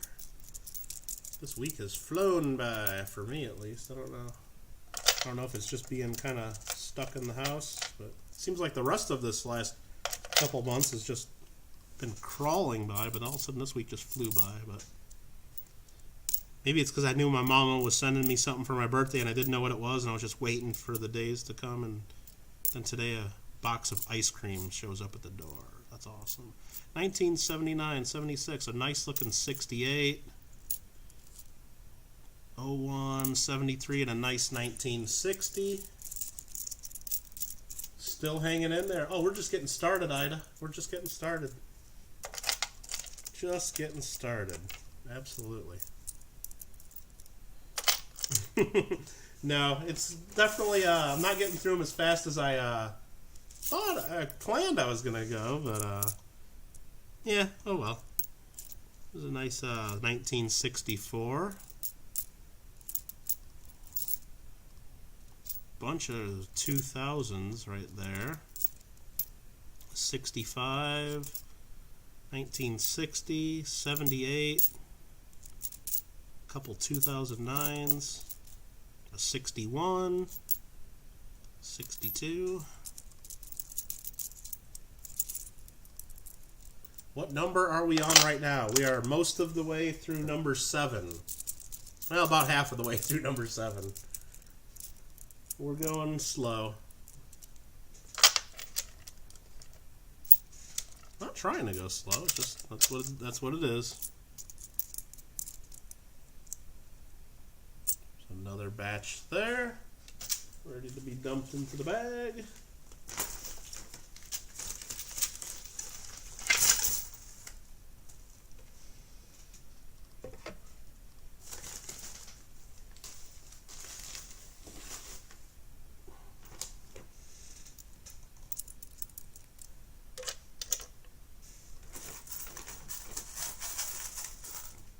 Oh yeah, I definitely agree with that, Lehman. No doubt about it. So 1979, 2016, 71, 2011. There's a nice 1965. Real nice 1962, 68, 78. All these dates are starting to blend together when I'm looking at all these nickels. How about that? That's what I'm thinking. That happens. Some more from the 70s. Another nice 65. 1965, that is, for Sheldon, if he's listening. There's a 1957. Let me take a look at that one again. It looks kind of cool. Oh, no, it's a little dirty there at the bottom. I missed that. Otherwise, I thought it looked pretty nice. 75, 1990, 2007, and a 79. Proof like. I haven't seen any of the proof likes here for a little bit. I mean, a lot of these newer ones that are the plated steel, they're just really shiny to begin with. So a lot of these look pretty flashy, but they make like actual proofs of the more modern ones. So you wouldn't really confuse those as easily, I don't think. And I had to grab my phone here because it's buzzing like crazy. I must have missed a text or a call, and it just keeps repeating itself. So I gotta acknowledge that I've saw that and tell it to quit buzzing. So sorry about that. 1938, I think, is the oldest that we've found. Yes. And I think, did we find just one of those, or was there a couple? I can't remember. Again, I got all this stuff going on the screen, every corner, at the top, at the bottom, and really can't keep track. Well, I thought about keeping track. It's not that I didn't think about it. It's just that then every time I'd have to stop and type in, because I don't have one of those fancy like stream decks that some of the other streams have where you just hit the button to add, one to the ticker. I got to go in and open up the text box and type in the number, and that's just the way I have it set up right now. Maybe someday I'll get all that, but right now that would involve a lot more not looking at coins and a lot more typing into the Streamlabs window, which we don't want any of that. Yeah, we're getting a lot of nice coins from the 1960s. I'm not seeing many from the 50s or any of the King Georges here lately, though. So, just wondering if. Now, the coin shop told me that they're all just as mixed up, and they are just whatever they are. They don't know. They didn't go through them. They don't know what's in them really. So they're all part of the same batch. So we will see. 2 or 3 of the 38s, you think? Okay. Yeah. Again, I know we found at least a couple. I think we found a couple. I know we found a few 1939s for sure. There's another 5 nickels there, and another batch here for John Argent.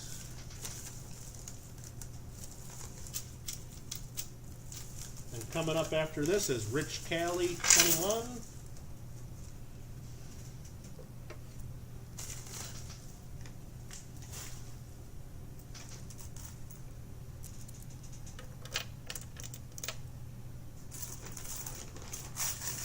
And Rich Cali 21 is here. Wow, nice. I was just going to have to pick a silver coin for you, and I was going to probably pick 21 because you're Rich Cali 21.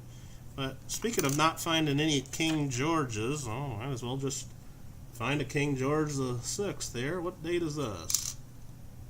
It's a 1949. Nice.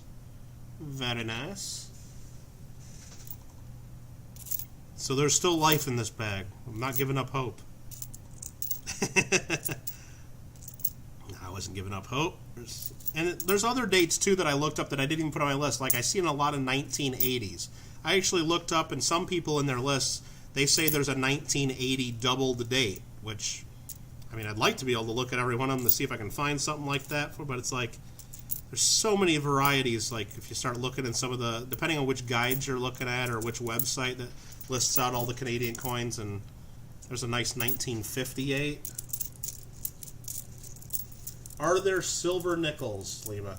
Well, during World War II, when the U.S. did silver war nickels, Canada did they did steel. Well, they didn't do steel. They did a different composition. They did tombac for part of the time, which was a copper and zinc mixed together, and it was more of like a golden color. So you'd notice those right away, kind of like you notice our steel cents right away.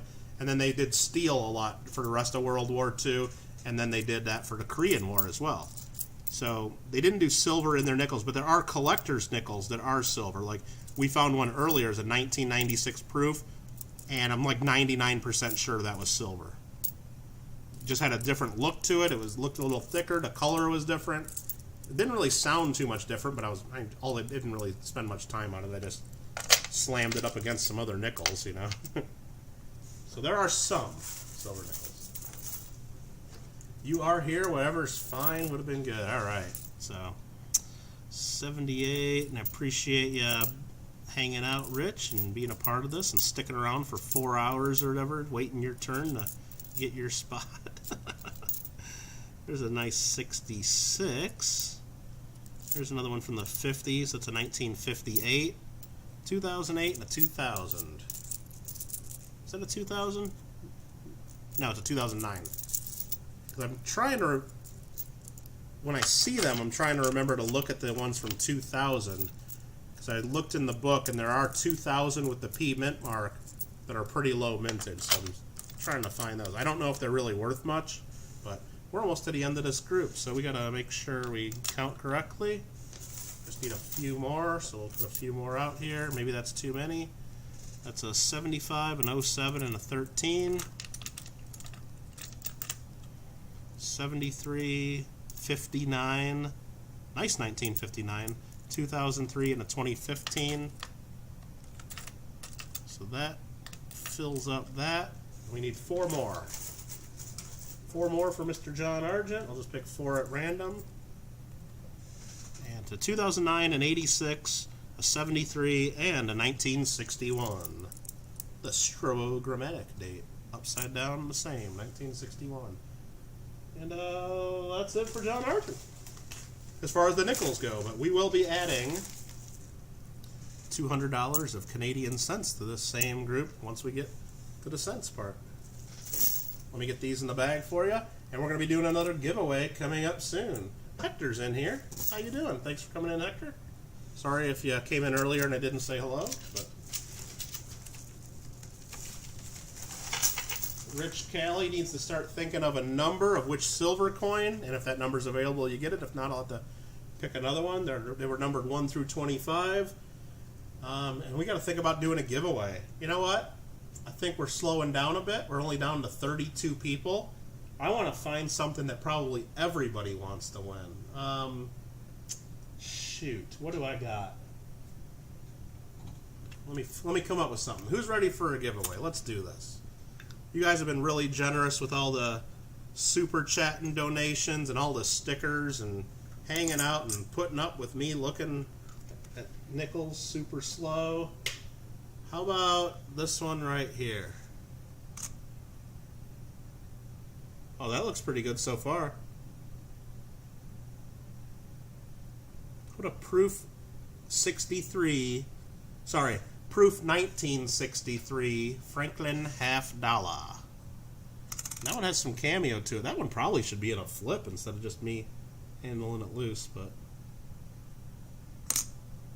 it might have a couple of my fingerprints on it by the time you get it. But anyway, it's still a nice, I don't know, nice proof Franklin half. As NCF calls them, they're pa-roofs. Pa-roof. Michael, you can give away your silver coin too? Well, let's find out what you get. Did you pick a number? I don't know. Did I miss it? Did I miss that? I don't know, but yeah, that is nice. Maybe let's pick it. Should I pick another half? Maybe I should pick another and just keep that one. Hold on. Let me get my roll here. Nah, I'm just kidding. We'll give that one away. I'm just teasing. All right, Rich Callie, if you want me to pick it, I'll just pick a number. Let me just pick it, reach in here random without looking. Number 10, how about that? It feels like a light one, but even though it's a light one, if it's a small coin, it still might be good.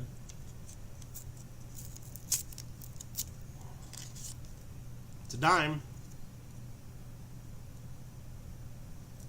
It's got a little toning to it, too. It looks like it's from the 50s or 60s. Let me look and see. I mean, I don't want to move that.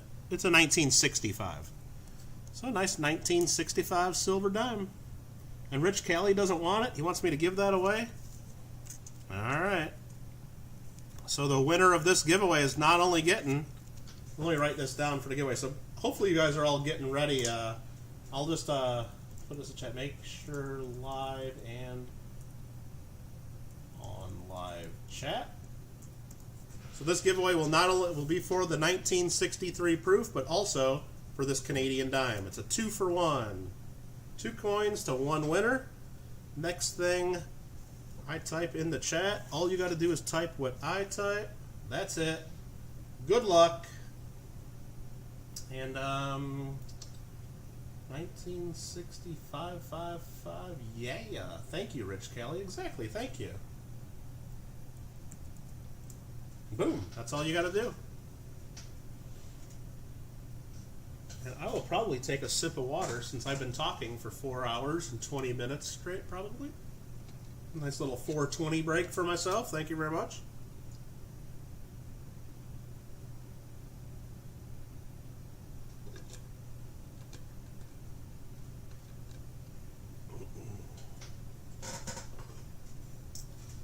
Looks like a few of you guys might want to win this one. Good luck. Got out of the shower just in time. Well, don't type it too many times, Alfred. You know, 1 time per person. That's it. You know the rules.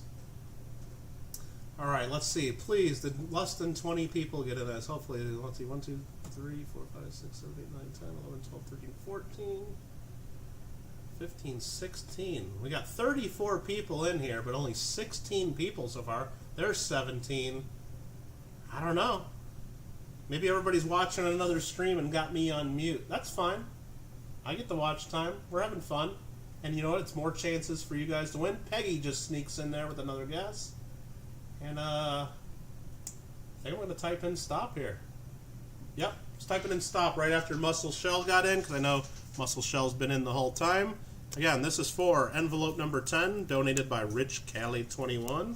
Let me add that that's the prize, 1963 PR Franklin. Some of you guys call those Benjis, in case you were wondering why I call them Franklins. Plus number 10 from Rich Callie 21. And the winner is going to be... I don't know. How do I pick the winner? I got to still roll, don't I? Here's the 20-sided die. Everybody's got a shot. We just rolled. Number 4. Number 4 is the winner. Number 4 on my screen and my screen only. That is how we do it. That's the rules. You don't have to like it, but those are the rules. I'm on live chat. Let's show my screen so you know how we did it. Right here is me typing in Rich for Rich Callie 21, who just donated that Canadian dime. First guess was Hector. Second was Deanne. Third, Tyler. 4, Daniel Roberts. So as long as Daniel Roberts did not guess again, I don't see him guessing again. Sounds like Daniel Roberts is our winner. Congratulations, Daniel Roberts. Boom. So I'm just going to stick this proof coin in there, right? Kind of keep it as a little bit more protected. And that's the prize. Congratulations. And thanks again to Rich Kelly 21. Let me get this out of our way. We are on spot number 8. Oh, somebody asked to see the Google document with the list. There's my version of Google document, me printing it out on paper. We are on spot number 8 right there. Rich Kelly 21. Coming up next is Alfred R. Couple spots. And then maybe later today, or maybe even this weekend, we'll get into the rest of these people. Maybe we'll keep going. I don't know. Let's just keep going. Let's keep going. Quit talking. Quit talking and get going. How about that? Spot number 8. Let's do it. You already gave away your silver. Very generous.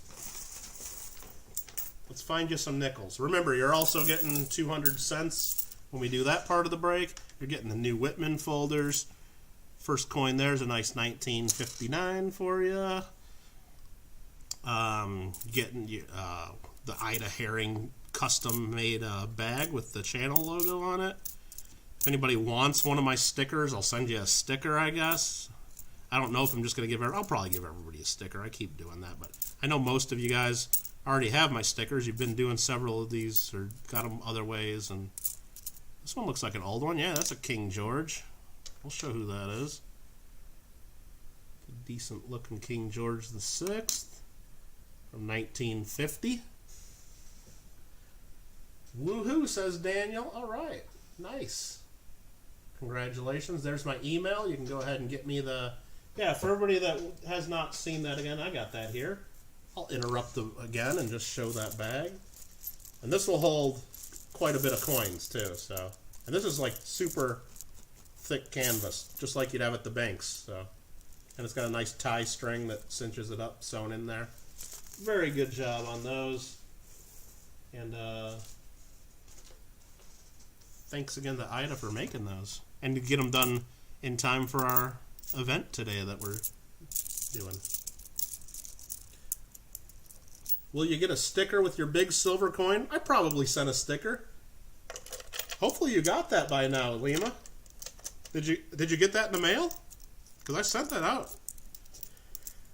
It definitely should have been there by now. If we need to check the tracking, I can. Or maybe you just didn't open it yet. Correct me if I'm wrong there, please, because I hope you got it. There's a 1962, a 63, 73, 80. And if you didn't get a sticker, I'll definitely send you one, Leo. I think I sent one. Well, this is something different. I don't even know what this is. But we're going to look at this together. Elizabeth II. This looks totally different from the start.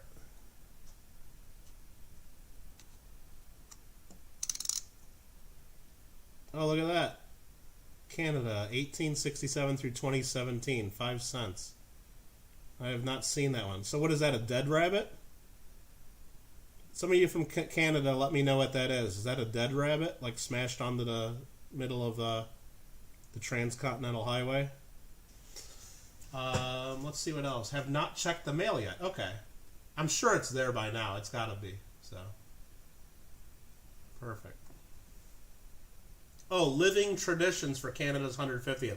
To me, that looks like roadkill. Doesn't it look like a beaver or something that got ran over and has got tire marks on his back? Am I the only one seeing that? Please tell me I'm not. I hope. Oh, geez. There's a 1961. But no, I haven't seen that coin before. That's the newest nickel we found in this.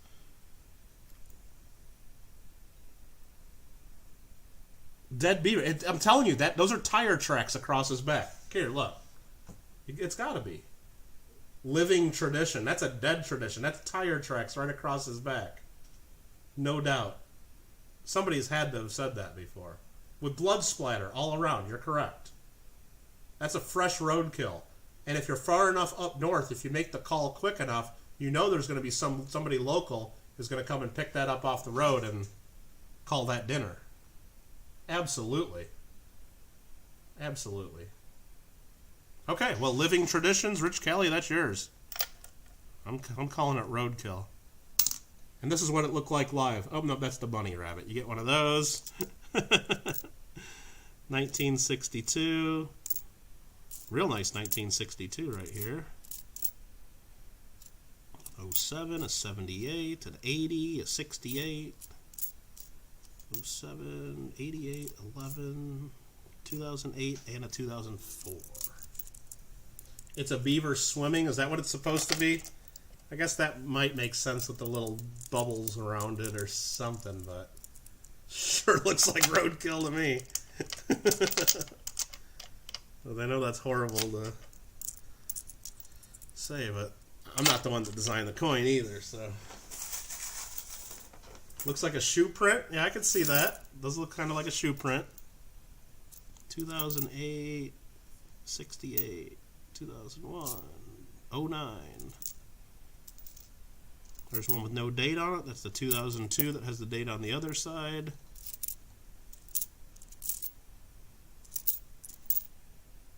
There's a rusty one, 1960. It's got a bunch of rust or paint or glue around the outside of that one. I thought it might have just been toning, but no, it's something on the coin. Another young head there, a 19, this is an earlier one. 1955, pretty good shape. Yeah, 2001 wraps up that part of it. That is not rusty, it's toned. I'll show you. It might be something on the coin, though, when I look at it. I didn't look under my loop or anything, but that looks like, yeah, it might just be some real thick toning there. But not super attractive, but it's there. But if you love it, then I love it, Rich. There you go. It's yours now.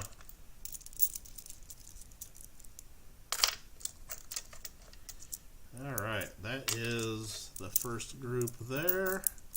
I had 5 more nickels to make it an even $4 because the counter only goes up to $3.75.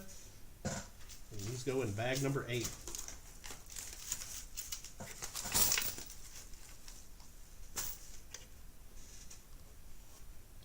That is that. Alright, this is in my way now. Okay, how did that get there? Okay. Sorry about that. I need more nickels. I need more nickels.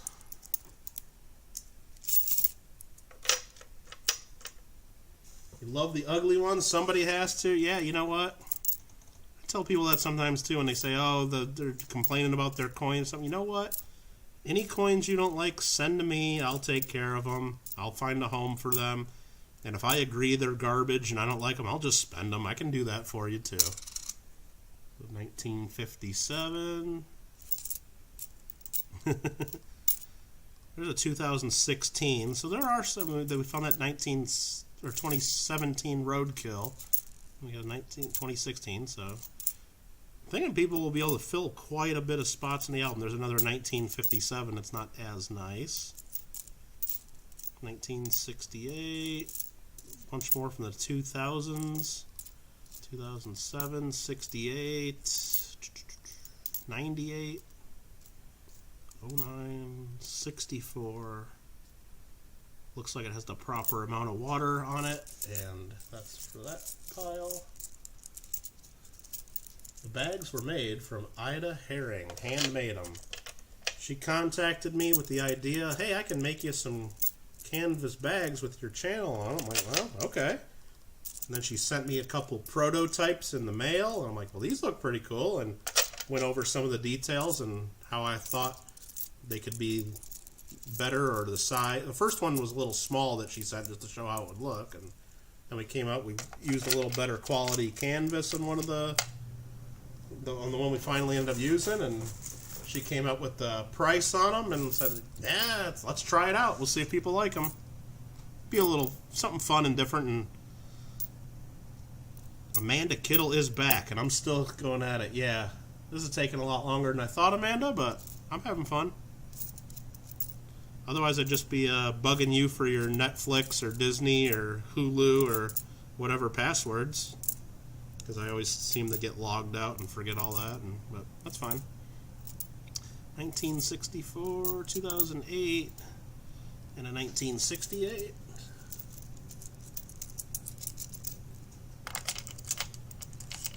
Yeah, Rich, I mean, I think they came out really good, and she did a really good job on it, but I'm kind of torn when I do these bag breaks. I know what I paid for the coins. I know what it's going to cost me for shipping. I know how many giveaways I kind of want to do during the stream to kind of account for the cost of that. So I don't do this to make a bunch of money, I'll tell you that, especially given the time involved. So I have an idea of and I want to price these as low as possible, so not only do they sell pretty quick, but when people get them, even if they get all common brand new coins, people will still be pretty happy with what they get. But when I add something like that that's not a coin, or add the albums, I think adding the albums was good, because if you try to buy those albums on Amazon right now, they want like $20 for the pair. And that's straight from Whitman, which is crazy, which I was able to get them a little lower than that because I'm a dealer and I ordered a bunch. But I think that's a good value, and it's related to this. But I'm just kind of torn. Like, would people rather have that cool bag? I like it, and I was willing to try it out because I had reached out. Or would they have liked each spot to be a tiny bit cheaper? I don't know. I'm sure some would say they love the bag and they're happy to pay an extra few bucks for it, and others would be like, hey, I'd rather have another coin or two. So I'm kind of torn on spending a lot more on stuff that's not coins, I guess is what I'm trying to say. But they are cool.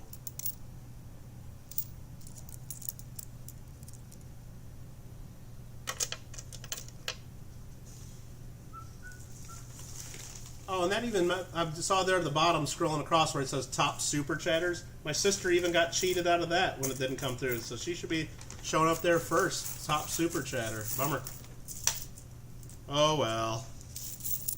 I guess if it had to mess up against anybody, it's my sister, and I guess I'll have to, you know what I'll have to do? I was going through my pantry the other day, just kind of reorganizing some stuff and checking my stockpile now that I'm not allowed to, do as much shopping as I usually do and shouldn't be going out of the house much. There's a nice 1961. So I was going through and I found another bottle of her favorite barbecue sauce that she doesn't get there in Hawaii, and it's still got several months before it expires, and I'm thinking, do I really want to send this to Hawaii, a bottle of barbecue sauce, or should I just save that and use that myself eventually? And I don't know, I might have to just send it to her because I know she likes it, and she is a sauce boss.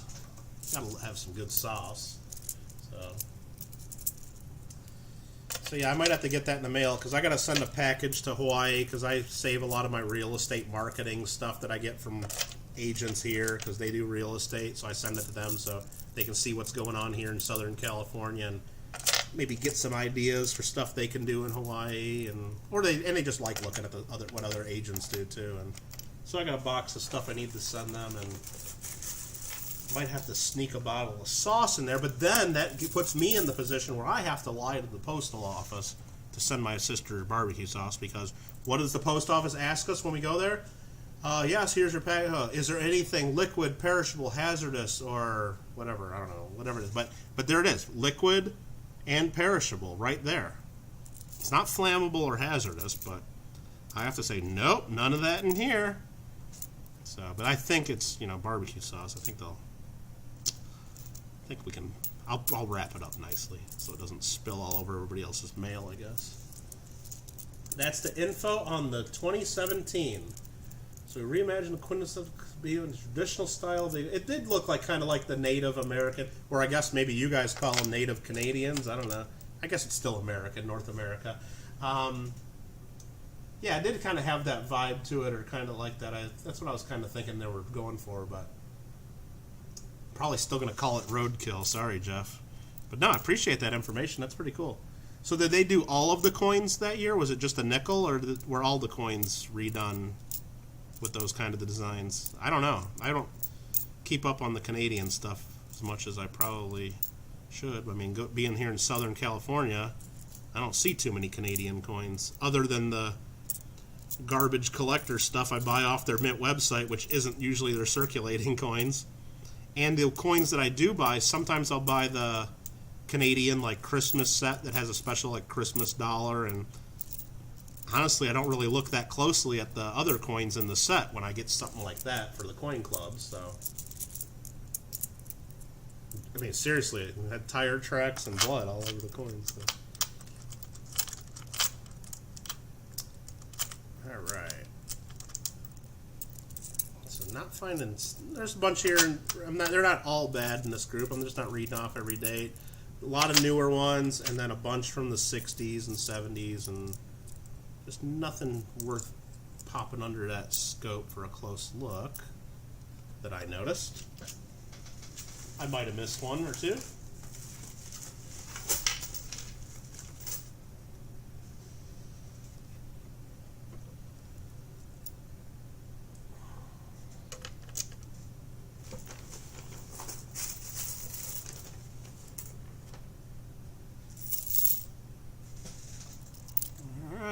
Keep going. Let's keep going. What are we going to find next? It's a nice 1965. Another nice 68. We've been finding a bunch of those. Some 09s. 2004. 76. 2008. 2010. A nice 1957 we'll put under the scope just to have something different to look at for a few minutes. 2013. 2008. Another Golden Jubilee 2002. Another one of these. I think these are cool. I mean, we found a couple of the originals in the hunt, but even the commemorative they did for the 60th anniversary of the V nickel. I think those are cool. There's the notice right there. You see Nightbot a couple comments ago. Watch, like, comment, and sub on the Paisley and Daddy Show's mail call for a chance to win one of my posters. So even Amanda Kittle, if you click that link that Nightbot just showed us, it's going to go to a video of Sheldon and Paisley, who live on Oahu. They did a review or a video of a poster I sent them, and you'll see maybe like 6-7 minutes into the video, Paisley even sings a Michael Kittle song. Reminds me a lot of the songs you used to sing when you were a kid. Really cool. Even if you have to leave here for 5-10 minutes, go over, if you're on a phone, go over and watch that. Leave a comment. You'll have a chance to win one of my posters. And also, Sheldon's giving away, every video he does, he gives away coins, and they're almost always silver coins, too. So, you have my permission. I won't be mad. Leave the stream. Go over, watch Sheldon and Paisley. Get in there for a chance to give away. And hopefully you come back and we'll be ready to do another giveaway here once we're done with Rich's Nickels. So how about that? And I just got an email I got to check real quick. I just saw it pop up there. This one is a little important. Just need to check. Okay, I'll have to deal with that after the stream, I guess. Alright, sorry about that. Get back the chat back up so we can see what's going on. Alright, so I'm missing up some other stuff that Starbucks telling us.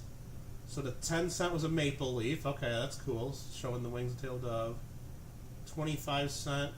I'll have to check those out. It sounds like there's a bunch of cool designs. And then the toonie was a pair of paddlers. Oh, with the I will have to check those out because that is cool, and I should be aware of those as a not only a collector but as a part-time coin dealer. I don't want to offend the next Canadian that comes to my table at a coin show when we're back able to have coin shows in this world, but the next one that comes to my table with the 2017 set, I don't want to just start laughing at them and making fun of their roadkill Beaver coin, and I want to be prepared and say, wow, that's great. Those are the traditional designs reimagined by absolutely. Just got back. Anything cool with this? No, I've been finding a few older ones. Nothing super amazing. We did find one of your 2017 roadkill beavers, but I was corrected that it was not actually a beaver that's been hit by a truck. It's sort of a more traditional native design. Nice looking 1959. There's an uncirculated 68. But most of us in chat, I mean, I'm just saying most of us, meaning basically me, and then everyone else that I just didn't even read their comments for the most part. But most of us thought that it looked like, you know, a beaver that was ran over and had blood splattered around it. But there's a 1961, a 1960. David Carl, what kind of plant, Jeff? Huh. So we're getting more nickels in here for Rich. We're getting towards the end of spot number 8. This one's a 1965. It's probably a proof-like. It's just an impaired proof-like. It's a little scratched up, but I don't know. It doesn't really show too well under the camera. It just looks like a proof-like in hand, to me at least. Could be wrong. I've been wrong at least twice that I know of in my life. Maybe more than that. No, I'm just kidding, of course. There's a real nice 1961, a 68, 2011, 2009, a nice brand new looking 2015 like we'd expect. 69, 64. Here's an old one. Nice King George, and we'll get this next group, and then we'll flip that over and check the date in just a second. So let's get the next group out of our way. Make sure I count the right number of nickels. There's the next patch there. For Rich Kelly, 21.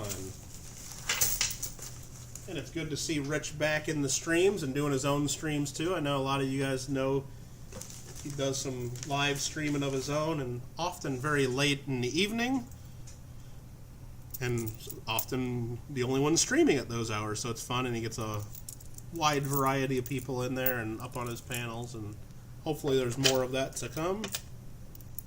So, oops, almost lost a nickel there. And we want to see what this date is. What do we got here?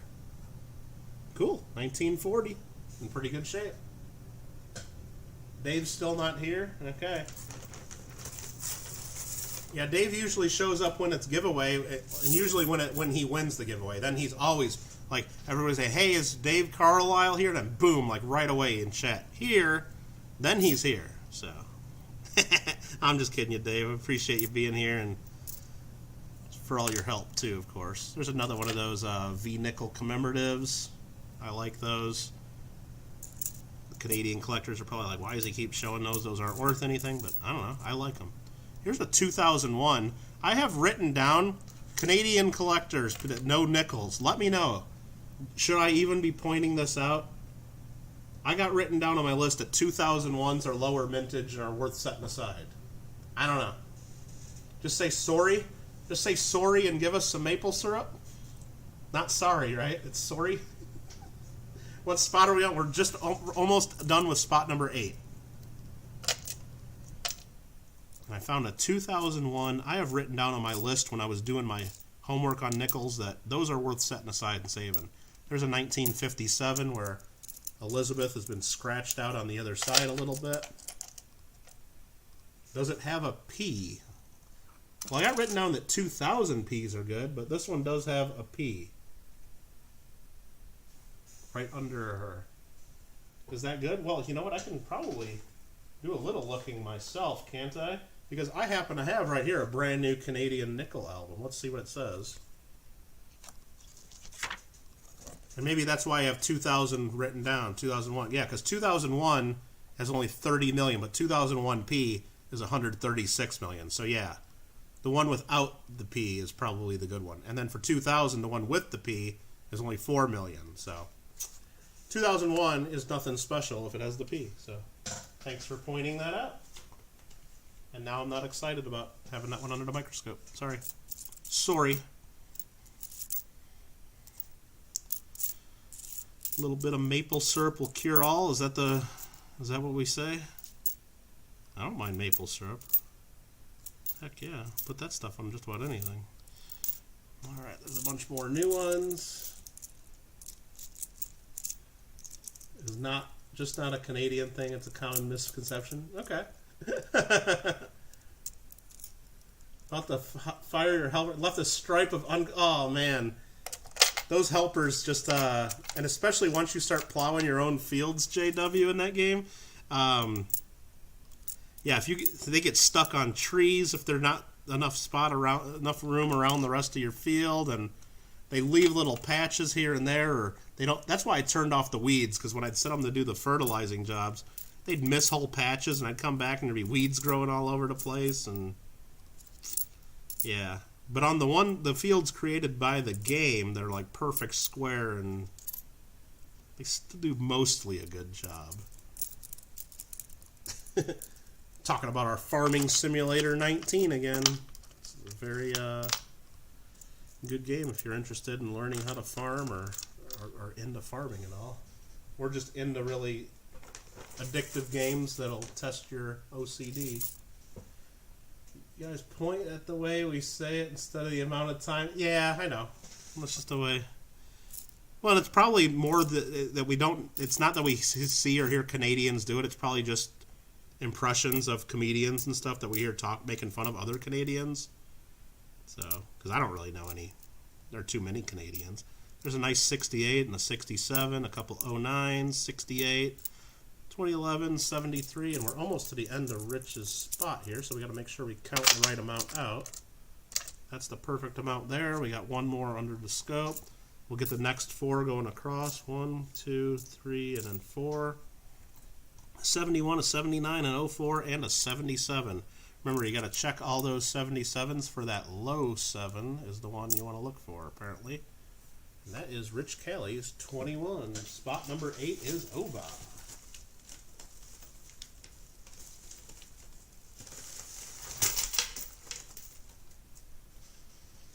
That put away, and we're going to do another giveaway soon. And wow, we're down to 23 people watching. Maybe I sent everyone over to Sheldon's video and they're still watching, or maybe they're like, dude, this is taking forever and I'm getting bored with Nichols. I don't know. Either way, I'm still cool with it, and it's going to be a little easier for you guys to win the next giveaway. So how about let's do another Canadian large cent. We haven't done one of those in a little while. If anybody wants a chance to win this coin right here, it's a 1920 1 cent Canada large cent. Let's take a close look at that one. That one's in pretty good shape, I think. 1920. Here's the other side. You can see through 2 layers of plastic all crazy. I'm trying to hold it open under the scope. It's even got a little bit of maybe some toning or maybe some wood grain to it. Or maybe that's just surface contamination. Hard to tell. But I don't know. We're giving it away. If anybody wants to win that one, all you got to do is type in the next thing I type into the chat. Once per person. Only 1 guess each. And yeah, it's real easy. Only 21 watching, and I'm not going to guess. So even if everyone else puts in for a chance, you'll have a 1 in 20 shot. That's it. And not everybody's going to guess, because there's people that have fell asleep, I'm sure, watching me. So, here we go. Good luck. Good luck, good luck. And then next up, we'll bring up my version of a Google document, is spot number 9 for Alfred R., and he also has spot number 10. So, good luck, Alfred R. And Alfred R., I know you're in here. When you get a chance, give me 2 numbers between 1 and 25, and we'll pull out your silver coins.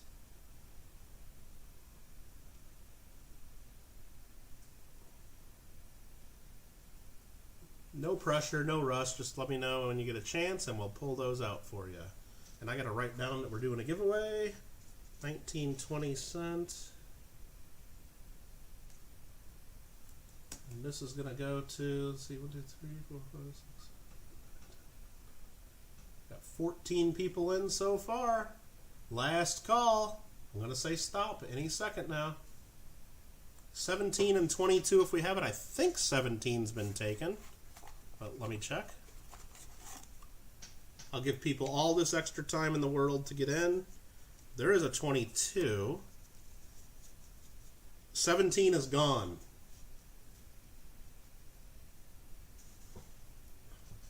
There's PG Coins getting in for a guess. There's still a chance. I have not typed in stop just yet. I'm letting everybody have all the time in the world while I sort out Alfred Silver.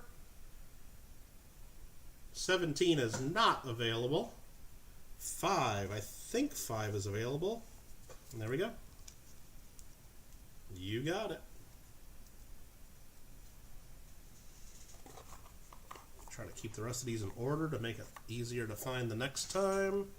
And I'm finally going to type in stop, unless Greg King has not guessed yet. And as Greg King, if you type in the word sent real quick, you'll be in the giveaway. Hurry up. Hurry up. If you can hear me and you're a fast typer, hurry up. All you got to do is type the word sent in. That's it. Hurry up. Unless you don't want it. Unless you don't want a 1920 Canada large cent. That's all you got to do. Hurry up and type the word sent. That's all you got to do. Hector got in. Greg King got in. All right. Perfect. And Change Exchange typed in the word sent in, but that's not what we wanted to see. Anyway, we had plenty of time to get in on that. We're going to roll this 20-sided die for the 1920 large, and we got spot number 18. That might be one of those last entries. Let's take a look together. Everybody had a chance. There was less than 20 people in. Let's take a look. JW right away at number 1 again. Got 2, 3, 4, 5, 6, 7. David Carlisle's 8, 9, 10. SoCal Box Breaks. 11, 12, 13. Peggy Hunt's. 14. 15 was Hector. 16 Greg King. And 17 would have been Change Exchange, but we rolled at 18, so we got to do a re-roll because that was too many people. So let's go back here so you can see me roll. And this time we rolled a 9. You can see there on the die, the 9 has a dot towards the bottom, the 6 has a dot towards the bottom that way. So we rolled 9. So who remembers what I just counted down? 9. Who remembers what that was? Let's see. Go back to the top. 9 is 1, 2, 3, 4, 5, 6, 7, 8. 9 is NCFXSTI. We got a repeat winner. Beautiful. Congratulations. I don't even have to check. There's no way he guessed more than once. And that was the wrong thing. I had to click here. Sure, Mission Get Rich. Nobody else has told me about it. Let me just check my PayPal one more time just to make sure someone didn't sneak in. But yeah, that spot's yours if you want it. Unless I tell you in the next 10 seconds, no, but I think it's yours. Yep, I don't see any new PayPals in, so everybody had a pretty good chance, so.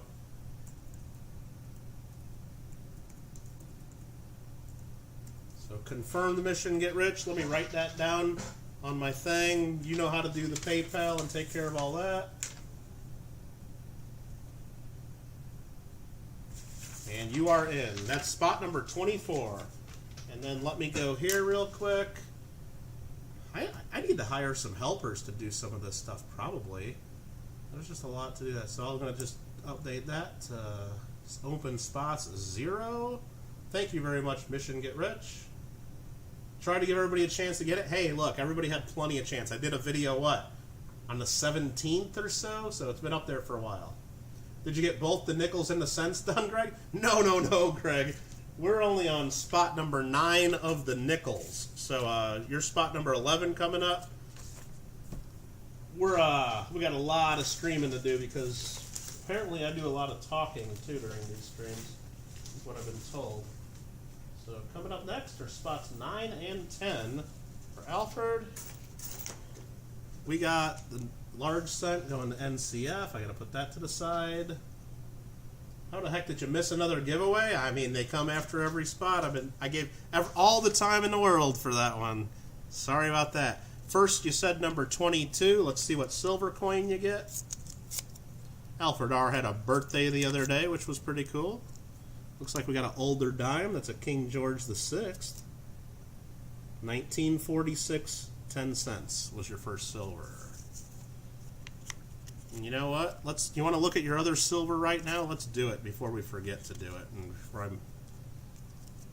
this one feels maybe like it's a heavier coin. I don't know. It is. That one's bigger than a dime. Got a lot of reflection there from the holder. I'll try to. Looks like it's got some interesting darker toning there. And it has one of them guys. No, it's just a 64 quarter, but not bad. It's silver. It's got a scratch on it too. Looks like someone scratched an X on the moose's face. But hey, it's a bonus silver for you. Tammy Jones says, what is going on? What is going on? Well, we're going through Canadian coins today. Going to go through maybe $500 worth of nickels. We're eventually going to go through $500 worth of nickels. But we've only gone through 8 spots so far, a little over 100, probably $60 worth of nickels so far, and it's taken me about 5 hours, so we might not get through all of the $500 today, but we will get through them.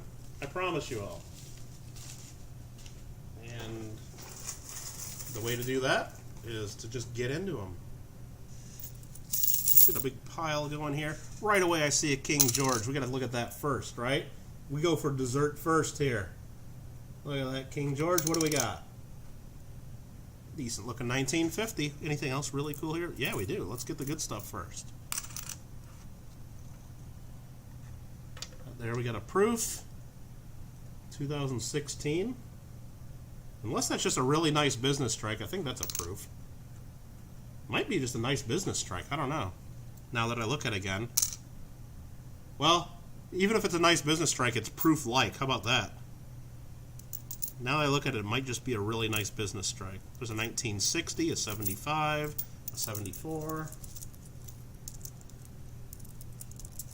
You guys from Canada would tell me, hey, we get coins like that in our change all the time, eh? But I don't know. Really nice business strike? Okay, I think so. Yeah, the more modern proofs are really frosty, like the ones our U.S. Mint makes. There's a nice 1960, a 65, a 61, 62, 75, 07. Just another nice business strike. 66, another King George hiding under here. 1946. I know there is a 6/6 variety. I'll let you kind of peek there in a second. I don't know if we got it.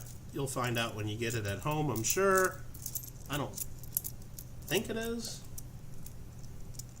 You guys are still alive. Back. Headache's gone. Well, headache's gone. That's good. Oh, yeah. We're only on spot number 9, Kelly. This has taken me a lot longer than I ever imagined, but I'm having fun with it, and we're just going to keep going until basically I stop having fun with it. I mean, we're down to 19 people watching. I guess if we get down to where there's only like 5 people watching, then maybe I'll, start getting depressed and quit. But we're not there yet.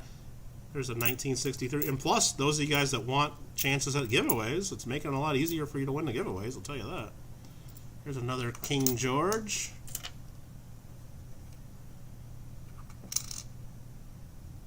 Not too bad, 1940. And there's a 1959.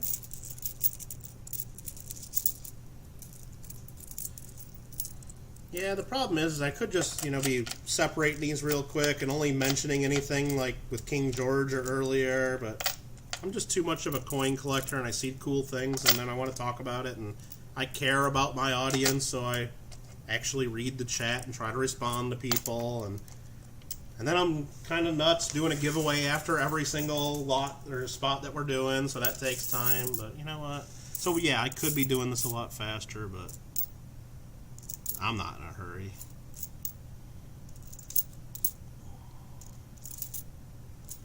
'2007, 1980, 2014, and a 2007. Looks like it's going to be a long night. No, we're not going through all of them today. I'll tell you that right now.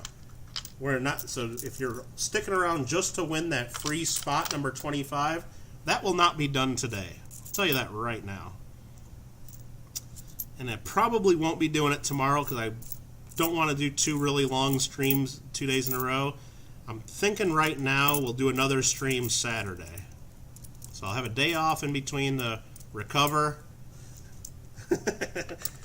And maybe we'll get far enough into the nickels where we can finish it all up on Saturday. We'll do nickels and the cents, maybe, probably, hopefully. And I haven't looked. I know there's a bunch of other people that stream, and probably be streaming against other people. I'm probably doing that right now, but you know what? I try to avoid that when possible, but there's so many people streaming all the time, it's almost impossible to pick times where there's nobody streaming, so I'll live if you watch their streams, they'll live if you watch mine. In the best of worlds, you're on your computer, you can open up multiple things at once and join us all. I don't know. There's a 59, and then there's one of the rabbits. Send it friends and family. Since appreciate that mission, Get Rich. Very cool. Go until I drop. Exactly. Get some coffee. I'm not much of a coffee drinker, but might have to tap into my Coca-Cola hoard in the fridge there somewhere. I'm sure I got a Coca-Cola back there somewhere. Get me a nice buzz going. So that right there, Nightbot's reminding, if you have not done that already, not only to go over to Paisley and Daddy's show, check out that video, do what we say there, like, comment, subscribe, all that good stuff. You have a chance to win a giveaway right there. Giveaway of one of my posters and some silver from Sheldon and Paisley. In addition, Nightbot just reminded us about SoCal Box Breaks. If you're not already subscribed to him, please do so.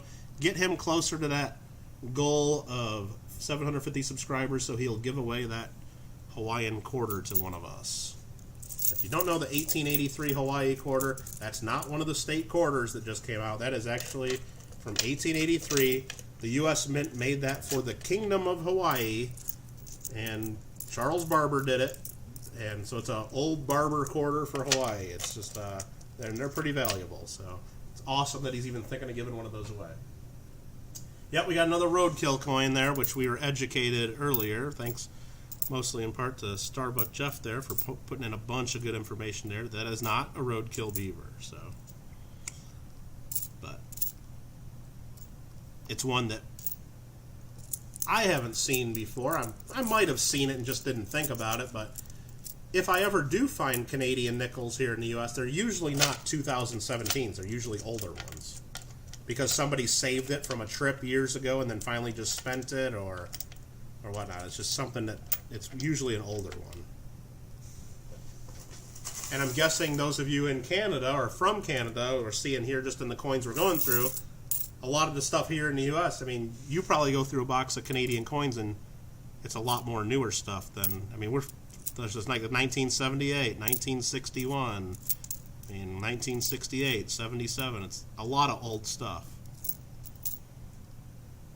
A lot more than I would think if you get a box from Canada is what I'm guessing. 1972.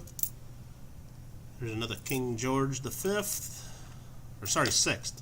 We wish we had a 5th here. That's the 6th. 1940. 77, 66, 63, 65, 79, 66, and a bunch of ones we don't want to mention. Do you think there's less collectors in other countries? I don't know about that. I mean, a lot of it has to do with wealth, too. So when you look at countries that are more wealthy than others, they have more coin collectors. I mean, they said back in the day, coin collecting's the hobby of kings, because really nobody else can afford to keep money just for fun. You get money, you need to spend it. You know, it's too expensive to keep it, you know. So for a lot of people in a lot of countries, the thought of just keeping a bunch of extra money just to collect, or like, what is extra money? There's no such thing. It's like, right? So that's part of it. Look at that. We just got this in the bag. Just grab that in a handful. I hope that's not from the coin shop's coin counter. I think I should probably hang on to this just in case SoCal Box Breaks needs that back at the shop for their coin counting machine. So sorry, Alfred R. I will not. I know you get the 400 nickels. This is not included. So I don't know if you want this anyway, but that's not going to be part of your coins. So hopefully you don't get upset about that. But that might be part of the coin counting machine. I don't know. You really want me to save that for you, SoCal? Is that really part of the counter? I don't know. Or are you just messing with me? Thanks, High Spy. Appreciate that. Thanks for coming in. There's always someone. Yeah, there's pretty much always someone. But yeah, I've subscribed to probably 1,000 people now, and it's just always. And I don't get upset when people stream. You know, I really try hard to not. If I know something big's going on, like someone's doing like a big auction, and it's someone that never does auctions, or if it's like some community event that people have been advertising for a while, I try to think and keep track of that. I'm putting more stuff under the scope here. I haven't looked at the date of that, and I forgot to dump these so far, so let's do that. I'm doing too much talking and not paying attention to my job here.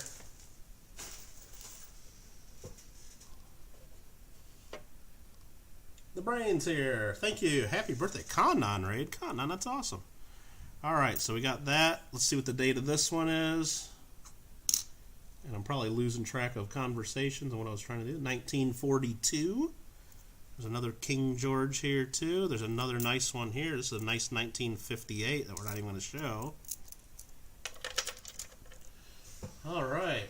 Look at all the people coming in. Thank you very much for that.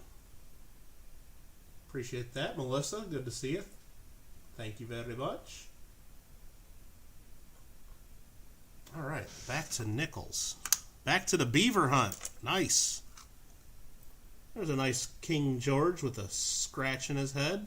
Seems to be the thing to do in Canada. 1940.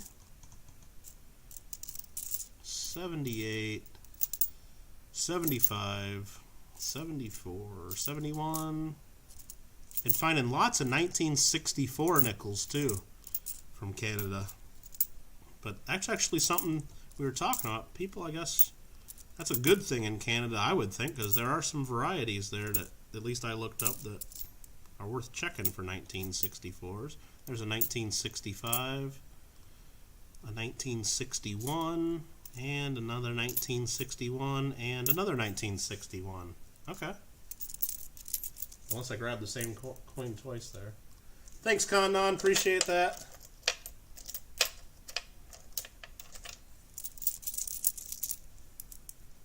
Just been looking at Canadian beaver for 5 hours straight, so I'm starting to feel it. I don't know. And luckily I found part of their coin counting machine there, so I gotta save that somewhere now for the coin shop.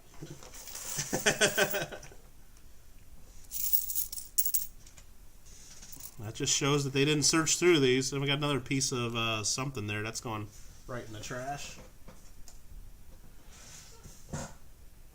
Alright.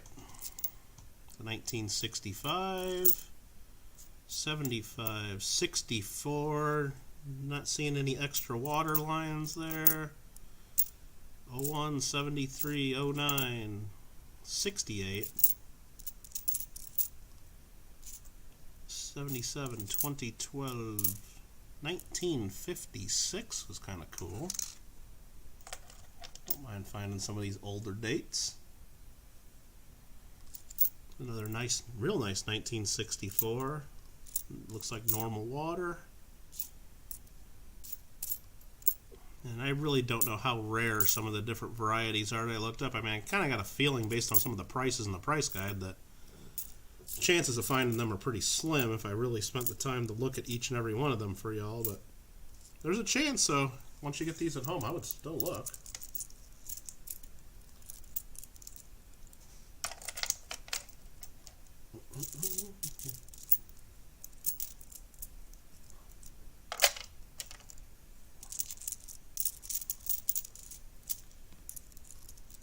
We're getting close to weekend too, so hopefully some of you guys are able to start doing stuff on the weekends. I know a lot of states around the country are starting to let people do things, and not so much here in California yet, at least, but I don't know.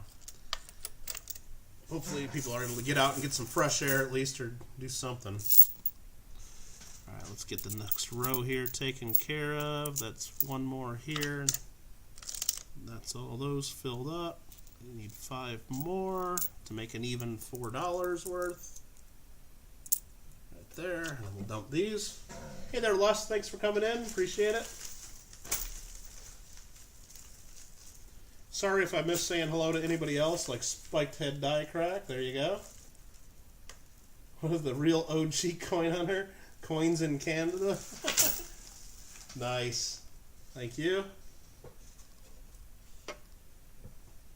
Funny stuff. Alright, I'm getting all mixed up. What am I doing here? I'm looking at Canadian nickels. That's what we're doing.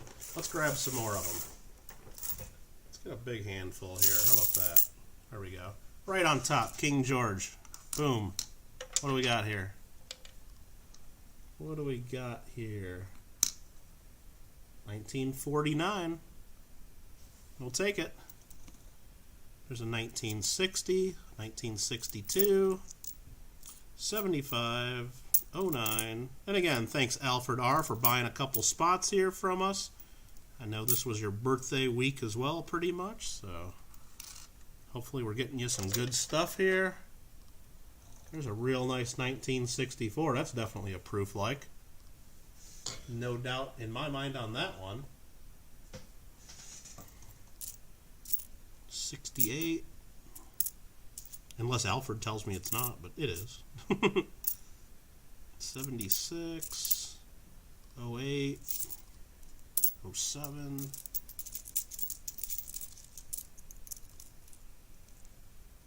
What do we got there? Paisley sings the Michael Kittle song extremely well. Well, Rich Callie, if you have not had your fill of the Michael Kittle song, if you go back to the mail call right before that I was involved in, which there's several of them, I believe there was another version of the Michael Kittle song.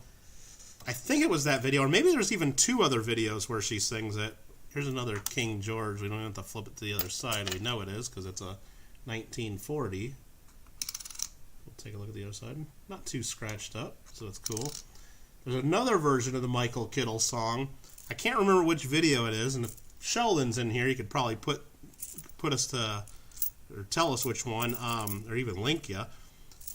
But the giveaway on that one's done. But she does the Michael Kittle song, and at some point in the video, she's singing Michael Kittle over and over, and then she starts singing Michael Roy, and then like Sheldon just lets her keep going because she was then all of a sudden thinking of Roy Driscoll, who does a lot of mail calls for them, or sends a lot of mail there, I should say, that do mail calls of.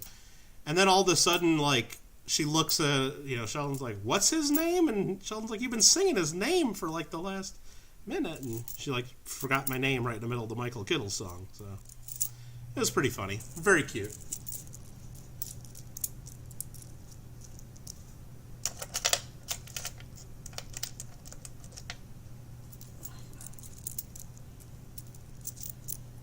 Yeah, it's like right in the middle. Like, she's like, what's his name? But I do have another package that I'm preparing to go out to the Paisley and Daddy show with a special secret treasure for Paisley that I had to ask permission from Daddy before sending it in to her, though, because the way the world is today, before you send a kid a bunch of chocolate coins, or oops, I just gave it up. I'm giving her a bunch of chocolate coins, but you gotta make sure it's okay with the parents. You just can't give kids a bunch of candy. It's a 1956. So she'll flip out when she sees that, and maybe we'll get another singing of the Michael Kittle song. And I told Sheldon if I knew how to do it, maybe I'd take that audio and I could have that be my channel intro and stuff, but I don't want to be like getting all my fame and subscribers off of Paisley like he's trying to do right now, right? We can't all be taking that. No, it's just great that they're able to do that together and they have a lot of fun with it, and the community's so great. They send in so much stuff because Sheldon's so generous to a lot of other channels and buys a lot of stuff from everybody in their auctions. And there's a 1960 and a 61 in there that were okay. But no, it's pretty cool that they're able to do that together and have fun with it. And like I said, even if you don't care about all that and you just want to try to win some more free stuff here on YouTube, subscribe to Paisley and Daddy Show. Every single one of the videos they do is a giveaway video, comment video. So if you just subscribe to them, and every time they put out a video, just say aloha, thanks, or great job, or whatever. I mean, you'll end up winning some stuff. But you have to watch the videos enough to, every now and then they'll have like secret words you gotta put in the comment, or every now and then, like, and then you gotta of course watch the winner's selection video to see if you're picked, because they're not just gonna email or contact everybody. So you gotta do a little bit. But hey, if you're one of those people that complain that you're not ever winning anything, or oh, I never win anything, go to Sheldon's channel and start watching and commenting on their mail call videos, and maybe you'll even like it too. There's a 1960. There's a pretty nice looking 1963. Yeah, who knows? Maybe you'll even like the videos and you'll end up winning some stuff. That'd be cool. And they give away some good stuff too. It's like they have a whole box of prizes they give away, and it's almost all nice silver coins, and it's like a lot of $50, and it's not, they're not just giving away like junky silver Roosevelt dimes either. It's nice stuff. They're very generous, and a lot of it's just stuff that they're being generous and giving away a lot, but a lot of it too is stuff that's been donated to them to use as giveaways, so that's real cool. 1973 and a 2010. Almost to the end of spot 9 here for Alfred R. And there's Nightbot coming in with the link to the Paisley and Daddy show that we were just talking about. So again, if you are one of those people that don't win anything, and the cool thing is some of those comment videos that when they do their mail calls, there's only like 30 people that comment over the week or so that they leave it up, and so you got a pretty good shot of winning. I mean, once they have 1,000 subscribers and they keep growing, you're not going to have that same chance. So right now you got a good chance. There's a 1958 we'll just put under there for a little bit, just to have something different. 1968. 64. Water looks normal. 78 or 73, I don't know. One of the two.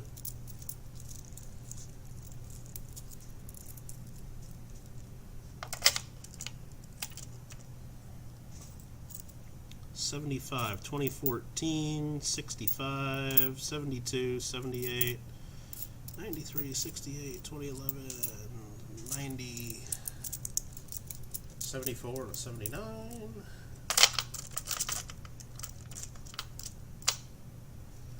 All right, a little bit more for this spot, then we'll switch to the next one. There's a 1961 that looks all beat up and crazy. There's a 63. Kelly, love the Paisley and Daddy show video. It's great. I mean, well, it's just great. They're fun to watch anyway, but it's just great to see that, you know, Dad and daughter are having fun doing something together and enjoying coins and sharing the love and fun with everybody else. And I'm sure it'll be something really fun that they'll be able to look back at years from now, and Paisley's probably not going to want to do the same videos with Daddy. Who knows? Maybe she will. I don't know, but just guessing maybe it'll change someday. But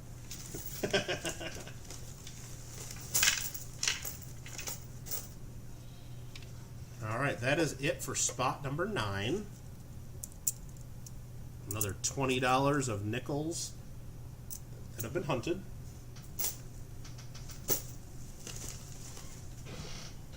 Put these to the side here. I'm going to do a little bit of rearranging here to make some room for these bags. Once you fill them up with coins, they take up a lot more space. Let's just put it that way. So make some room. Then we'll get on to spot number 10, and we already got the silver coin taken care of for Alfred R. We'll get some more nickels out. But you guys aren't going to let me start looking at these yet, because we need to do another giveaway. As Paisley would say, we forgot the giveaway. Yep.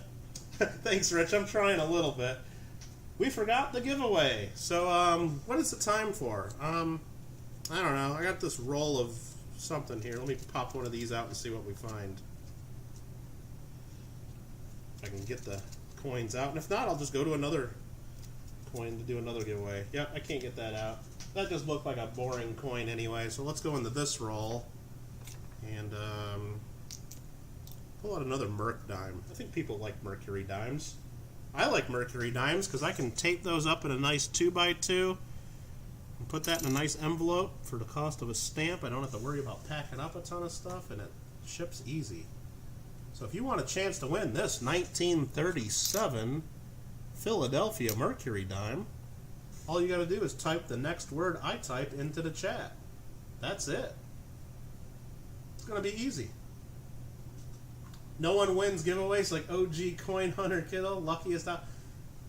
Part of it is being lucky, Spike that die crack. I will admit that, but also part of it is just that I enter a lot of giveaways too. There's a lot of channels, a lot of giveaways. You guys can watch my mail calls, and you can get in with all the same channels and all the same giveaways and probably win somewhere close to as much stuff. So it's not just all luck. There's just a lot of stuff out there. So what we got there is a Mercury dime. So if anybody wants to win that, all you got to do is type what I type next. It's just that easy. And good luck to you all. Lima Echo goes, Boomba shoots. Very cool. Yeah, Lehman, like I said, whenever they put out the video, all the recent comment videos, they're probably still not done the giveaway yet. And then usually once they get 5, 6, 8, 10 videos done, then all of a sudden they'll do a comment picker video where they'll just pick a bunch of prize winners all at once. And then all those videos will be closed, and then they'll start posting more mail calls, and then, you know, then eventually they'll do another comment video. So right now, if you go to Paisley and Daddy Show, there's probably 5 to 10 videos right now that you can win coins on right now just by going to leave a comment. Hey, everybody woke up. 1, 2, 3, 4, 5, 6, 7, 8, 9, 10, 11, 12, 13, 14, 15, 16, 17, 18 I see in so far. So we're going to go ahead and type stop in just a second. 19. I'm going to let one more person sneak in just so I can use that 20-sided die. And if they don't sneak in, then that's fine. So good luck, everybody. I want to thank those of you that have hanged out so long so far. Hopefully you're still having fun and maybe able to even do some multitasking while we look at some Canadian beaver nickels in the background. I'm going to go ahead and type in stop because I'm getting impatient. I want to roll this 20-sided die for the next winner. And we just rolled a 20. And I don't even think there's 20 people that answered, but let me just count real quick. 1, 2, 3, 4, 5, 6, 7, 8, 9, 10, 11, 12, 13, 14, 15, 16, 17, 18. I only see 18. I'll count one more time.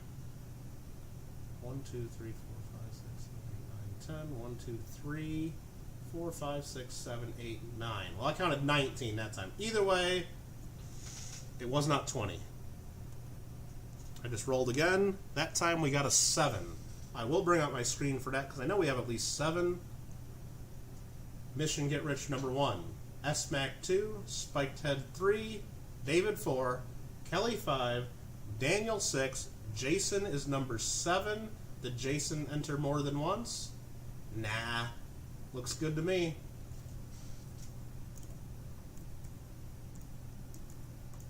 Boom. Jason is the winner. And I better write that down. 1937 Merc. 1, 2, 3, 4, 5, 6. And I got 9 things written down for giveaways. That's awesome. So I haven't forgotten anybody yet. So congratulations, Jason. Thank you for entering the giveaway. Congratulations on your win. You must claim your prize by sending me your email. Or not your email. By sending me an email of your address. How about that? And for those of you that don't know my email, I'll put it in the chat. But it's also right here on the screen all the time. Right between my fingers. Somewhere in this area. And this area. And this area. And I can get rid of that open spots thing now. We don't need to see that anymore, do we? Boom, gone. Because we're closed. We're sold out. Congratulations. Merc Dime, you're coming away. Courtesy of me and all the generous donors at the stream and all of the other streams, the channel members, all that goes into making these events happen. And, of course, all the people that bought spots in this break, because I always when I figure out how much it's going to cost for spots, I calculate what I paid for everything and how much I'm going to have to spend on giveaways, shipping, all that, so it all works out. And also thanks to everyone who did donations here. Look at that whiskey glass full of coins from all you guys today. That's just pretty darn cool too, so I appreciate that. And I'm sure the winners of these giveaways appreciate it too. Alright, nothing amazing there in that first spot in group number 10. 1960. Real nice 1964. 07, 77, 2012, 72. A year 2000. And this is the one we want to see the P. And of course it's not the P. 1980, 68, and a 64.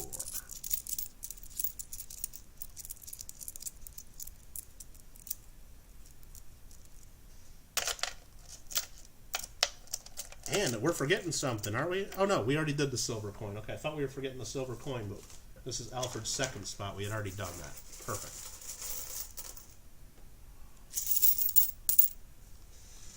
Again, just reaching into the bag kind of blindly and grabbing a handful. You get what you get. That's what's fun with the bag breaks. And those of you that think that this is a totally original concept of me and that I came up with this all myself, no, I cheated. There's a lot of baseball card channels that I watch and stuff that do that too. They do call them box breaks. That's why my buddy SoCal Box Breaks is named that, because he did that with baseball cards before too. So you buy a whole box full of cards or packs, and each person just gets one pack, or you buy one pack and then each person only gets players from certain teams, and you're able to buy an expensive item or older stuff or something you wouldn't usually buy for just one person. And everybody's able to have fun and participate in it. And some people get lucky, some people don't. And but you try to make it to where even the people that don't get super lucky, at least it's still a fair shot for them. There's a 1968 that's kind of dirty and ugly. But yeah, and of course, you know, since we're searching unsearched stuff, like I just was able to pick up from the coin shop another bag of wheat cents. So after we're done with these Canadian hunts, I'll be doing another video for our next 5,000 unsearched wheat cent bag break. And there'll be some new rules on that, because I only have 10 spots in that. And based on how good the last one was, I'm sure I got way more than 10 people that want spots. So we'll have to come up with something there. But yeah, it's just, I can't promise that. I mean, it's possible we'll do one of these bag breaks where everybody's just going to end up with bad, you know, or just average coins, because I don't know what they are. They're unsearched. Or everybody will end up with just amazing stuff. We don't know until we open it, and that's kind of the fun of it. So the wheats will be coming soon. Gav07's in the house. How you doing? Thanks for coming in. Hope you have been doing well. So we just got done with our first $4. I'm going to dump this into a bag for Alfred.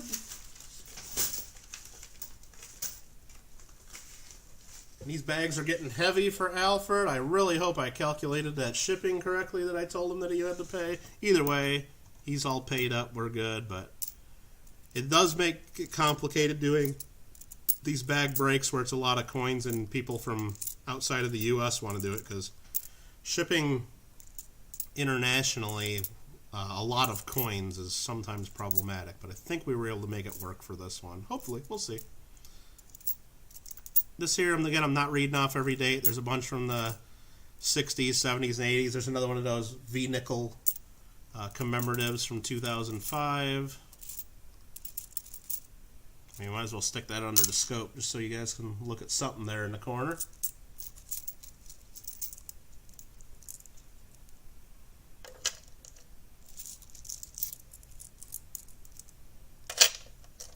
No, I figured it out. I can do the medium flat rate box. I'll be able to get all these coins in there. The only thing I'm not 100% sure about is I kind of just estimated what I think it's all going to weigh. And I know inside the U.S., flat rate's fine as long as it's under 70 pounds, which, of course, all this is under 70 pounds. But for international, they limit you to 20 pounds on the bigger flat rate boxes. I think it'll be fine. And if not, I'll get in touch with you and tell you, you know what, I'm just going to go through, tell me what the real common date nickels are, and maybe I'll pull a pound or two out of the bags, or maybe I'll just figure out what the shipping is and just, you know, cover it and count it, lesson learned. I don't know. We'll figure that out. I think it's going to be just under 20 pounds, if my calculations are correct. What else we got there? Find anything good yet? We haven't been finding a lot of older nickels. I think we found one silver nickel, which I wasn't expecting to find any at all. But yeah, we're finding some cool stuff. And we're finding a pretty good variety of coins too. So for people that don't have collections of Canadian nickels, there's a lot of older stuff, a lot of newer stuff. So with the albums that each person's getting as part of the spot, because each person's getting these here, 2 Whitman folders. One goes from 22 to 64. The other goes 65 to 2012. Getting brand new albums. I think everybody will be able to fill up a lot of the spots there pretty quick, and then probably end up with a lot of extras that if they're missing certain dates that are seemingly common. Here's a 1963 that looks real nice. They might be able to contact some of the other people here and say, hey, I need this date. Which dates do you need? And maybe some people will be able to make some friends and do some trading. Nice 1961. An okay looking 1959. We'll just go ahead and put that under there to have something different. Worst case scenario, JW's getting an extra pound. Yeah, exactly. Tell me what pound you want him to get. Yep. No, I think it's going to be fine. I think I did the math just based on what's the weight of each coin times however many numbers plus extra for packaging, and I think it only ended up being like 14 or 15 pounds, but maybe I forgot to convert something or carry a number, or I don't know. We'll see. It should be fine. It's just unfortunate that it costs what it costs, because just for example, to ship that flat rate box to Canada, instead of inside the U.S., it's like $12. To Canada, it's like $52. So it adds about $40 to the cost, which, you know, I guess if it's a break where it's a good enough deal or something you really like, then it's not a deal breaker, but it really kind of changes the game a little bit if you gotta add on that much extra that you know all the other people in the break aren't having to do. But like, for example, when we get to the wheat cents break, there's way more people that want spots than I have, so I think we're gonna have to do it kind of auction style. So my thinking is, and the 24 of you watching will be like kind of the first to get an idea of this, except for 1 or 2 people I talked to about it, is oh yeah, we're finding quite a few from the 80s, Kelly. So what am I trying to say? I think we're going to do it auction style, which I know some people will not like that idea at all, but I don't know another fair way to do it. So what I'm thinking is, anybody that wants a spot, last time they were $50 a spot. You got 500 wheat cents, and most people got way more than that in value. I know one of the people got a 1909S that I sent in for grading, and it came back XF45 that's worth like $150 to $200. So I'm not saying that'll ever happen again. They got really lucky. There's a 1984, speaking of 1980s, 76. There's a nice rabbit. So I think we got to do it auction style. So the way I'm thinking of doing it is, everybody that wants a spot, you know, last time they were $50, I sold out of those quick, and it was way worth it. I don't want to be the one to just pick some big number that it's going to cost people. Here's a 1959 that looks pretty nice. So what I want to say is, everybody just needs to email me the most you're willing to pay. What you would pay if you get a spot. So if I get 50 people that want those 10 spots, I'll have a list of 50 bids. So I'll go up to the 10th highest bid, whatever number that is. That'll be the price all of the top 10 people will pay. So if you're the number one high bid, you will no way be paying what you bid. You'll be paying what the 10th highest person would pay. So I think that's a fair way to do it. And then that means if you really, really want a spot, just bid like $1,000, because you'll get a spot then. You'll just pay what the 10th place is. Unless I get 10 people all bidding $1,000, then, you know what, all you guys got to pay $1,000 each, which that'll never happen. But there's a nice 1963, another, I thought it was a 59, but that's a 69. just got back. Did I miss anything good? We're almost getting to you, Greg. We're getting towards the middle of Alfred's 10th spot. We've been finding some older, a good mix of some old and some new. Pretty much the same how we've been doing it. And I keep getting some nickels stuck there, but we just found another George the 6th. This one's got some dirty toning on it. It's a 1946. What do we got here? Oh, Liam saying it would be bad. Yeah, if everybody wanted to do too much. Can't hang out long. I wanted to say happy birthday, Boomba Shoots crew. Thanks, Roy. Appreciate that. Thanks for stopping in. Hope all is well with you. And thanks for the happy birthday. We got ourselves another George the 6th. 1942. There's a really dirty 1987. It looks like it might have been underwater for a bit. 09, 2010, and 2011, right in a row.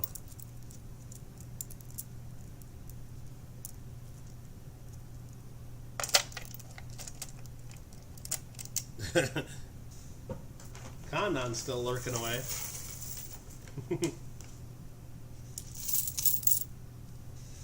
1973, 68, 2010, 78, 2008. This one I cheated and already saw the date, but I'll kind of hide it for you guys. Oh, look at a gash in his head there. That's unfortunate. Yikes. 1940.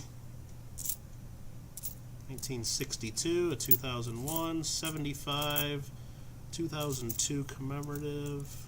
There's another earlier one. It's in pretty good shape. 56, 63, 04. Unpopular opinion, Humpty Dumpty was pushed. You know what? I wasn't there, so unless I have I had to think back quite a ways to law school when I took the classes on evidence and all that, which I didn't do very well in, admittedly. It's all hearsay unless I have good evidence. How about that? So, show me a witness. Show me proof. Oldest coin you found was a 1915 Buffalo nickel. That's pretty cool. So that there fills another row up there. There's an 85, 2000, 79, and a 68. So there is the next $4 worth there.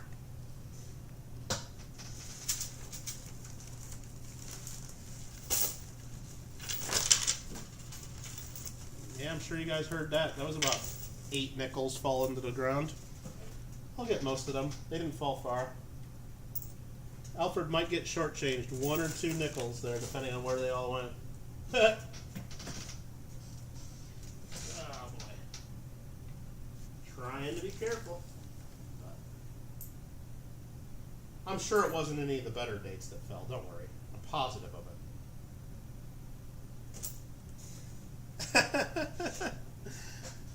Very cool, very cool. Oops, indeed. Let me just take one more quick look around before I drop the next batch for the next person, and then not sure whose nickels are whose down here. I think I got them all, but let me just quickly look around.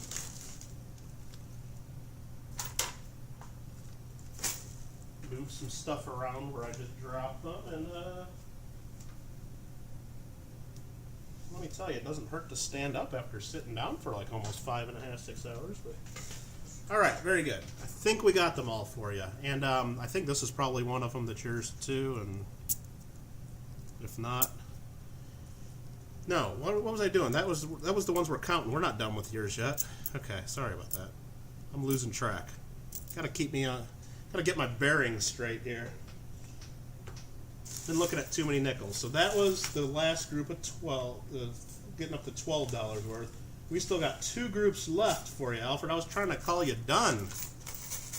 All right, let's get back into it.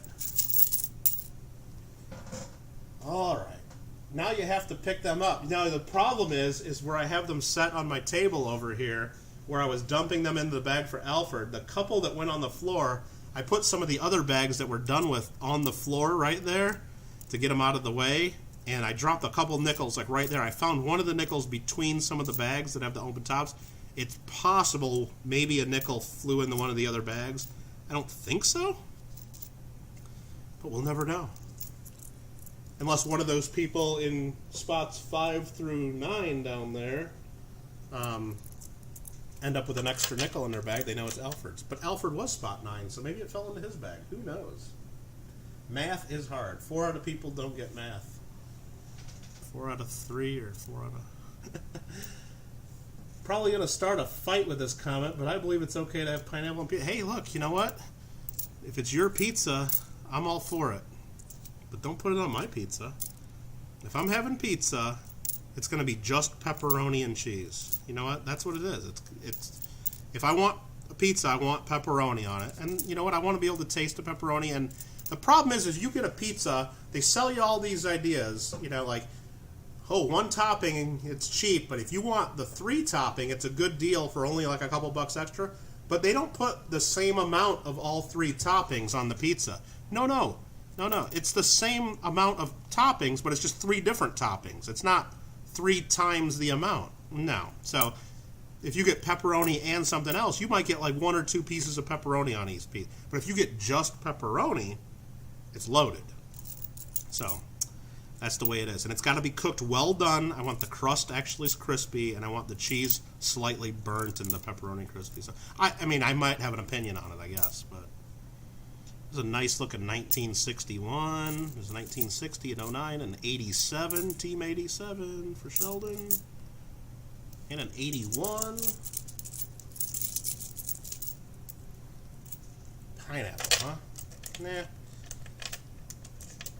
See, I like nice, fresh pineapple, cold pineapple. I mean, you can even see it on desserts, you know. Pineapple upside down cake's not bad, but I'm not a fan of, like, I mean, I'm less of a fan. I mean, I don't hate it, but I'm less of a fan of, like, warm or hot pineapple. It's just, you know what?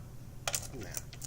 Which is weird, because then I start thinking that maybe that's the way it is with all fruits. I'd rather not have that, but I really like warm apples, like applesauce or, like, you know, stuff like that. That's, you know, fresh and eating that with a meal, or I don't know, whatever. But I know I like pepperoni pizza, and I'm not going to change that, I'll tell you that. I don't know, my sausage is okay too, but then again, if they put tons of sausage on it, that's just less pepperoni that should be on there. I don't know. It's just my, and I'm sure not every pizza place is like that, but if you order from the main places or the big chains, it's exactly what happens. You get these where you get the 2 toppings or the 3 toppings, and they just short you on each topping. You don't get 3 1 topping in portions. No, not happening. Look up Thanksgiving pizza. Nah, I'm probably not going to do that. That doesn't sound very good, and probably get sick just thinking about that one, Alfred. We just found a 1958 there we put under the scope for you. Let's get some more nickels. All right. 1962, 2012, 07, 2012, 1980, 61, 66, 09, 73, 07, 64, 2010, 09. This is an old one. That's a King George.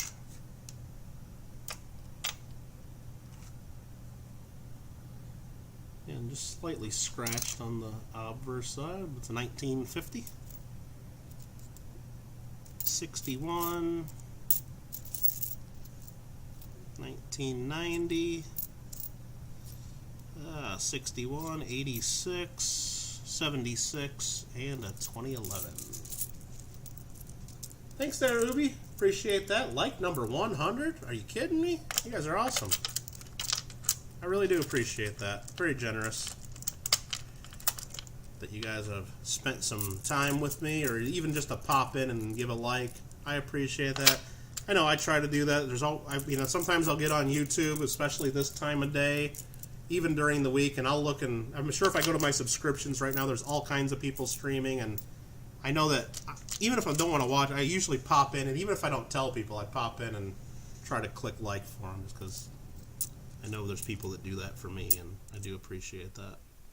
So there's another $4 of nickels. We'll try not to spill these all over the floor this time. That one went way better.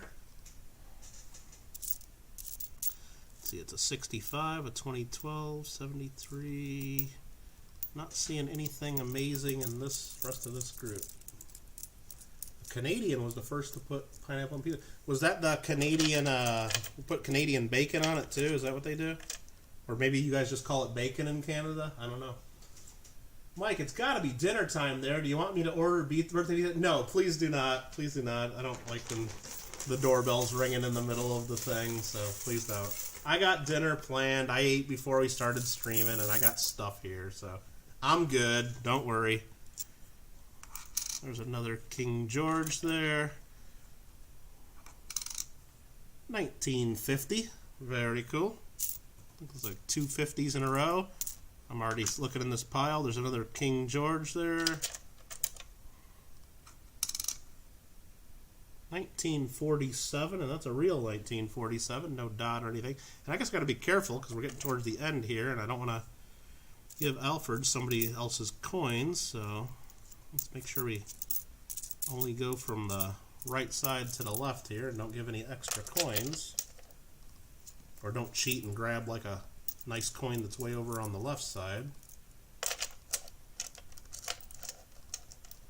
Thanks, Amanda. Thanks for looking out.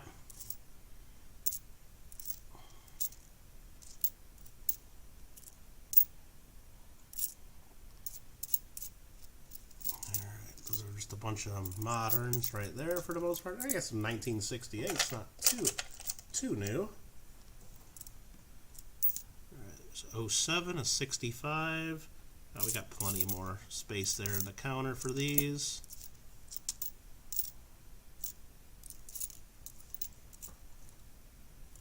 There's a little bit older one there too, in 1957.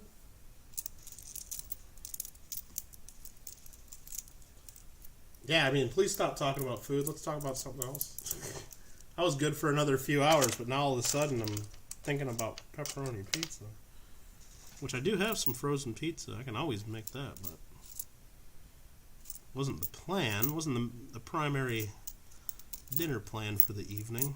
So 1964, we're getting lots of those. In 1976, David Carlisle is back. Thanks for hanging out, David. All right, I gotta be careful. We got plenty of space here, so I think all these are going to be, because I see 2 King Georges in a row right here. These are part of Alfred's spot. There's the first one, 1940. We'll put that away right away. Second one, 1940. Must be a relatively common date for King George, because we've been finding a lot of those. 65, 61, and a 75. Team cent or team penny, and why? Well, I do like both cents and I do like pennies, but when I'm talking about American coins, I do like cents because that's what they are. They are not pennies. The United States does not make a penny. Don't tell me about the box that says penny on it. Don't tell me that that's what the bank calls them, because the bank's wrong, your wrappers are wrong, your rolls are wrong, you're all wrong. They're cents. It does not say penny on it. It's never said penny on it. The U.S. government has never correctly called it a penny. They had made a mistake a few times in some of their marketing, the U.S. Mint has, by saying the word penny, but they usually correct themselves in that same thing. They say penny, and then they pay, as most people call it, but it's really cent. But yeah, it's a cent. Thomas Jefferson and some of the other founders who started out the country came up with our decimal coinage system in approximately the late 1780s, early 1790s, because we wanted to be different than England.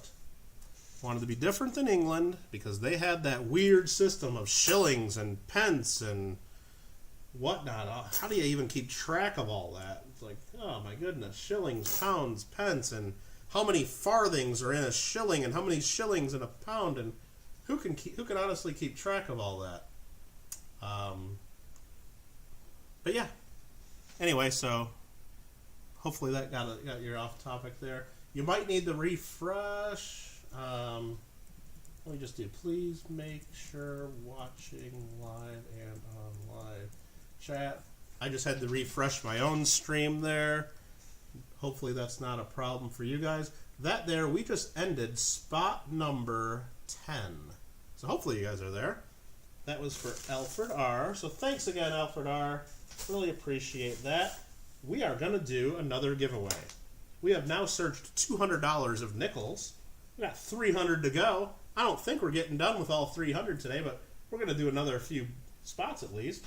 Next spot is for Greg King. If Greg King is still watching, need to give me a number 1 through 25 to find your silver coin and see if it's still available. And we're going to do another giveaway here. Let me find a few coins. I knew Alfred knew the answer to that. And I thought I was going to guess somewhere around there. Oh, I forgot the crowns. You're right. Exactly. Confusing as heck. So we went decimalization.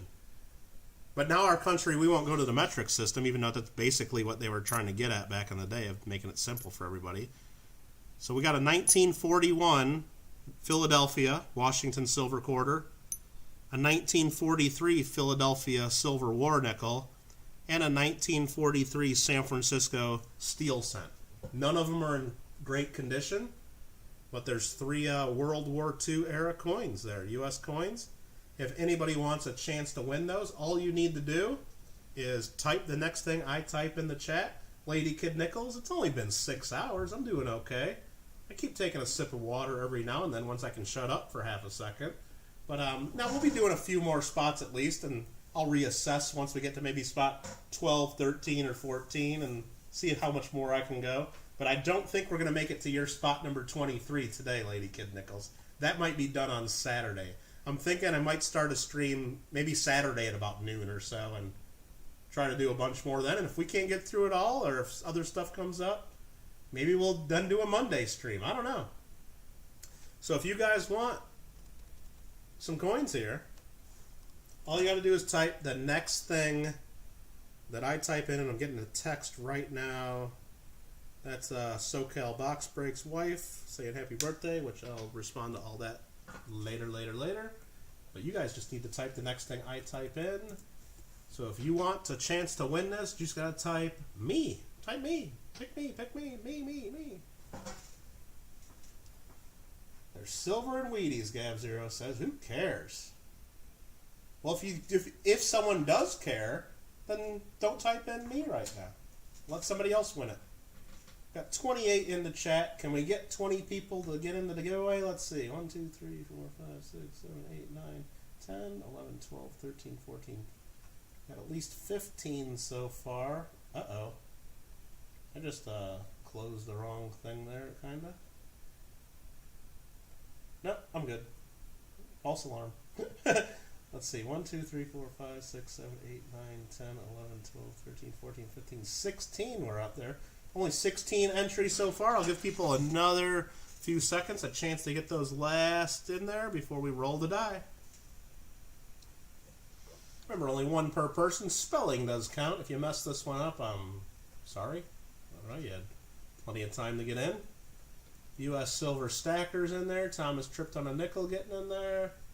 And let's just type in stop. I got to have a cutoff point sometime. We'll roll that 20-sided die. We just rolled a 7. 2 7s in a row, I think. Let's see who's number 7. Number 7. Yeah, Gav07.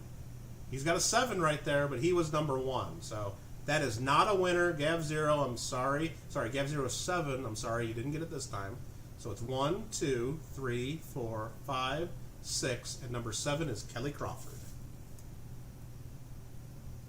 So Kelly Crawford. But I do, well, let me just confirm. Kelly only got in one time. Looks like it's correct. So, Kelly Crawford. Very cool. Congratulations. Gav0, you almost cheated your way to a win by having the number in your name, but I didn't fall for it. You didn't get that one by me. Congratulations, Kelly. Get the nice World War II typeset. Or a little pyramid of coins, as they call it, when you stack them up into a little pyramid like that. How about that? Very cool. Congratulations. Thanks for playing. And now on to spot number 11 for Greg King. Did Greg King tell me what number he wanted and I just didn't look at the chat to listen? I don't know. I haven't seen Greg King in here in a little while. Greg King, are you in the room? Are you in the house? Let me...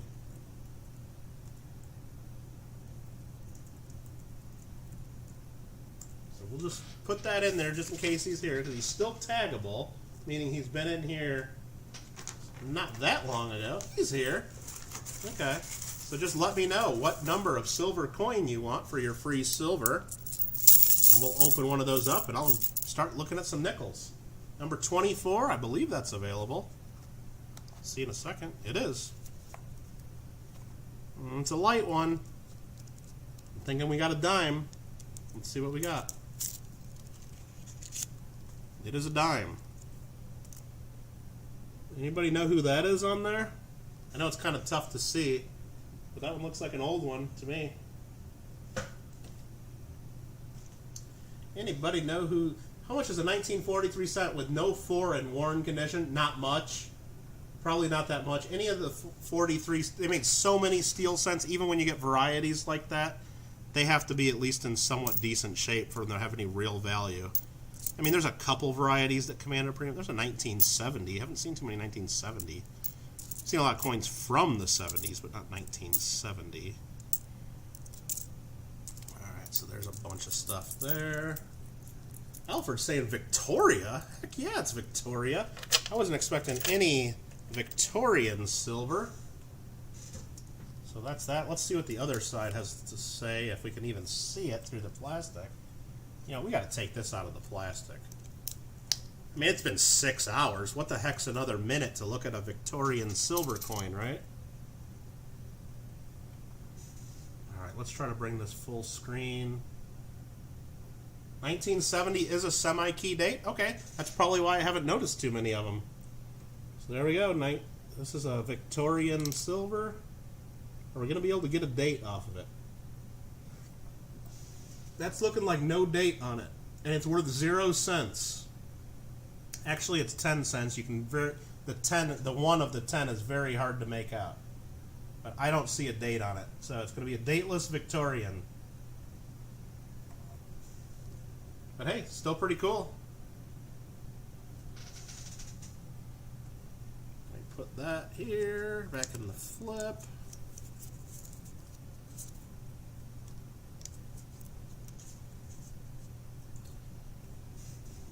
Nothing wrong with some Victorian silver. As a bonus, too. So what the heck, huh? 1961, 1962. We'll put one of those in there because I just like looking at them. I know they're not worth anything extra, but they're cool. 1980, 2011, 68, 07, 08, 71, 68, 72. Break out the hot sauce. Well, I'll let Greg do that if he wants to, so he can try to bring out a date on that. I don't think that works on old Victorian silver coins, though. I would not recommend it. But I'll leave that to the hot sauce channels to tell you what to do to your coins there. So 2015, that looks pretty nice. It's got a little bit of a different design almost there, it seems like, just like the way it's... Maybe they used a different die that year. 65, 06, 05, 09, 04, 1966.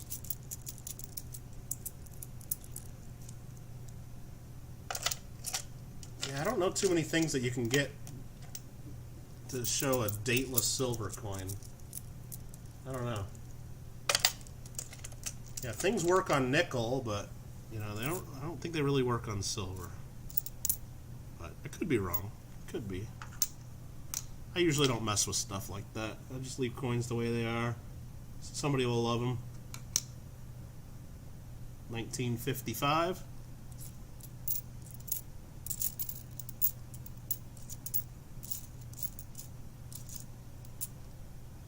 It's 1968. Bunch from the 1970s in that group there. Some nice ones too. Pre-1901. Is that when the Victorian ended? So chances are that's from the 1800s, I would guess. That's pretty cool. Either way, it's 120 years old or so, if not a lot older.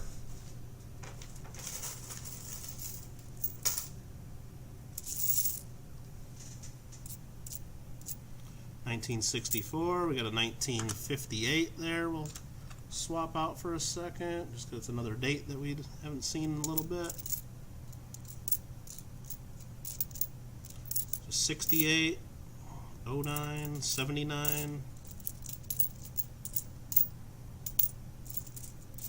61, like a real nice 1980.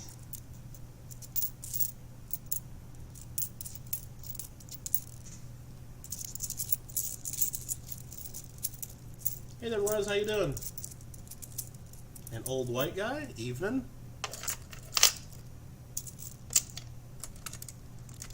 Thanks for joining us and checking out the Canadian nickel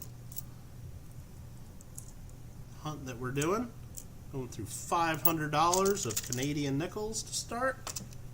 There's the first group there for spot number 11 in this hunt, which is all going to Greg King.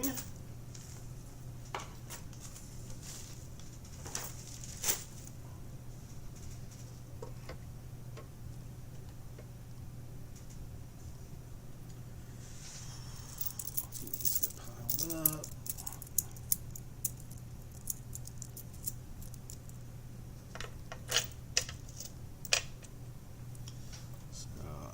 All right.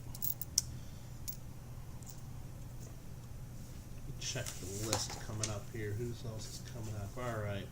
So what I'm kind of thinking is, I don't want to overdo it. So why do we need to get crazy? And there's a lot of other people streaming. So we're on spot 11 right now. Here's my thoughts and see what you guys think. I know I could go another few hours for sure.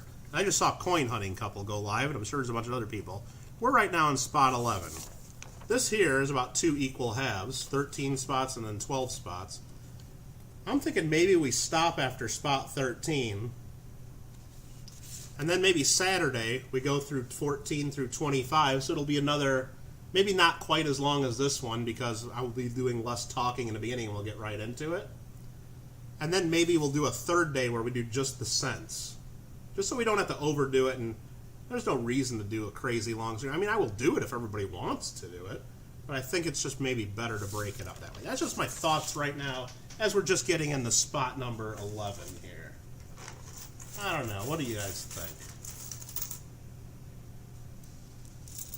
Lima has to go. Hey, thanks for hanging out so long. Appreciate it. Have a good one. And looking forward to that mail call when you get to it. But hopefully it showed up. What do we got going on there? Don Berry donated $9.10. He just wanted to be stream boss, it looks like. Seeker had 909 points, and Don just eliminated Silver Seeker with a 910-point blow. Boom, birthday. Oh, that's funny. Thanks, Don. Appreciate that. There's a nice 1957. Keep going as long as I want? Yeah. Pretty much. I mean, I'm good going with it, but I'm just trying to think of the way to break it up. Like, if I went to spot 15 or 18, or I just know we can't do 25 tonight. I'm not going to be able to do that. I don't want to do a disservice to the people towards the end there and just, you know, not do a good job. So, and just thinking of how long it takes to even do like 5 spots like this, to try to squeeze that in and then go right into 5,000 cents, it's, I don't know if that's going to work either. That might make that stream way too. So I'm just trying to It might be better just to make 3 streams that'll be pretty equal, I think. I don't know. And you know what? It's my channel, so I guess I can do whatever the heck I want. And if you like it, you'll be there and hanging out with me and being part of it. If you don't like it, you'll tell me too. But I think I'm just thinking out loud, and I'm thinking that probably works. Do your birthday, do what makes you happy.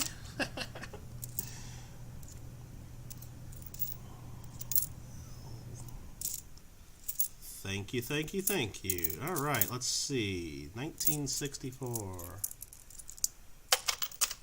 Lots of nickels, lots of nickels. And that one got stuck in there for some reason. Come on, get in there. All right. There's another young head, 1956, but it doesn't look that great. It's still a 1956. 1961. Getting a good mix here still. There's a real nice 1965. That's probably a proof-like. I mean, that's just way too nice for a regular 65.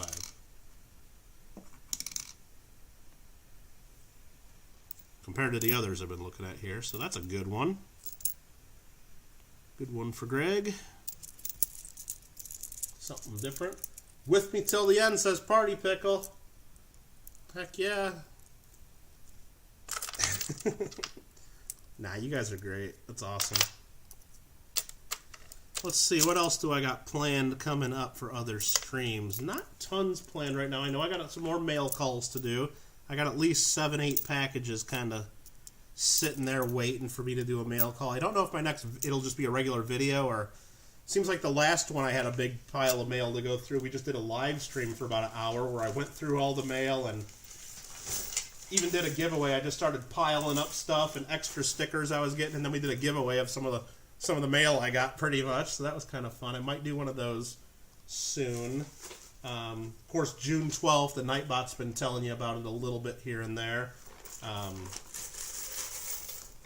We got a Coin Club meeting on my channel, and we got a pretty good guest speaker coming in for that. It's not official yet, so I'm not going to get into details too much, but it'll be worth checking out. We'll do giveaways during that stream from the Coin Club. We'll also have a short auction, too, that all the proceeds benefit the Coin Club. So it's fun if you haven't checked out our Glendale Coin Club meetings. That we can't meet physically at our library meeting location because LA County won't let us, and probably won't let us for several more months, unfortunately. So we've been doing it through YouTube, and it's been fun. So plenty of giveaways and fun involved there if you're interested and you haven't attended one of those. Other videos I got planned. I got a bunch more nice coins I've been buying, so you'll see some more of the short videos I do with the white gloves on my slabs and twirling them under the light. I got more of those coming soon. I got a PCGS unboxing video I need to do soon because I still got the box sealed up here. I need to get that opened. Alfred R says I got lots of farming simulator content. So, yeah, that's on the other channel. And Alfred, I think you caught me. I'm not thinking. I just want to be done with this right now so I can go play my farming simulator, right? No, I'm just. But who knows? Maybe later tonight, if you're a subscriber to Kittle Got Game, maybe you'll see a live stream pop up saying Michael Kittle is a farmer. E-I-E-I-O. JW's playing right now. He's shouting it at us. Shouting it at us big mill style. And there's my gaming channel if you want to check out what the heck I'm talking about later. Or maybe I'll try out one of the other games, the City Skylines, or maybe we'll play a little Call of Duty because I haven't played that in a while. But who am I kidding? We're playing Farming Simulator if we play anything at all. There's a 1966, a 1960. I think I named one of my streams that the other night. It was Michael Kittle is a farmer. E-I-E-I-O. Yeah, I thought it was funny. But it's so hard to set up the streams. Well, it's not hard to set up the streams through PlayStation. That's the only reason I'm doing it. It's because you just hit the share button and you basically put in your YouTube stuff one time and bam, you're live. But to do the title of the stream and to do all that, it's a pain in the butt. So the titles are always going to be very simple and the descriptions will be very simple. I mean, I guess I could edit that all back later. There's a proof like 65.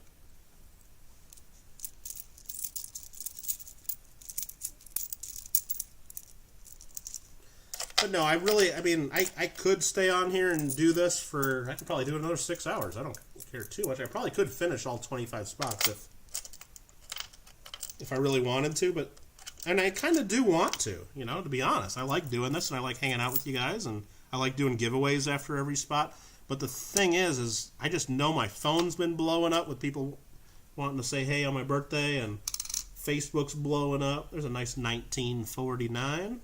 Which I heard is a little bit better. I just think I should probably be responding to some of those people and not like putting it off until like midnight, and probably be the more polite thing to do.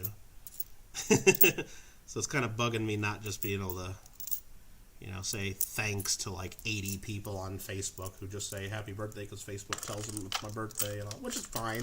I appreciate that, even though I know it's, you know, they didn't know it was my birthday until Facebook told them. That's fine. I usually don't know it's their birthday until Facebook tells me.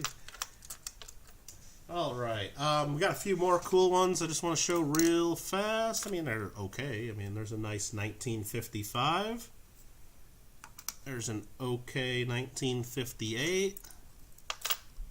And this one just looks a little different because we've seen a lot of these rabbits, but I don't know if I've seen one worn down like that. So, nice little worn down...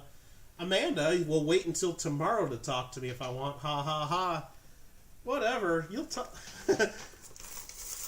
You're on Hawaii time, so even if I go back on my farming simulator later tonight and farm for a few hours, which I always say I'm only going to farm for like an hour or two or play for an hour or two, and it turns into 6 hours or 5 hours, it'll still be it could be 3 in the morning for me, and I'll still call you because it'll only be midnight your time. So. That's funny. Is there a Canadian nickel with an old guy on it? I mean, if you mean like one of the kings, probably. Instead of having the queen, sure.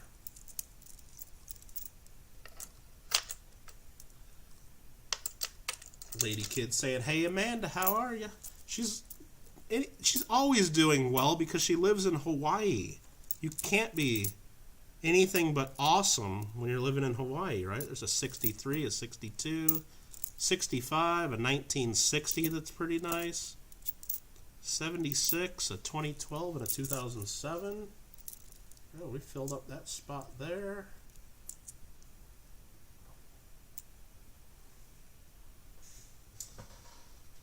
Oh, I think she was just asking, how are you? I don't think she said, how old are you? Unless I missed somebody else asking, how old are you?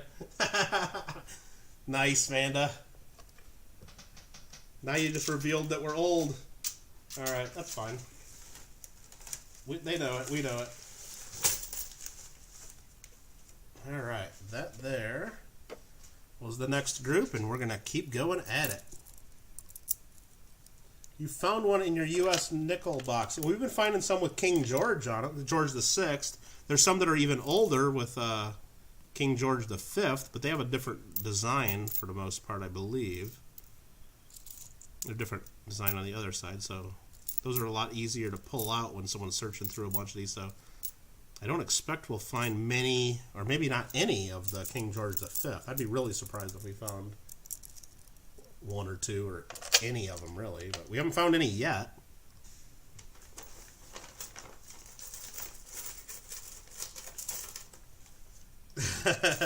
There you go, Lincoln. Yep. I'm like, it wasn't my birthday yet, but I'll take it. No, and that's the problem. I didn't realize that. I tried to go to sleep early last night because I knew I'd be streaming a ton today. There's a 1947 with the maple leaf after the date, which I guess means it was really minted in 1948, which is cool. Yeah, I tried to go to bed early last night. Well, early for me, like try to get in bed and sleep by midnight or so, because it's usually kind of a night owl. And then right when I'm starting to like get tired, Lincoln Central. No, I'm not going to blame you, Lincoln. No, it was before that, but just like all night, like because you got a lot of people on the East Coast that are either getting up early or they're up late, and they see on Facebook when they get on Facebook 1, 2, 3 in the morning. My phone was like beeping and doing notifications. Like I had to like put my phone in the other room like at some point in the night just because I kept getting so many notifications and people doing texts and then other people doing the messenger through Facebook, and now, of course, you guys are like, hey, why didn't you just, like, disable your notifications? Well, yeah, I just really don't know how to do that. I mean, I kind of know how, but I'll forget that I did that, and I won't know how to put it back, and I mean, seriously, if I show you my phone right now, it's still got the default background and the default ringtone from Samsung, so I used to know how to do all that stuff, and I kept up with it, and now it's more of a pain than anything, so I guess I am getting pretty old, I guess. Alright. There is another old guy on a nickel, if that's what you're talking about. There's King George VI. Actually, looks like a pretty young guy on this one. 1942.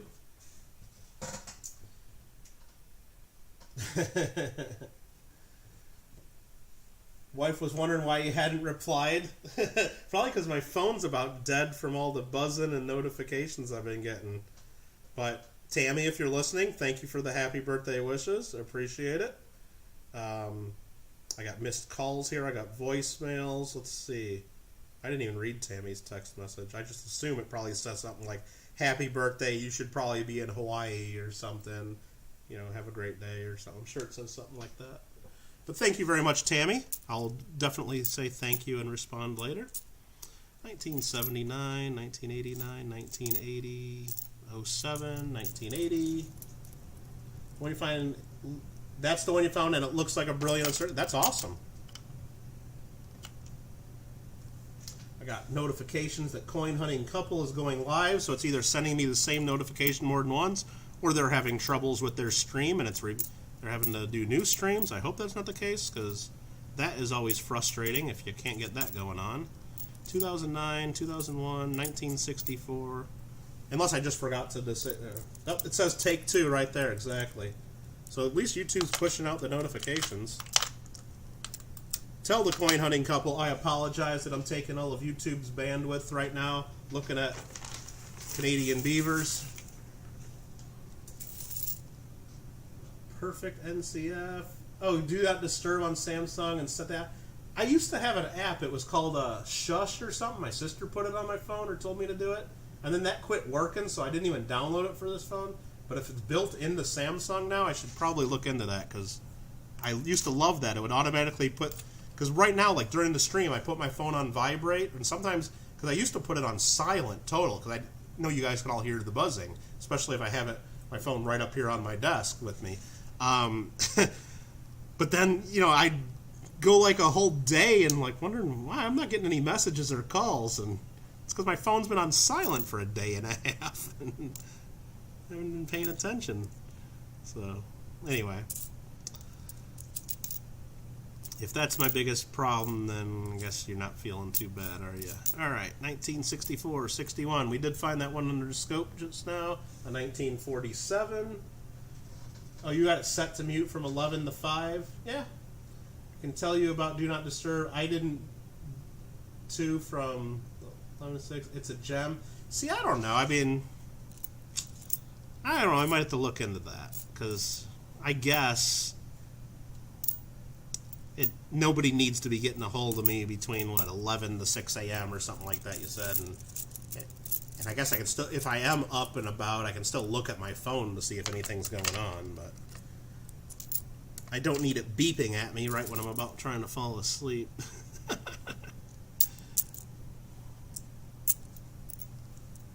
Alright, there's another group of nickels for Greg. We got another $4 to search.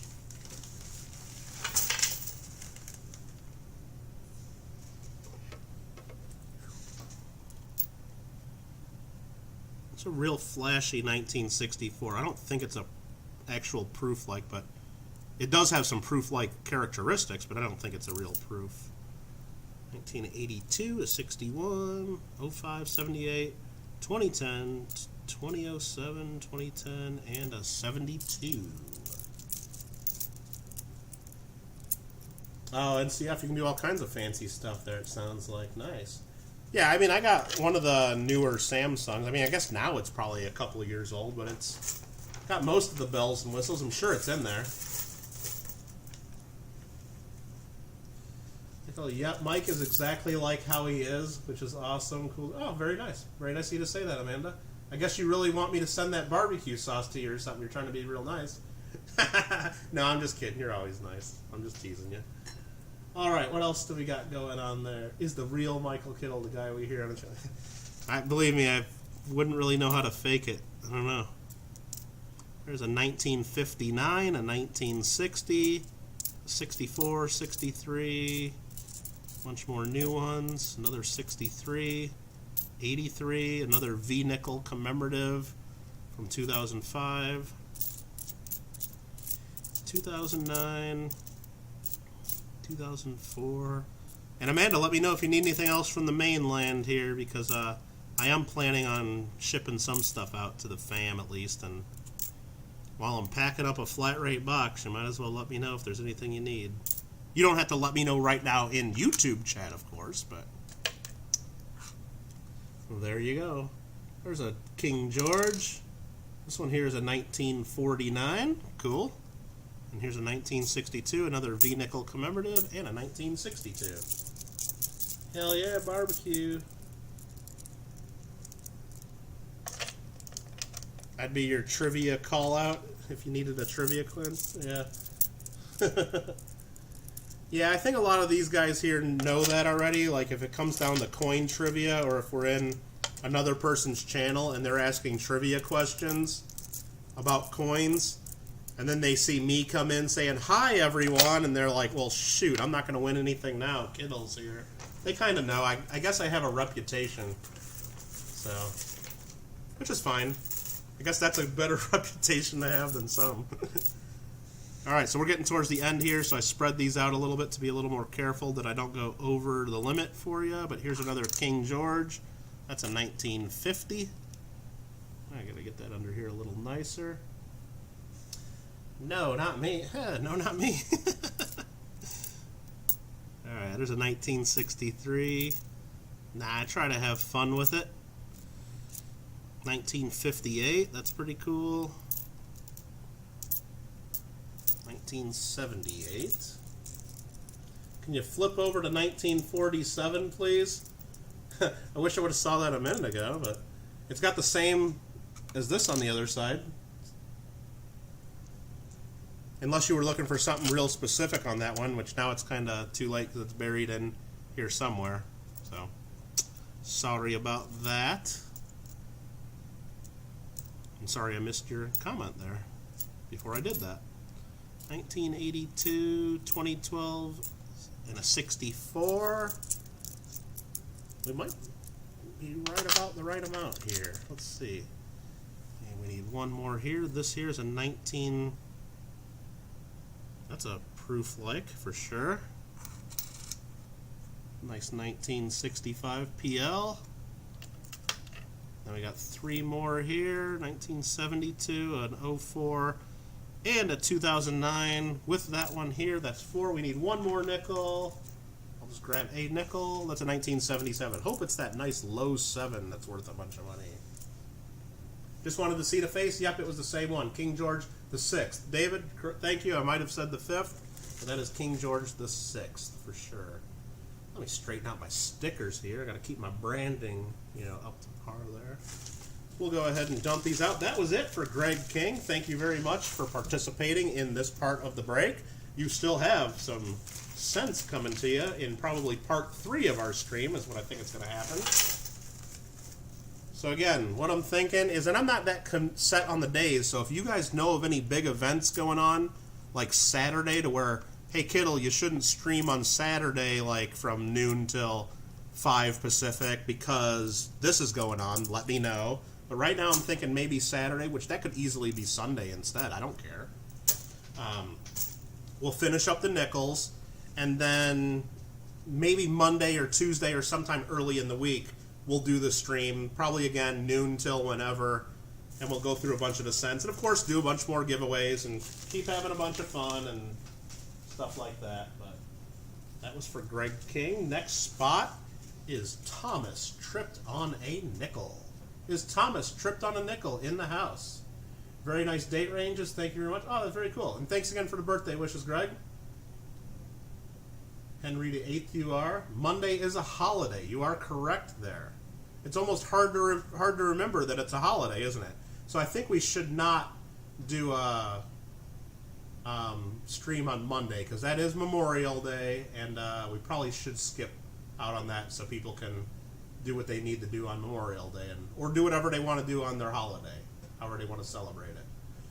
Shibby does a stream Saturday. I know there's a lot of people that do streams. Like I know Penny Dog does it early. I know there's just tons of them. So I'm not as worried about people that have regular streams. I'm just more concerned about like people that have like, you know, a big auction or something like for charity or something like big that I should have heard about. But Thomas, you want to pick a number 1 through 25 and see if we have that there while I think about the next giveaway? He tripped on the Canadian nickel and said sorry. Yep. He said it like 4 times. So I appreciate you letting me know that, Lady Kid Nichols. I don't think about that, but I think it'll either be Saturday or Sunday. We'll get into the next part of this. I'll think about that. I'm not convinced. Let's see if number 8's available. I think it is. You guys are getting pretty good at this. Number 8 is available. And then I think maybe we'll do the nickels on either Saturday or Sunday, and then I think we'll do the cents on Tuesdays. Kind of what I'm thinking. Only a holiday in the U.S., but it's a pretty big deal, and a lot of people, you know, celebrate it because it's Memorial Day. They actually, you know, go out there and celebrate the holiday, and a lot of people just like the day off, or they go to the beach and screw around all day. Whatever, however they want to celebrate it, that's fine with me. But I think it'd be better if we're not streaming at that time. So there's the first handful of nickels. Please do not trip on this one here or any of these, Thomas, but let's see what you get for silver. This is spot number 12, and I forgot to do a giveaway. I got to do the Paisley. We forgot the giveaway. And what we got here for the silver, though, for Thomas tripped on a nickel it's a silver dime, and it's the 1967 with some toning. It's got the fish on it. I'm sure there's a proper name for what fish that is. Can't remember it off the top of my head, but it's a Canadian fish dime with some nice toning on it too. Very cool. That is your silver coin. And speaking of silver coin, we forgot the giveaway. How can you guys let me forget the giveaway? It's hard to forget Monday holiday. Yeah. Not hard to forget when you get a double time pay, that's for sure. All right, what else we got going on here? It's a holiday with a stay-at-home order. Yeah, for most states, you're right. Unless you need to go to, like, a big store that's, like, making billions of dollars. What did we forget, Paisley? We forgot the giveaway. Shoot, I better do it before I forget again, huh? What do we want to give away? I know what I want to give away after the next one, but what do we want to give away now? Heck, let's do it. Let's see what's in this roll here. What a proof quarter. I'm starting to run low on those. I need to talk to my coin shop. Speaking of coin shop, it's a mackerel, huh? I thought that was kind of what it is. So here we go. It's a 1960 proof Washington silver quarter. Let me write this down so I know what we're giving away. Remember, you want to win this coin, all you got to do is type what I type. I'm going to type a word in about 30 seconds here. Very easy to do. Spelling counts, numbers count, whatever it is. You just got to type what I type once per person, only if you want to win. Everyone will have an equal shot at winning as long as you type what I type.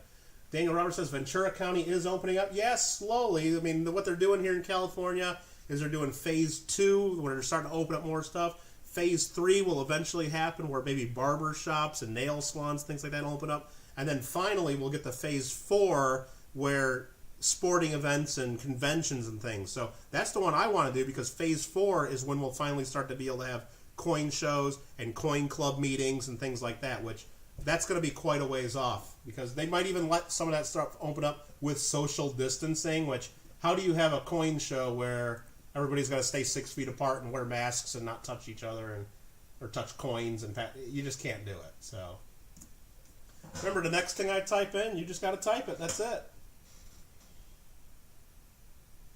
Old white guy can't type? Well, take your time. You're going to have at least a full minute to either pull up on your screen, on a phone, a keyboard, whatever you got, to type what I type.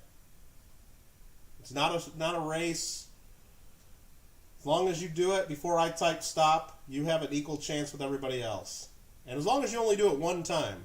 There you go. You're in, old white guy. JW was not first. He was probably farming at the moment. So he had to set down his controller. 1, 2, 3, 4, 5, 6, 7, 8, 9, 10, 11, 12, 15, 19, 20. We're at exactly 20 right now. So you know what?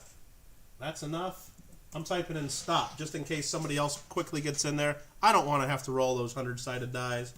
We're rolling. We just rolled a 6. Sorry if you didn't get in on this one. You had your chance.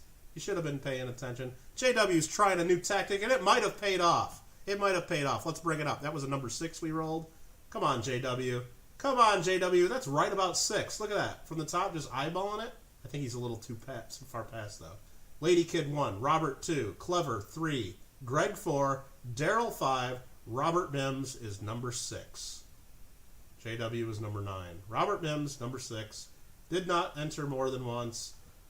Congratulations. We'll type in Robert. Look at all the Roberts in here. Robert was bound to win, huh? All right. Thank you very much. Congratulations, Robert Mims, a double winner.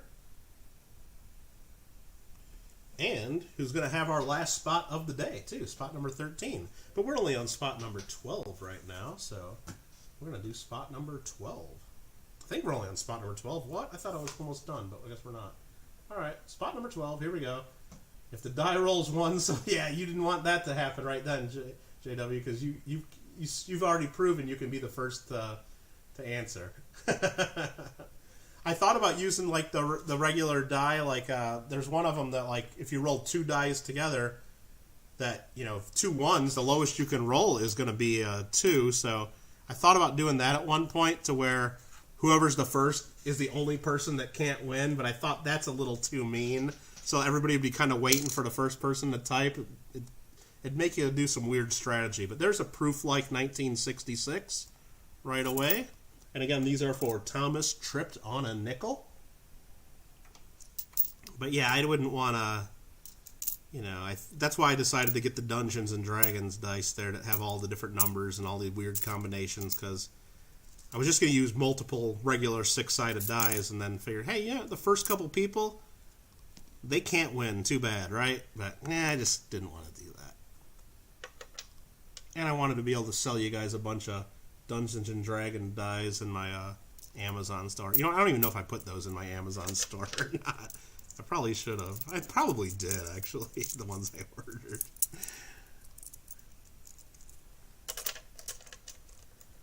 That's tomfoolery. Cheese and rice, JW. Cheese and rice. All right, let's get some nickels hunted here. Here's an old one I saw the other side already, but I'll show you with some suspense. Nice looking Georges the VI, the 6th. And we got ourselves a 1949 Beaver. There's a 2014, 07, 99. I haven't seen too many 99s. That's kind of weird looking. There's a 1980, and just from far away it looks like it has a thick date. So I'm going to look at my loop. Nope, it was just a shadow. I know I read about a 1980 double date in one of the guides I was looking at, but I don't remember seeing a good photo of it anywhere. So 1965, 68, 79, 2011, 62.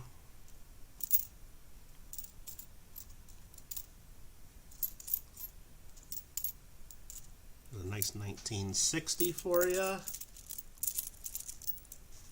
Yo Kittle says 23 KC. Well, yo.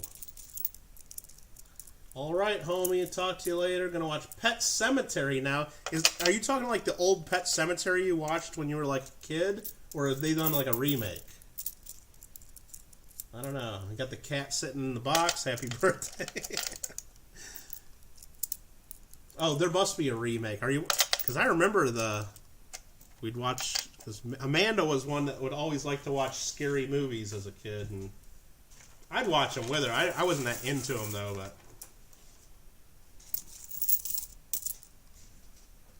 the remake, huh? I don't know if I've ever seen the remake. I haven't seen the original one in forever, but heck, the last time I watched it might have been with Amanda when we were kids. I don't even remember. There's another George, 1947. No dots or maple leaves after.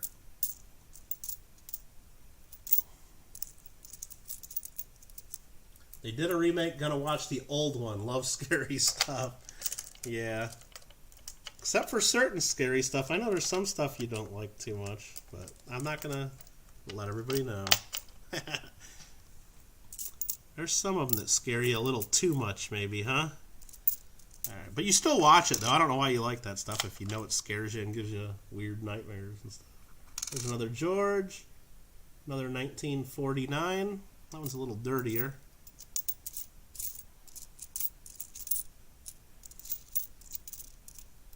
My computer fan is making some noise now. It's telling us. You've been streaming a while, bud. They did the remake and it's on Amazon? Oh, if it's on Amazon Prime, that's cool. 1962. A little bit older one. It's another 1962 and a 1968, a 71. Another King George coming up here. That's that. A little scratched up on the one side, but it's a 1942.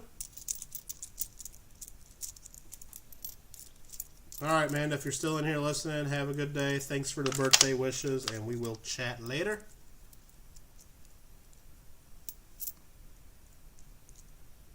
She'll be telling me later, hey, you know that super chat I did earlier of the $99.99? I was just doing that to help your channel, so you need to pay me back. You know that, right? I'll be like, what? That's what I'm expecting on the call there. No, I'm just kidding. I know that's not the case. Not a chance. Alright, what else we got here in this group? For Thomas, tripped on a nickel, buying 400 nickels from me. Do I need to have him sign a liability waiver? If Thomas trips on nickels and I'm sending him 400 nickels, do I need to have Thomas sign a waiver? There's a 1959, a 1957. I might have to have him fill out some paperwork before we send these. I would have just sent you 100 if I knew YouTube was going to take 30%. No, it's fine. It's part of the deal. But yeah, no problem. Thanks, Amanda. No, she ain't gonna want her money back.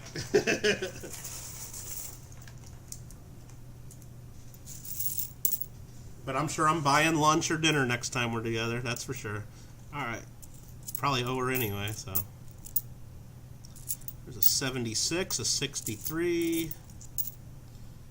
05, 01, 07, 65, 75, 78, 61, and an 85.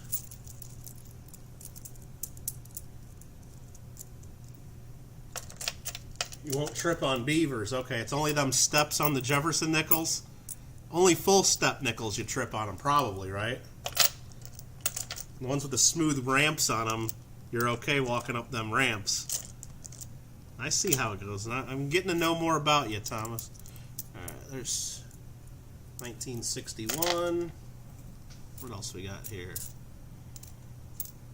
So, maybe that's what we got. It's instead of what? Is it T-tone is what they call you? Or we gotta be Thomas tripped on a full step nickel. Maybe we gotta spice up your name there a bit.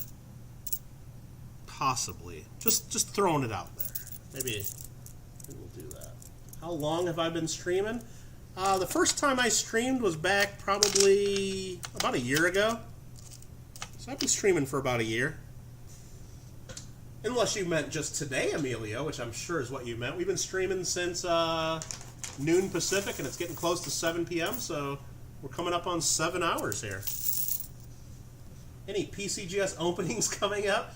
Yeah, I do have a PCGS box, and also one coin from NGC. I do have a unboxing. I need to film that sooner than later. Yeah, I got a lot of videos I need to be doing, but anytime I think about sitting down to do work like that, the fields call me. Farming Simulator 19, and I gotta get on there and tend to my fields, Don, so there's priorities, you know? The coins will be there, but I don't want to lose my crops, you know? Even though I have it set to where the crops will not, what do you call it? Hey, Thomas Aaron, thanks for subscribing. I have it set to where the crops will not wither or something, so I could leave them up there forever and they're not gonna, what do you call it, go bad. That's funny. Dinner was awesome. Glad to be back, Lima. All right, cool. Yeah, we're on spot number 12 right now. We'll do a giveaway after spot 12, and then we'll do spot number 13. That's going to be the last of the day, I've decided. And then we'll do a nice giveaway at the end of that one, too. So at least 2 more giveaways coming up. The 1968. There's a few more from the 60s here in this pile, but nothing I feel like shouting about. The last Rambo movie is on Amazon.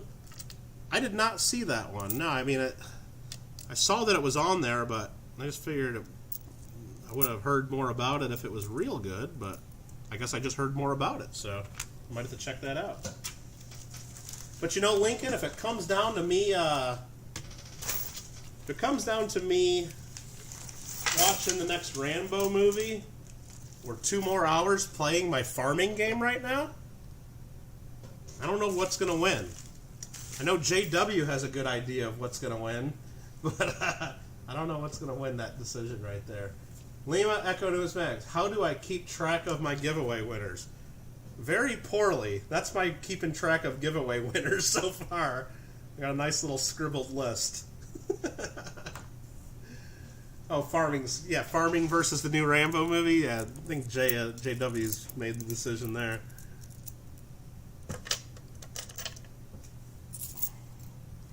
(2008), 1965. There's another one of the V-Nickel commemoratives there. Nice if we found another one of the originals before we end the day. Did we find 2 or 3 of them? I think we might have found 3 of them pretty early on. There's a 1962, a 1972, a 68, and a 1960. Just did 1,000 in Canadian quarters and got 78 silvers, huh? Wow. Now, is that just quarters from your bank? Like just searching through bank rolls? Or that's a lot of silver. Still a kid inside? Yeah, a little bit. A little bit.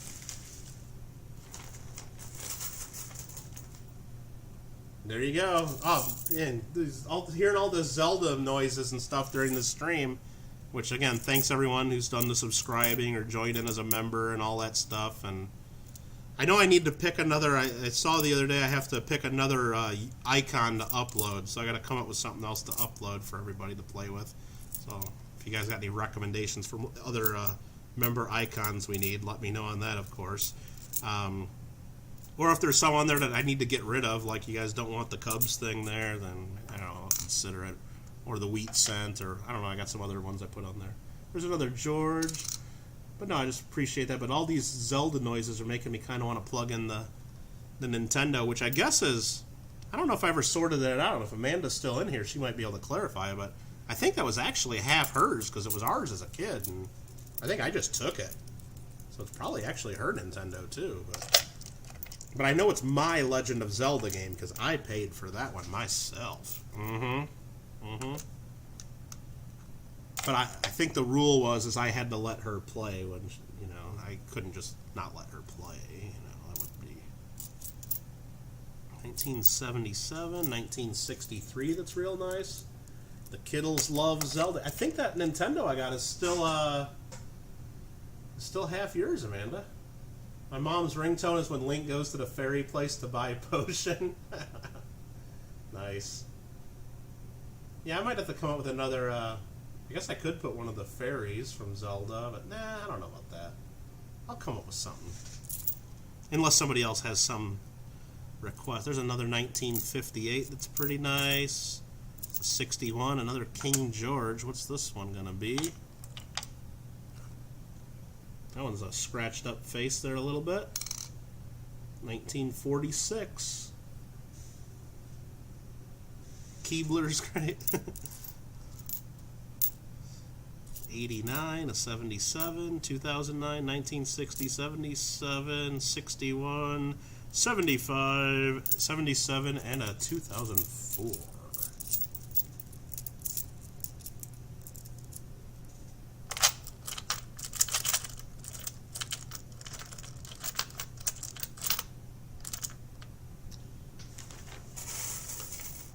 Was your Zelda done with the gold plat? Oh yeah, I bought Zelda right when it came out. I think it was 1987 or so was the year it came out, and I remember we lived not too far from a Toys R Us, and I had the same little bank with the safe and the combination that my sister cracked pretty easily and put all my coins up on top of my ceiling fan blades, and when I turned on my ceiling fan, the coins went all over the room.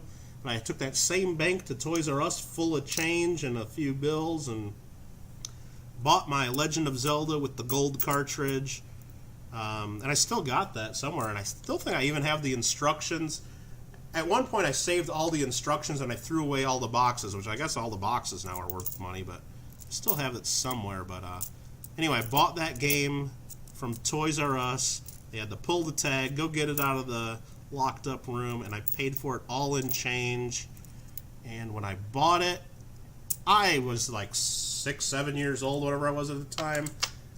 Wasn't really, I knew the price of the game, wasn't really thinking tax, and when they totaled it up, I was like $2 short, and yeah, so my parents had to cover that $2 difference. So, but I wanted to pay for it. I was saving up all my change for I don't know how long, and I'm like, I'm buying Legend of Zelda. I have no idea how I even knew about the game. Probably read about it in Nintendo Power, or they probably had some commercials that sucked me in and made me want to buy it. I have no idea. I just knew I wanted it, and I'm glad I had it.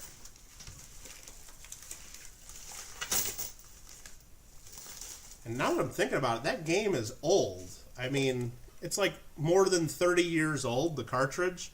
So I'm wondering if I even play it. Like, they have a battery inside that game that saves your game. I wonder if it even still works. I don't even know. Who knows? Might be fun to try that out sometime. And yes, I have already looked into it at one point. There is a way, if I buy a couple relatively inexpensive pieces of equipment, to where I can live stream me playing Legend of Zelda here on YouTube. I would just have to, use a computer plugged into a couple different devices, maybe tie it in with a VCR and do a couple little tricks, and I could do it. There is a way. It's possible. It doesn't look easy, but it's possible. Rich Callie has the box and the instructions. Wow. Yeah, I know I got the first couple. I got them with the gold cartridges. That's what I'm still on. Great and dirt. Yeah, we're getting close to the end here. That is an evil prank, isn't it, Lima? Yep.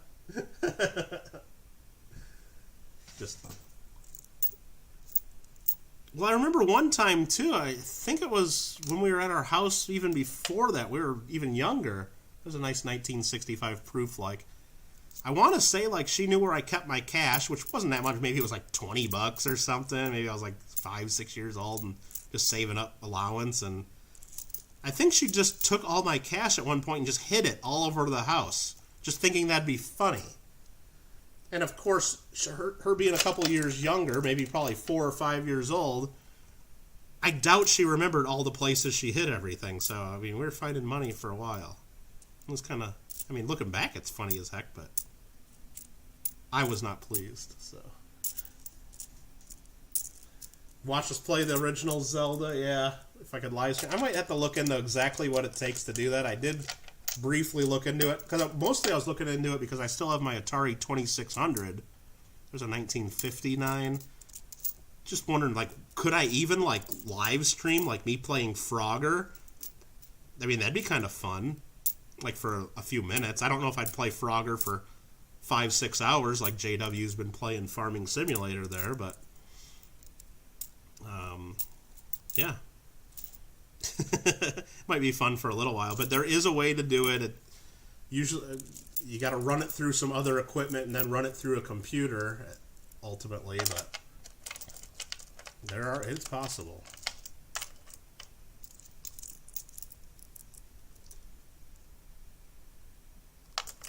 Playing Paperboy. I was so frustrated with playing Paperboy as a kid. I don't even know if I have that game, but I know I played it several times. I either rented it or had friends that had it.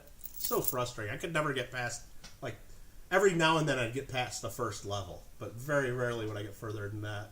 There is a USB adapter to play the old. Rich Cat, the couple videos I've seen, especially for what do you call it? For doing the Atari, they say a lot of people, what they do is they take an old VCR, which, yes, I'm old enough to where I still have my VCR hooked up to my TV right now. Last time I used it, I couldn't even tell you, but it's hooked up and ready to go in case anybody brings over a VHS. But I've read that people run the game system through their VCR and then use the output from the VCR to go into their computer, because those old systems don't really just have, like, a regular, like, output for plugging into a computer. So maybe that's the USB thing you're talking about. There's some older ones here we're looking at. There's a V-Nickel the reissue from the 2005, bunch from the 60s there. Sorry, Thomas, I'm not trying to deprive you of letting you know what coins are, but if there's something really cool, I'll certainly point them out. And I need one more here. That's a 1963. So that's 4 groups there that we've gone through. Computer had another HDMI port. You'd connect your Nintendo Retro and stream that. See, that's the way I see a lot of people streaming, like, older Nintendo games, because they use the retros, or even like Atari stuff. But I mean, I think it'd be cool from the original system, you know. And I'd even, like, you know, set it up and do it like through StreamYard or something like crazy like that, maybe, to where I could have, like, my cell phone pointing to, like, the console and my hands holding the original controller, and so you could see I have my gold cartridge in there. I don't know. I've done some thinking about it. I don't know how far I'll actually get into that or if it'll ever happen. But I've done some thinking about it, because I think it'd be fun. 2 VCRs still hooked up. And Sega. See, I think it was Christmas around... It was the year Super Nintendo came out. And I really wanted Super Nintendo, but for some reason, my sister, she had to be different. She thought she was way cooler than me. She had to get Sega Genesis.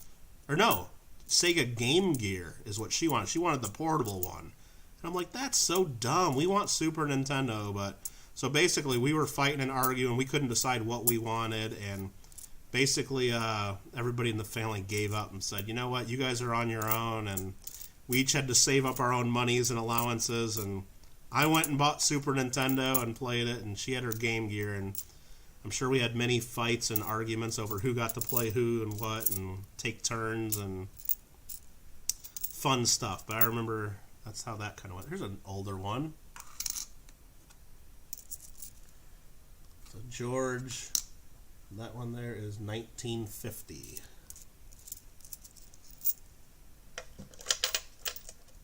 Used to play Sonic and Streets Rage. Yeah, I remember she had a Sega Genesis. She got that. I never got into the Sega as much, but I would definitely play Sonic when she had that. And I know for Nintendo, I had Mike Tyson's Punch-Out, and she had the Sega version, Buster Douglas's Boxing or something like that. It was kind of fun.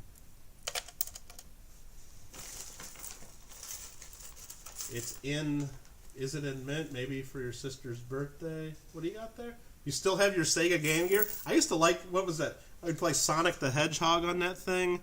And I just remember, didn't it take like 4 AA batteries or 6 AA batteries? It took like a lot of batteries. And we were like going through batteries and that like crazy because we didn't even have the AC adapter, I don't think. they had that columns game, which is basically like all the other games like Tetris and all that stuff. But there's a 1941. Played that a lot too. Sega Game Gear.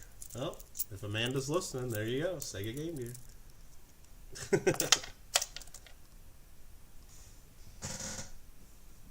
Didn't really play your Game Gear too much, Don? Never got an allowance, had to work for everything you got? Yeah, well, I'm sure we had to do something. Probably not too much. We were a little bit spoiled, probably. Maybe just a little bit. Maybe.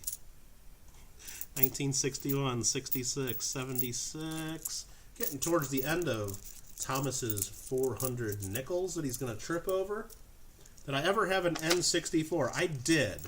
I got that, I want to say, I don't remember the exact year, but I think it was towards the end of when I was in high school and very beginning of when I was in college. Because I definitely had that. I definitely had GoldenEye. I definitely bought extra controllers so I could play 4-player GoldenEye with people.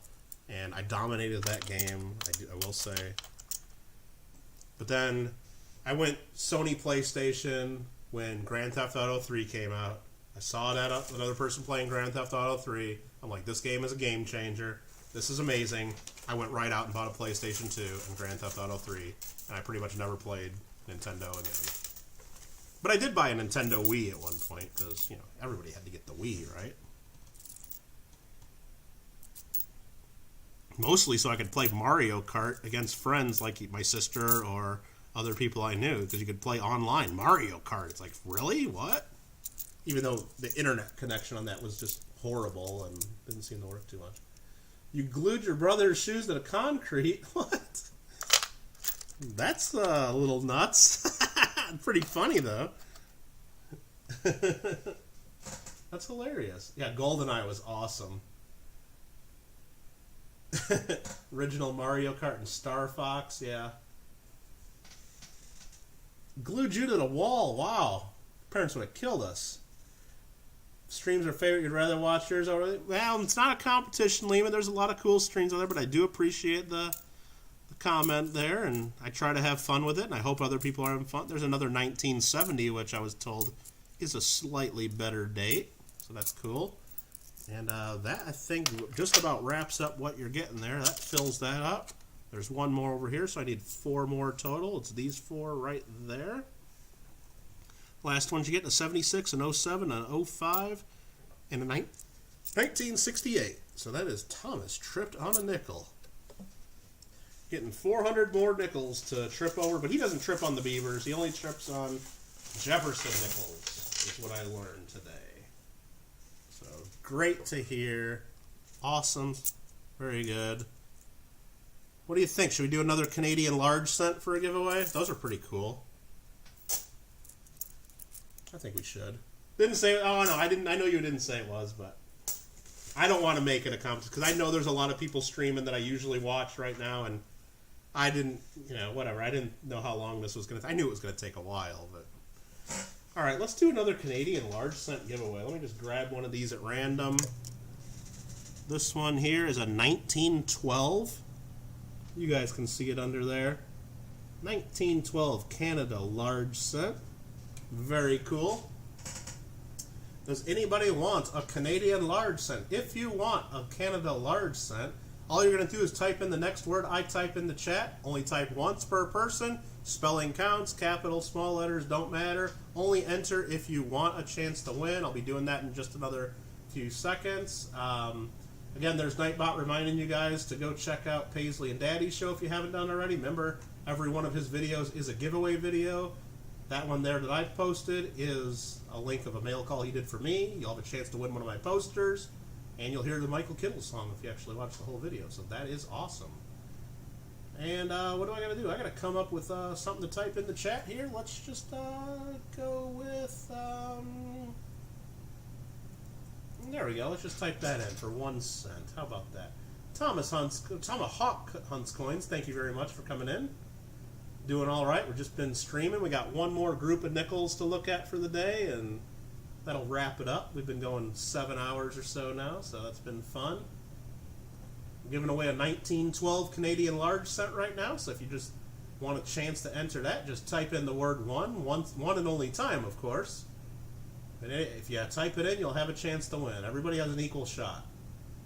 3, 4, 5, 6, 7, 8, 9, 10, 11, 12, 13, 14, 15, 16, 17, 18, 19, 20. Oh no, I count 21 people so far. All right.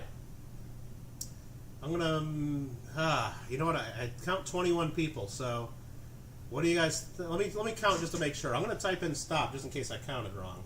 Because if I did over 20 people, I got to get out the 100-sided dies, so let me check here. 1, 2, 3, 4, 5, 6, 7, 8, 9, 10, 11, 12, 13, 14, 15, 16, 17, 18, 19, 20. Okay, that time I counted only 20 exactly. So we got 20, and Lincoln says there might even be some double counts. So I can roll my 20-sided die. Everyone has an equal chance of winning.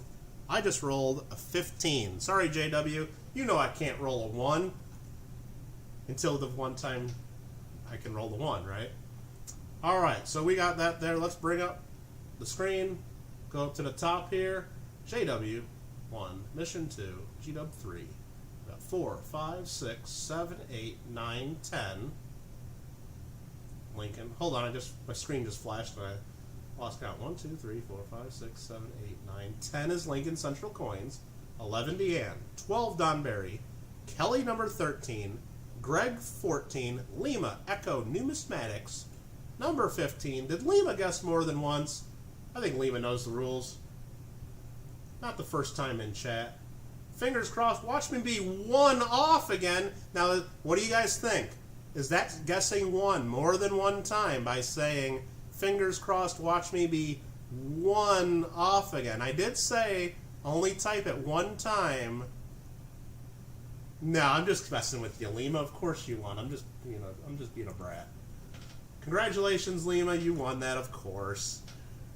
But I don't know. I'd recommend be really careful in other people's chats because you know some people get really crazy about this stuff. But congratulations, 1912. Canadian large cent is yours. Just had to mess with you a little bit.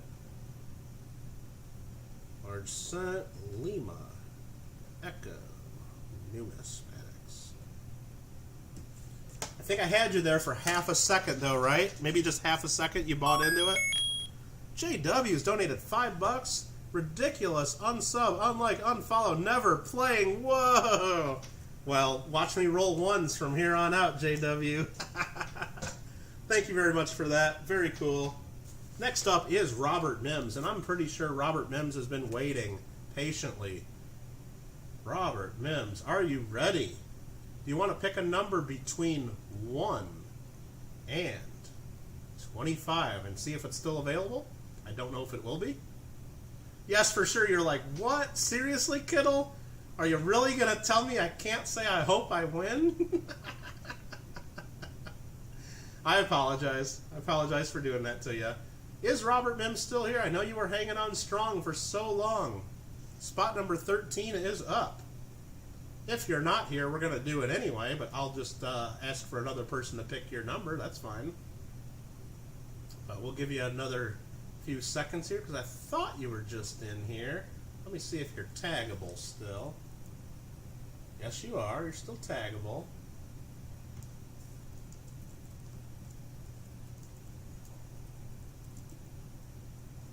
Alright, so we'll just go ahead and hold off on that for just a second. Let me get Robert's bag number 13 ready to go.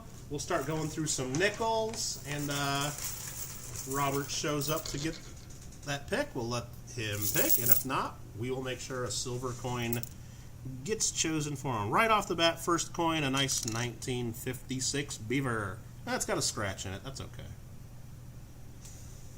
Congratulations again, Lima. Sorry for making your heart skip a beat or two, but it was fun for me, and it's my birthday, so apology accepted, right? 1962, a 1978, a 79, a 79, 61. Sorry, 1961. I see Sheldon's here. I gotta use all 4 digits in front of Sheldon, of course, because he is a stickler for those things. I don't want to be in a pickle there by, not being clear about what dates we're talking about. But there's a 1971, a 1964. Real nice 1964. That one might even be a proof like, but I don't know. That's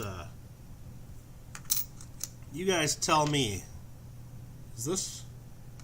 I mean, I know it's proof-like, but is it from the proof sets? I mean, that's a solid mirror on that. Or could that just be a really, really nice business strike? I think it's a proof-like. But anyway, it's a nice 1964. Either way. Poor Sheldon. LL, yeah, he's going to live with that, isn't he? Tomahawk, thanks again for the happy birthday wish. Big Man Hobbies, thanks for that. I appreciate that as well. 22 or 13, says Robert. Okay, let's see if they're available. 22 is not. 13 is. Let's all find out what silver coin is in 13. This feels bigger than a dime. Let's see what we get. And good luck. Because I don't even know what's in here. It's bigger than a dime. And it is an old quarter. Georgievus V. George V. And are we going to be able to get a date off this? Let's take a look. It might be a dateless George V quarter. So that's the problem. They get those, you get these worn down and you can't get a date off of them. So I think that's what we got. I'll take a look here under my loop just to see if I can see anything that resembles a date of any type. And I actually, I don't know if that is or not. I don't know if that's the right date range, but I almost want to say I see 31. Is that possible that it's a 31? I mean, it's tough to even make out, but I almost see it. Is there a 31? I don't know. You guys tell me, is 31 George V? If so, then maybe that's what that is. But anyway, we're going to keep looking at some nickels here for Mr. Robert Mims.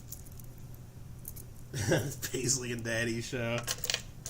Paisley and Daddy Show, let me know. Have my viewers been loyal to me on my birthday? Have you been getting more comments on the Michael Kittle giveaway, Michael Kittle mail call video? Has anybody been over there commenting on your video? Hopefully you've gotten a few subscribers, a few extra likes.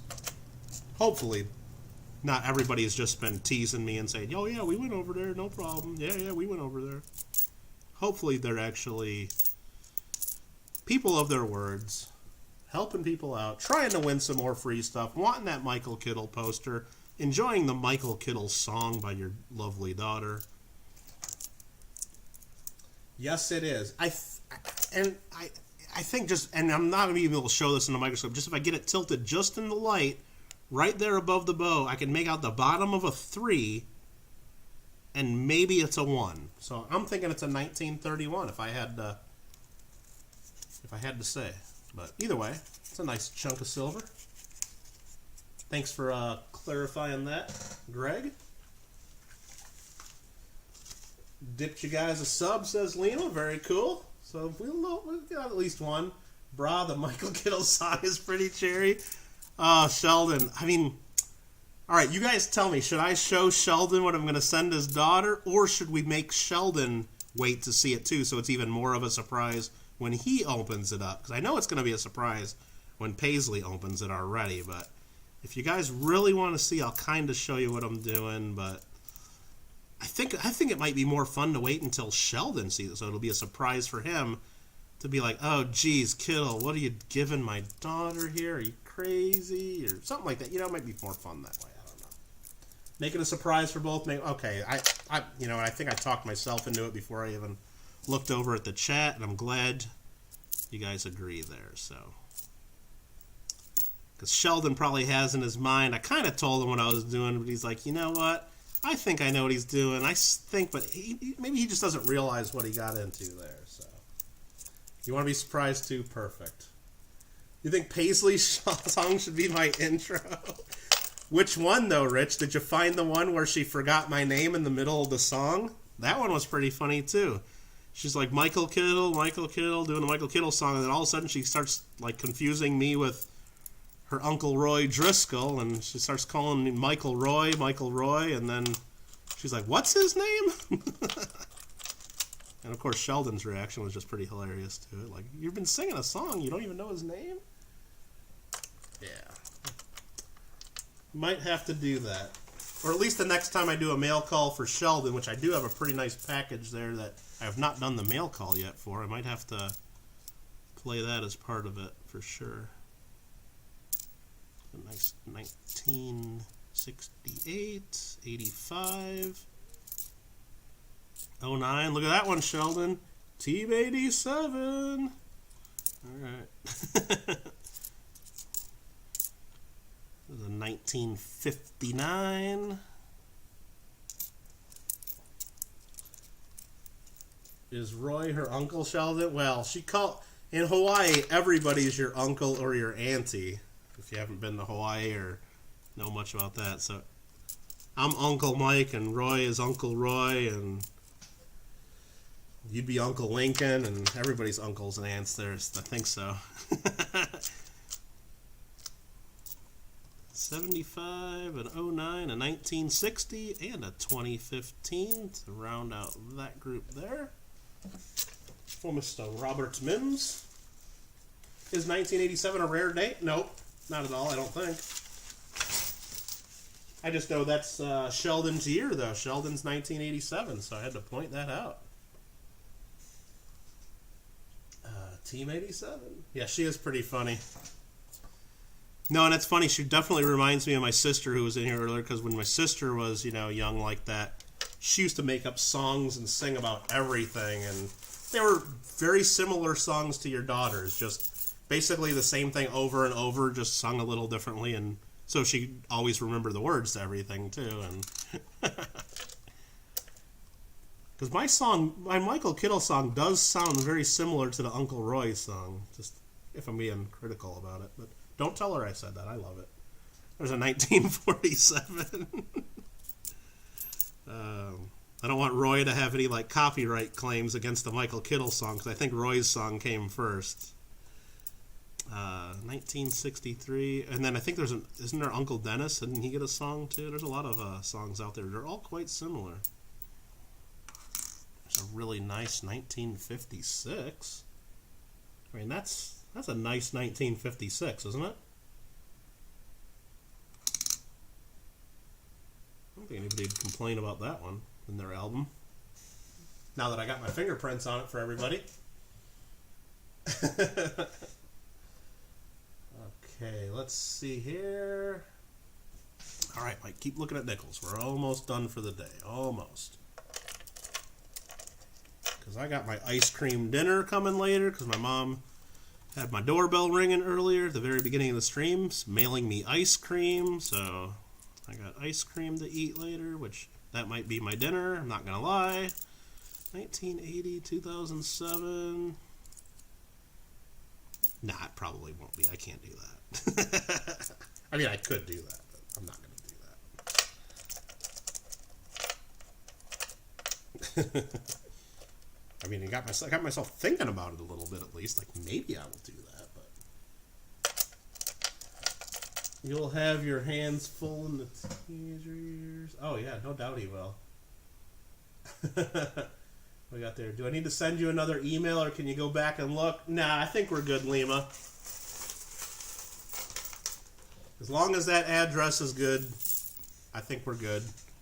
Now, I might not mail it out right away. You might have to wait a little bit, because I'm probably going to wait until I do the other streams and finish it out and just get everything all mailed at once. But it's possible. I might get a few things mailed out early, so. There's another one of the dual date V-Nickel commemoratives there. Circulating commemoratives for 60th anniversary. I just like those, so I'm going to show them. 1961. 1959, that looks pretty nice. Here's a King George. Let's see what this is. That one's got some dirty toning on it. 1949. What do we got here? Bra Lincoln, not ready for those years. Yeah. Exactly.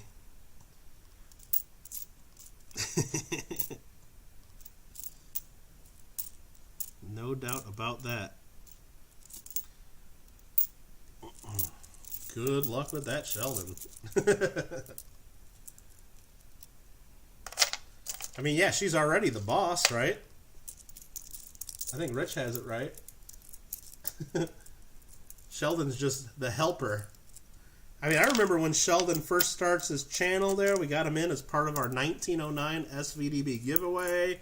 Sheldon was in control. He'd be on your streams talking, and he'd be, David Carlisle called him Naked Man because he always had his no shirt on because he's in Hawaii, and we haven't seen Sheldon in a while. Is Sheldon okay, you think? I mean, I think that's really him in the videos, but Paisley's definitely took over the channel and is in control. No doubt about it. So 1971 and 07. Some more newer ones.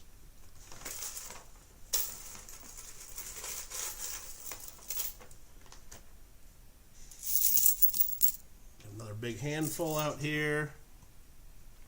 All right, 1961, 08, 2015, 78, 64,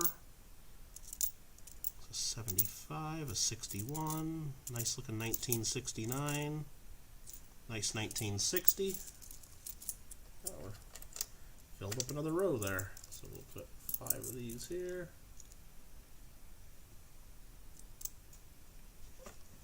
And we're getting towards the end of the day, which is about the halfway point of the nickel portion of this bag break. So lots and lots of coins to go through. And we are sold out. So thank you guys all for your participation in the break. And for those of you that don't have spots in the break, look at, we got 24 still watching or so, and appreciate you hanging out. We will be doing a giveaway here after this spot before we call it a day. And I think since it's the last one of the day and you guys stuck around, we'll make it a good one. We'll make it a good one. We'll try to. She took over, had the revamp, absolutely.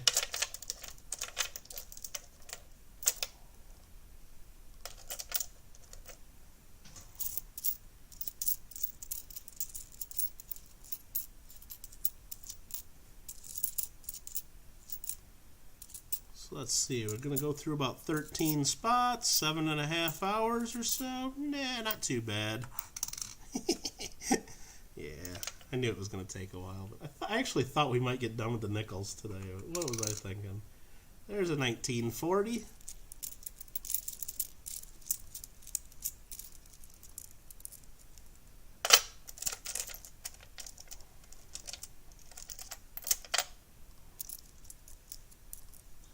Just got an email, PCGS grades are ready. Uh-oh. Oh, you want it to be a surprise when you open them, huh? Yeah.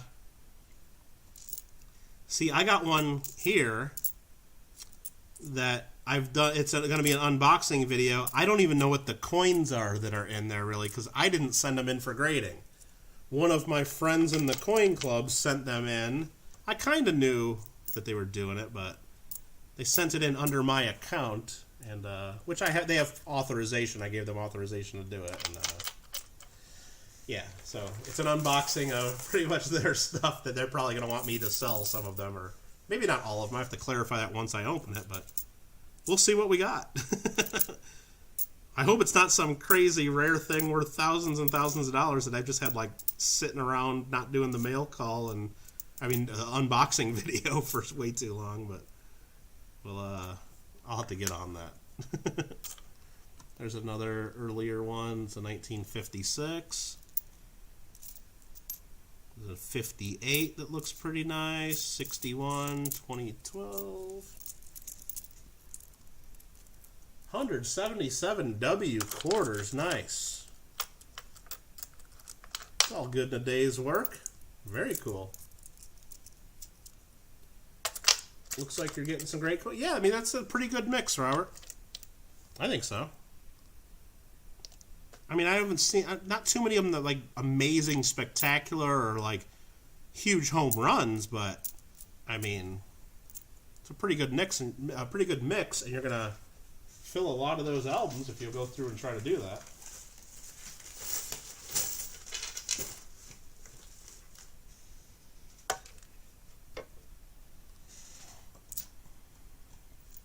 64, 78, 68, 2013, 75, 2008, and another 75.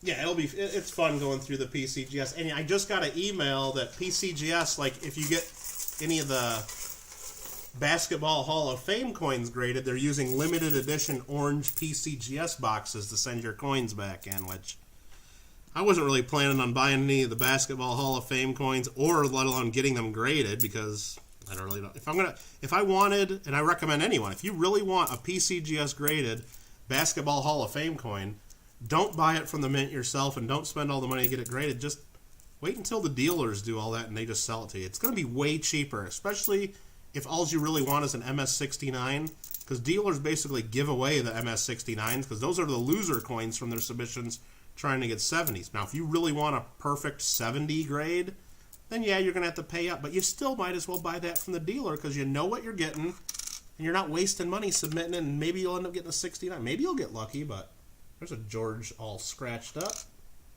It's a 1947, no dots or maple leaves. Yeah, I mean, the boxes are pretty cool, but I'm sure I'll be able to get a box somewhere cheaper than me spending money on those coins that I don't even want, and just to get a box. I'm sure I'll be able to get a box. Cheaper than, doing the submission, for sure. Even if I have to pay someone for the box, it's going to be cheaper in the long run. Now, if it was a coin I really wanted, maybe I'd go through that, but I don't know. I saw the Basketball Hall of Fame coins. Not really that into them. I mean, that's going to be... I'm sure people will like them. Some people. I have no... I'm pretty sure it's not going to be as popular as the Baseball Hall of Fame ones, which really, I still don't understand why the U.S. Mint is doing commemoratives for the Baseball Hall of Fame or the Basketball Hall of Fame. They're, these commemoratives are supposed to raise money for charitable organizations, and really, are those the only charities in the country that the U.S. Mint should be helping raise money for? They couldn't come up with anything other than pro athletes who are retired and honoring them? It just seems like those groups should be able to fund their own Hall of Fames rather than having commemorative coins, but don't care about the coins, you just want the bag. There you go. Well, you're going to be getting one of the Michael Kittle bags for sure. Yeah, I mean, I ordered exactly 25 of them from her, so I don't even get to keep one. Though I do have the prototype that she sent me ahead of time, so I will have one, but I won't have one of the final products. There was another one of those 2005 V-nickel commemoratives in here that are pretty cool, but I just didn't show it this time. Let me sort these out. These are your coins. Yes, Robert, these are still yours. 1979, 2008. Yep. We got that filled. This one there is a 1961 and 2008 and a 2004. So there we go. There is another pile of 5. We'll go ahead and dump these in your bag.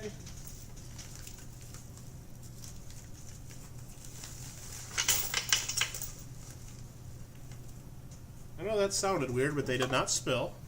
I was just banging up against this thing a few times. So we got another $4 to search, and then we're done with spot number 13.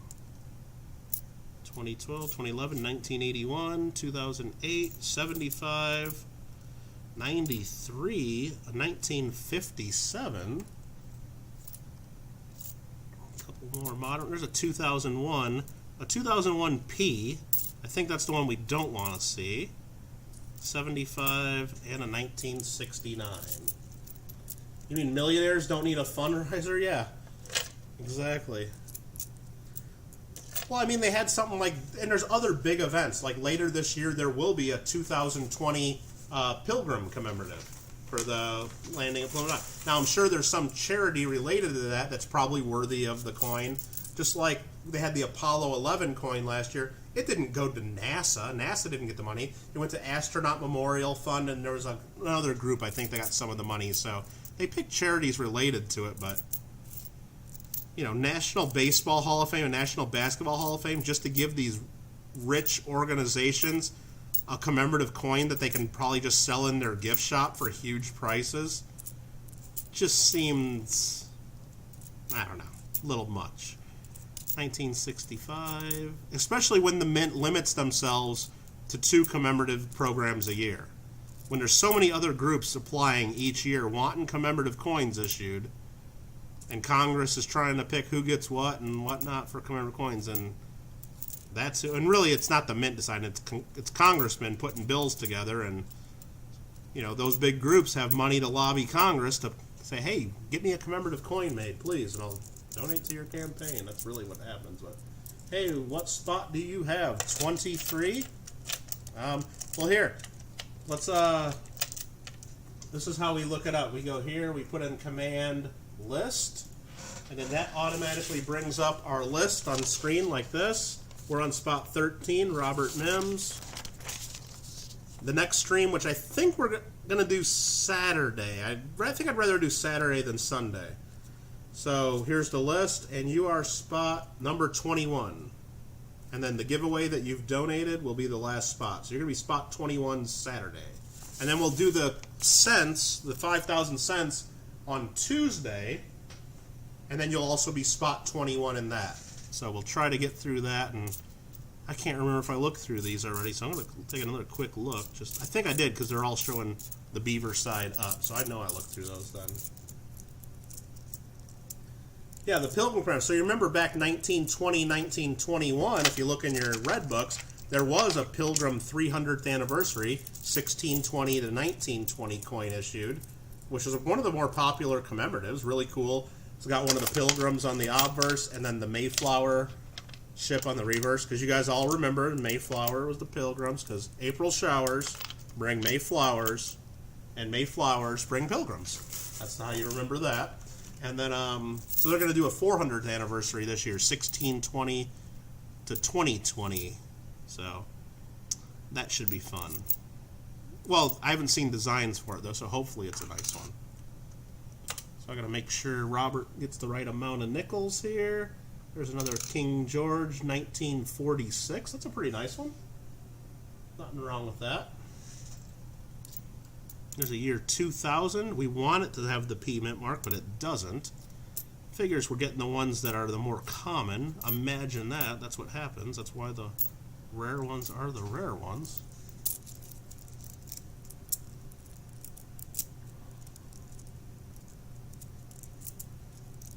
Alright, I'm trying to decide what I want to do for this. I guess it's going to be the midpoint of the nickels, kinda, because we're on spot 13 out of 25, so just past the midpoint. So we need 2 more for this here. So there's 2 more. 1974, and then something from 2000. We got the one under the scope. We need 4 more. I'm just going to grab 4 more nickels. Boom. Alright, these are the last 4 of the day. 2004, 1968, 1970, and a 2009. So I'm trying to figure out what I want to do for a giveaway. I think I'm going to do something cool. Something Canadian. That sounds appropriate.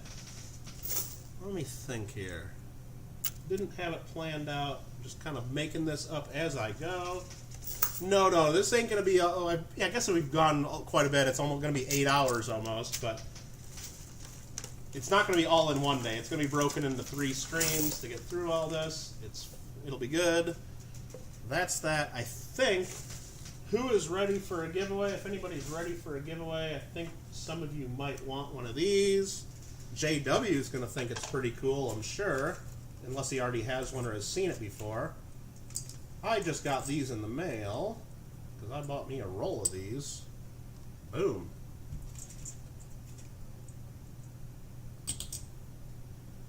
And I probably will put this in a 2x2 or a flip before mailing it out, of course. I probably should do that. You know what? Let's just do that right now. we'll do that right now. We're going to put this in a flip while you guys are all getting ready for the next giveaway. What you're going to do is when you see me type the next word in the chat, all you got to do is type the next word in the chat.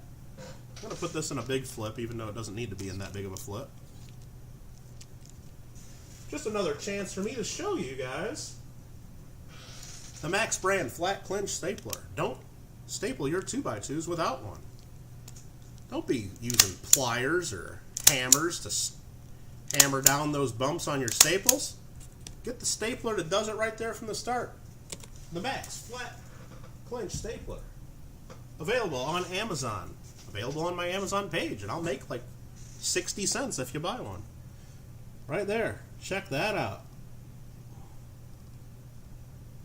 You guys don't even know what this is, do you? Some of you do. It's the USA Canada $2. You got the star and the maple leaf. First Special Services Force, and then you hear it again repeated in French. 2015 $2. Half ounce silver, 4/9 pure. How you like that? Pretty cool. So if you want a chance to win that, all you got to do is type the next word that I type. Very cool. And I'm missing a ton of chat, so I'll give you guys another few seconds to get ready so you're all ready and have an equal chance. But you're not going to have to, you know, be too much of a race or get too crazy about it, because everybody will have a chance to win it. I'm just trying to see. I know I just missed a bunch of stuff in the chat, but okay, very cool. What am I gonna type in for the guess? Huh? What do I need to do? I don't know. Let's just do that.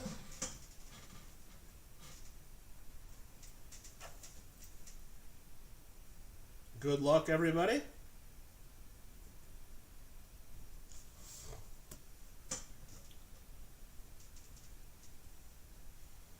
Coin collecting with Tyler, were you spamming again? Did you get in trouble? I haven't been paying attention. Maybe one of the mods slapped you a bit? I don't know. Oh, you were spamming in JWs? Okay. Yeah, we can't do that. I know you've been warned on other people's channels many times, so we know that happens. But good luck, everybody. Hopefully, well, good thing I didn't pick good or luck or everyone as my word, because then Lima would have said it twice again. No, I'm just kidding. All right, let me see who's guessed. Everybody, if you have not typed in the word fun yet and you want a chance to win this, do it. You got last chance. 2, 3, 4, 5, 6, 7, 8, 9, 10, 11, 12, 13, 14, 15, 16, 17, 18, 19, 20. Looks like we got right around 20 people again. Boom. We will say stop right there. I think that's exactly 20 on my count, so that saves me from having to get out the 100-sided die and roll until we did it under 20. Here's the last one. Let me see where JW is on the list so I make sure I don't roll that number. Ooh, he's right there at number 2 on my screen today.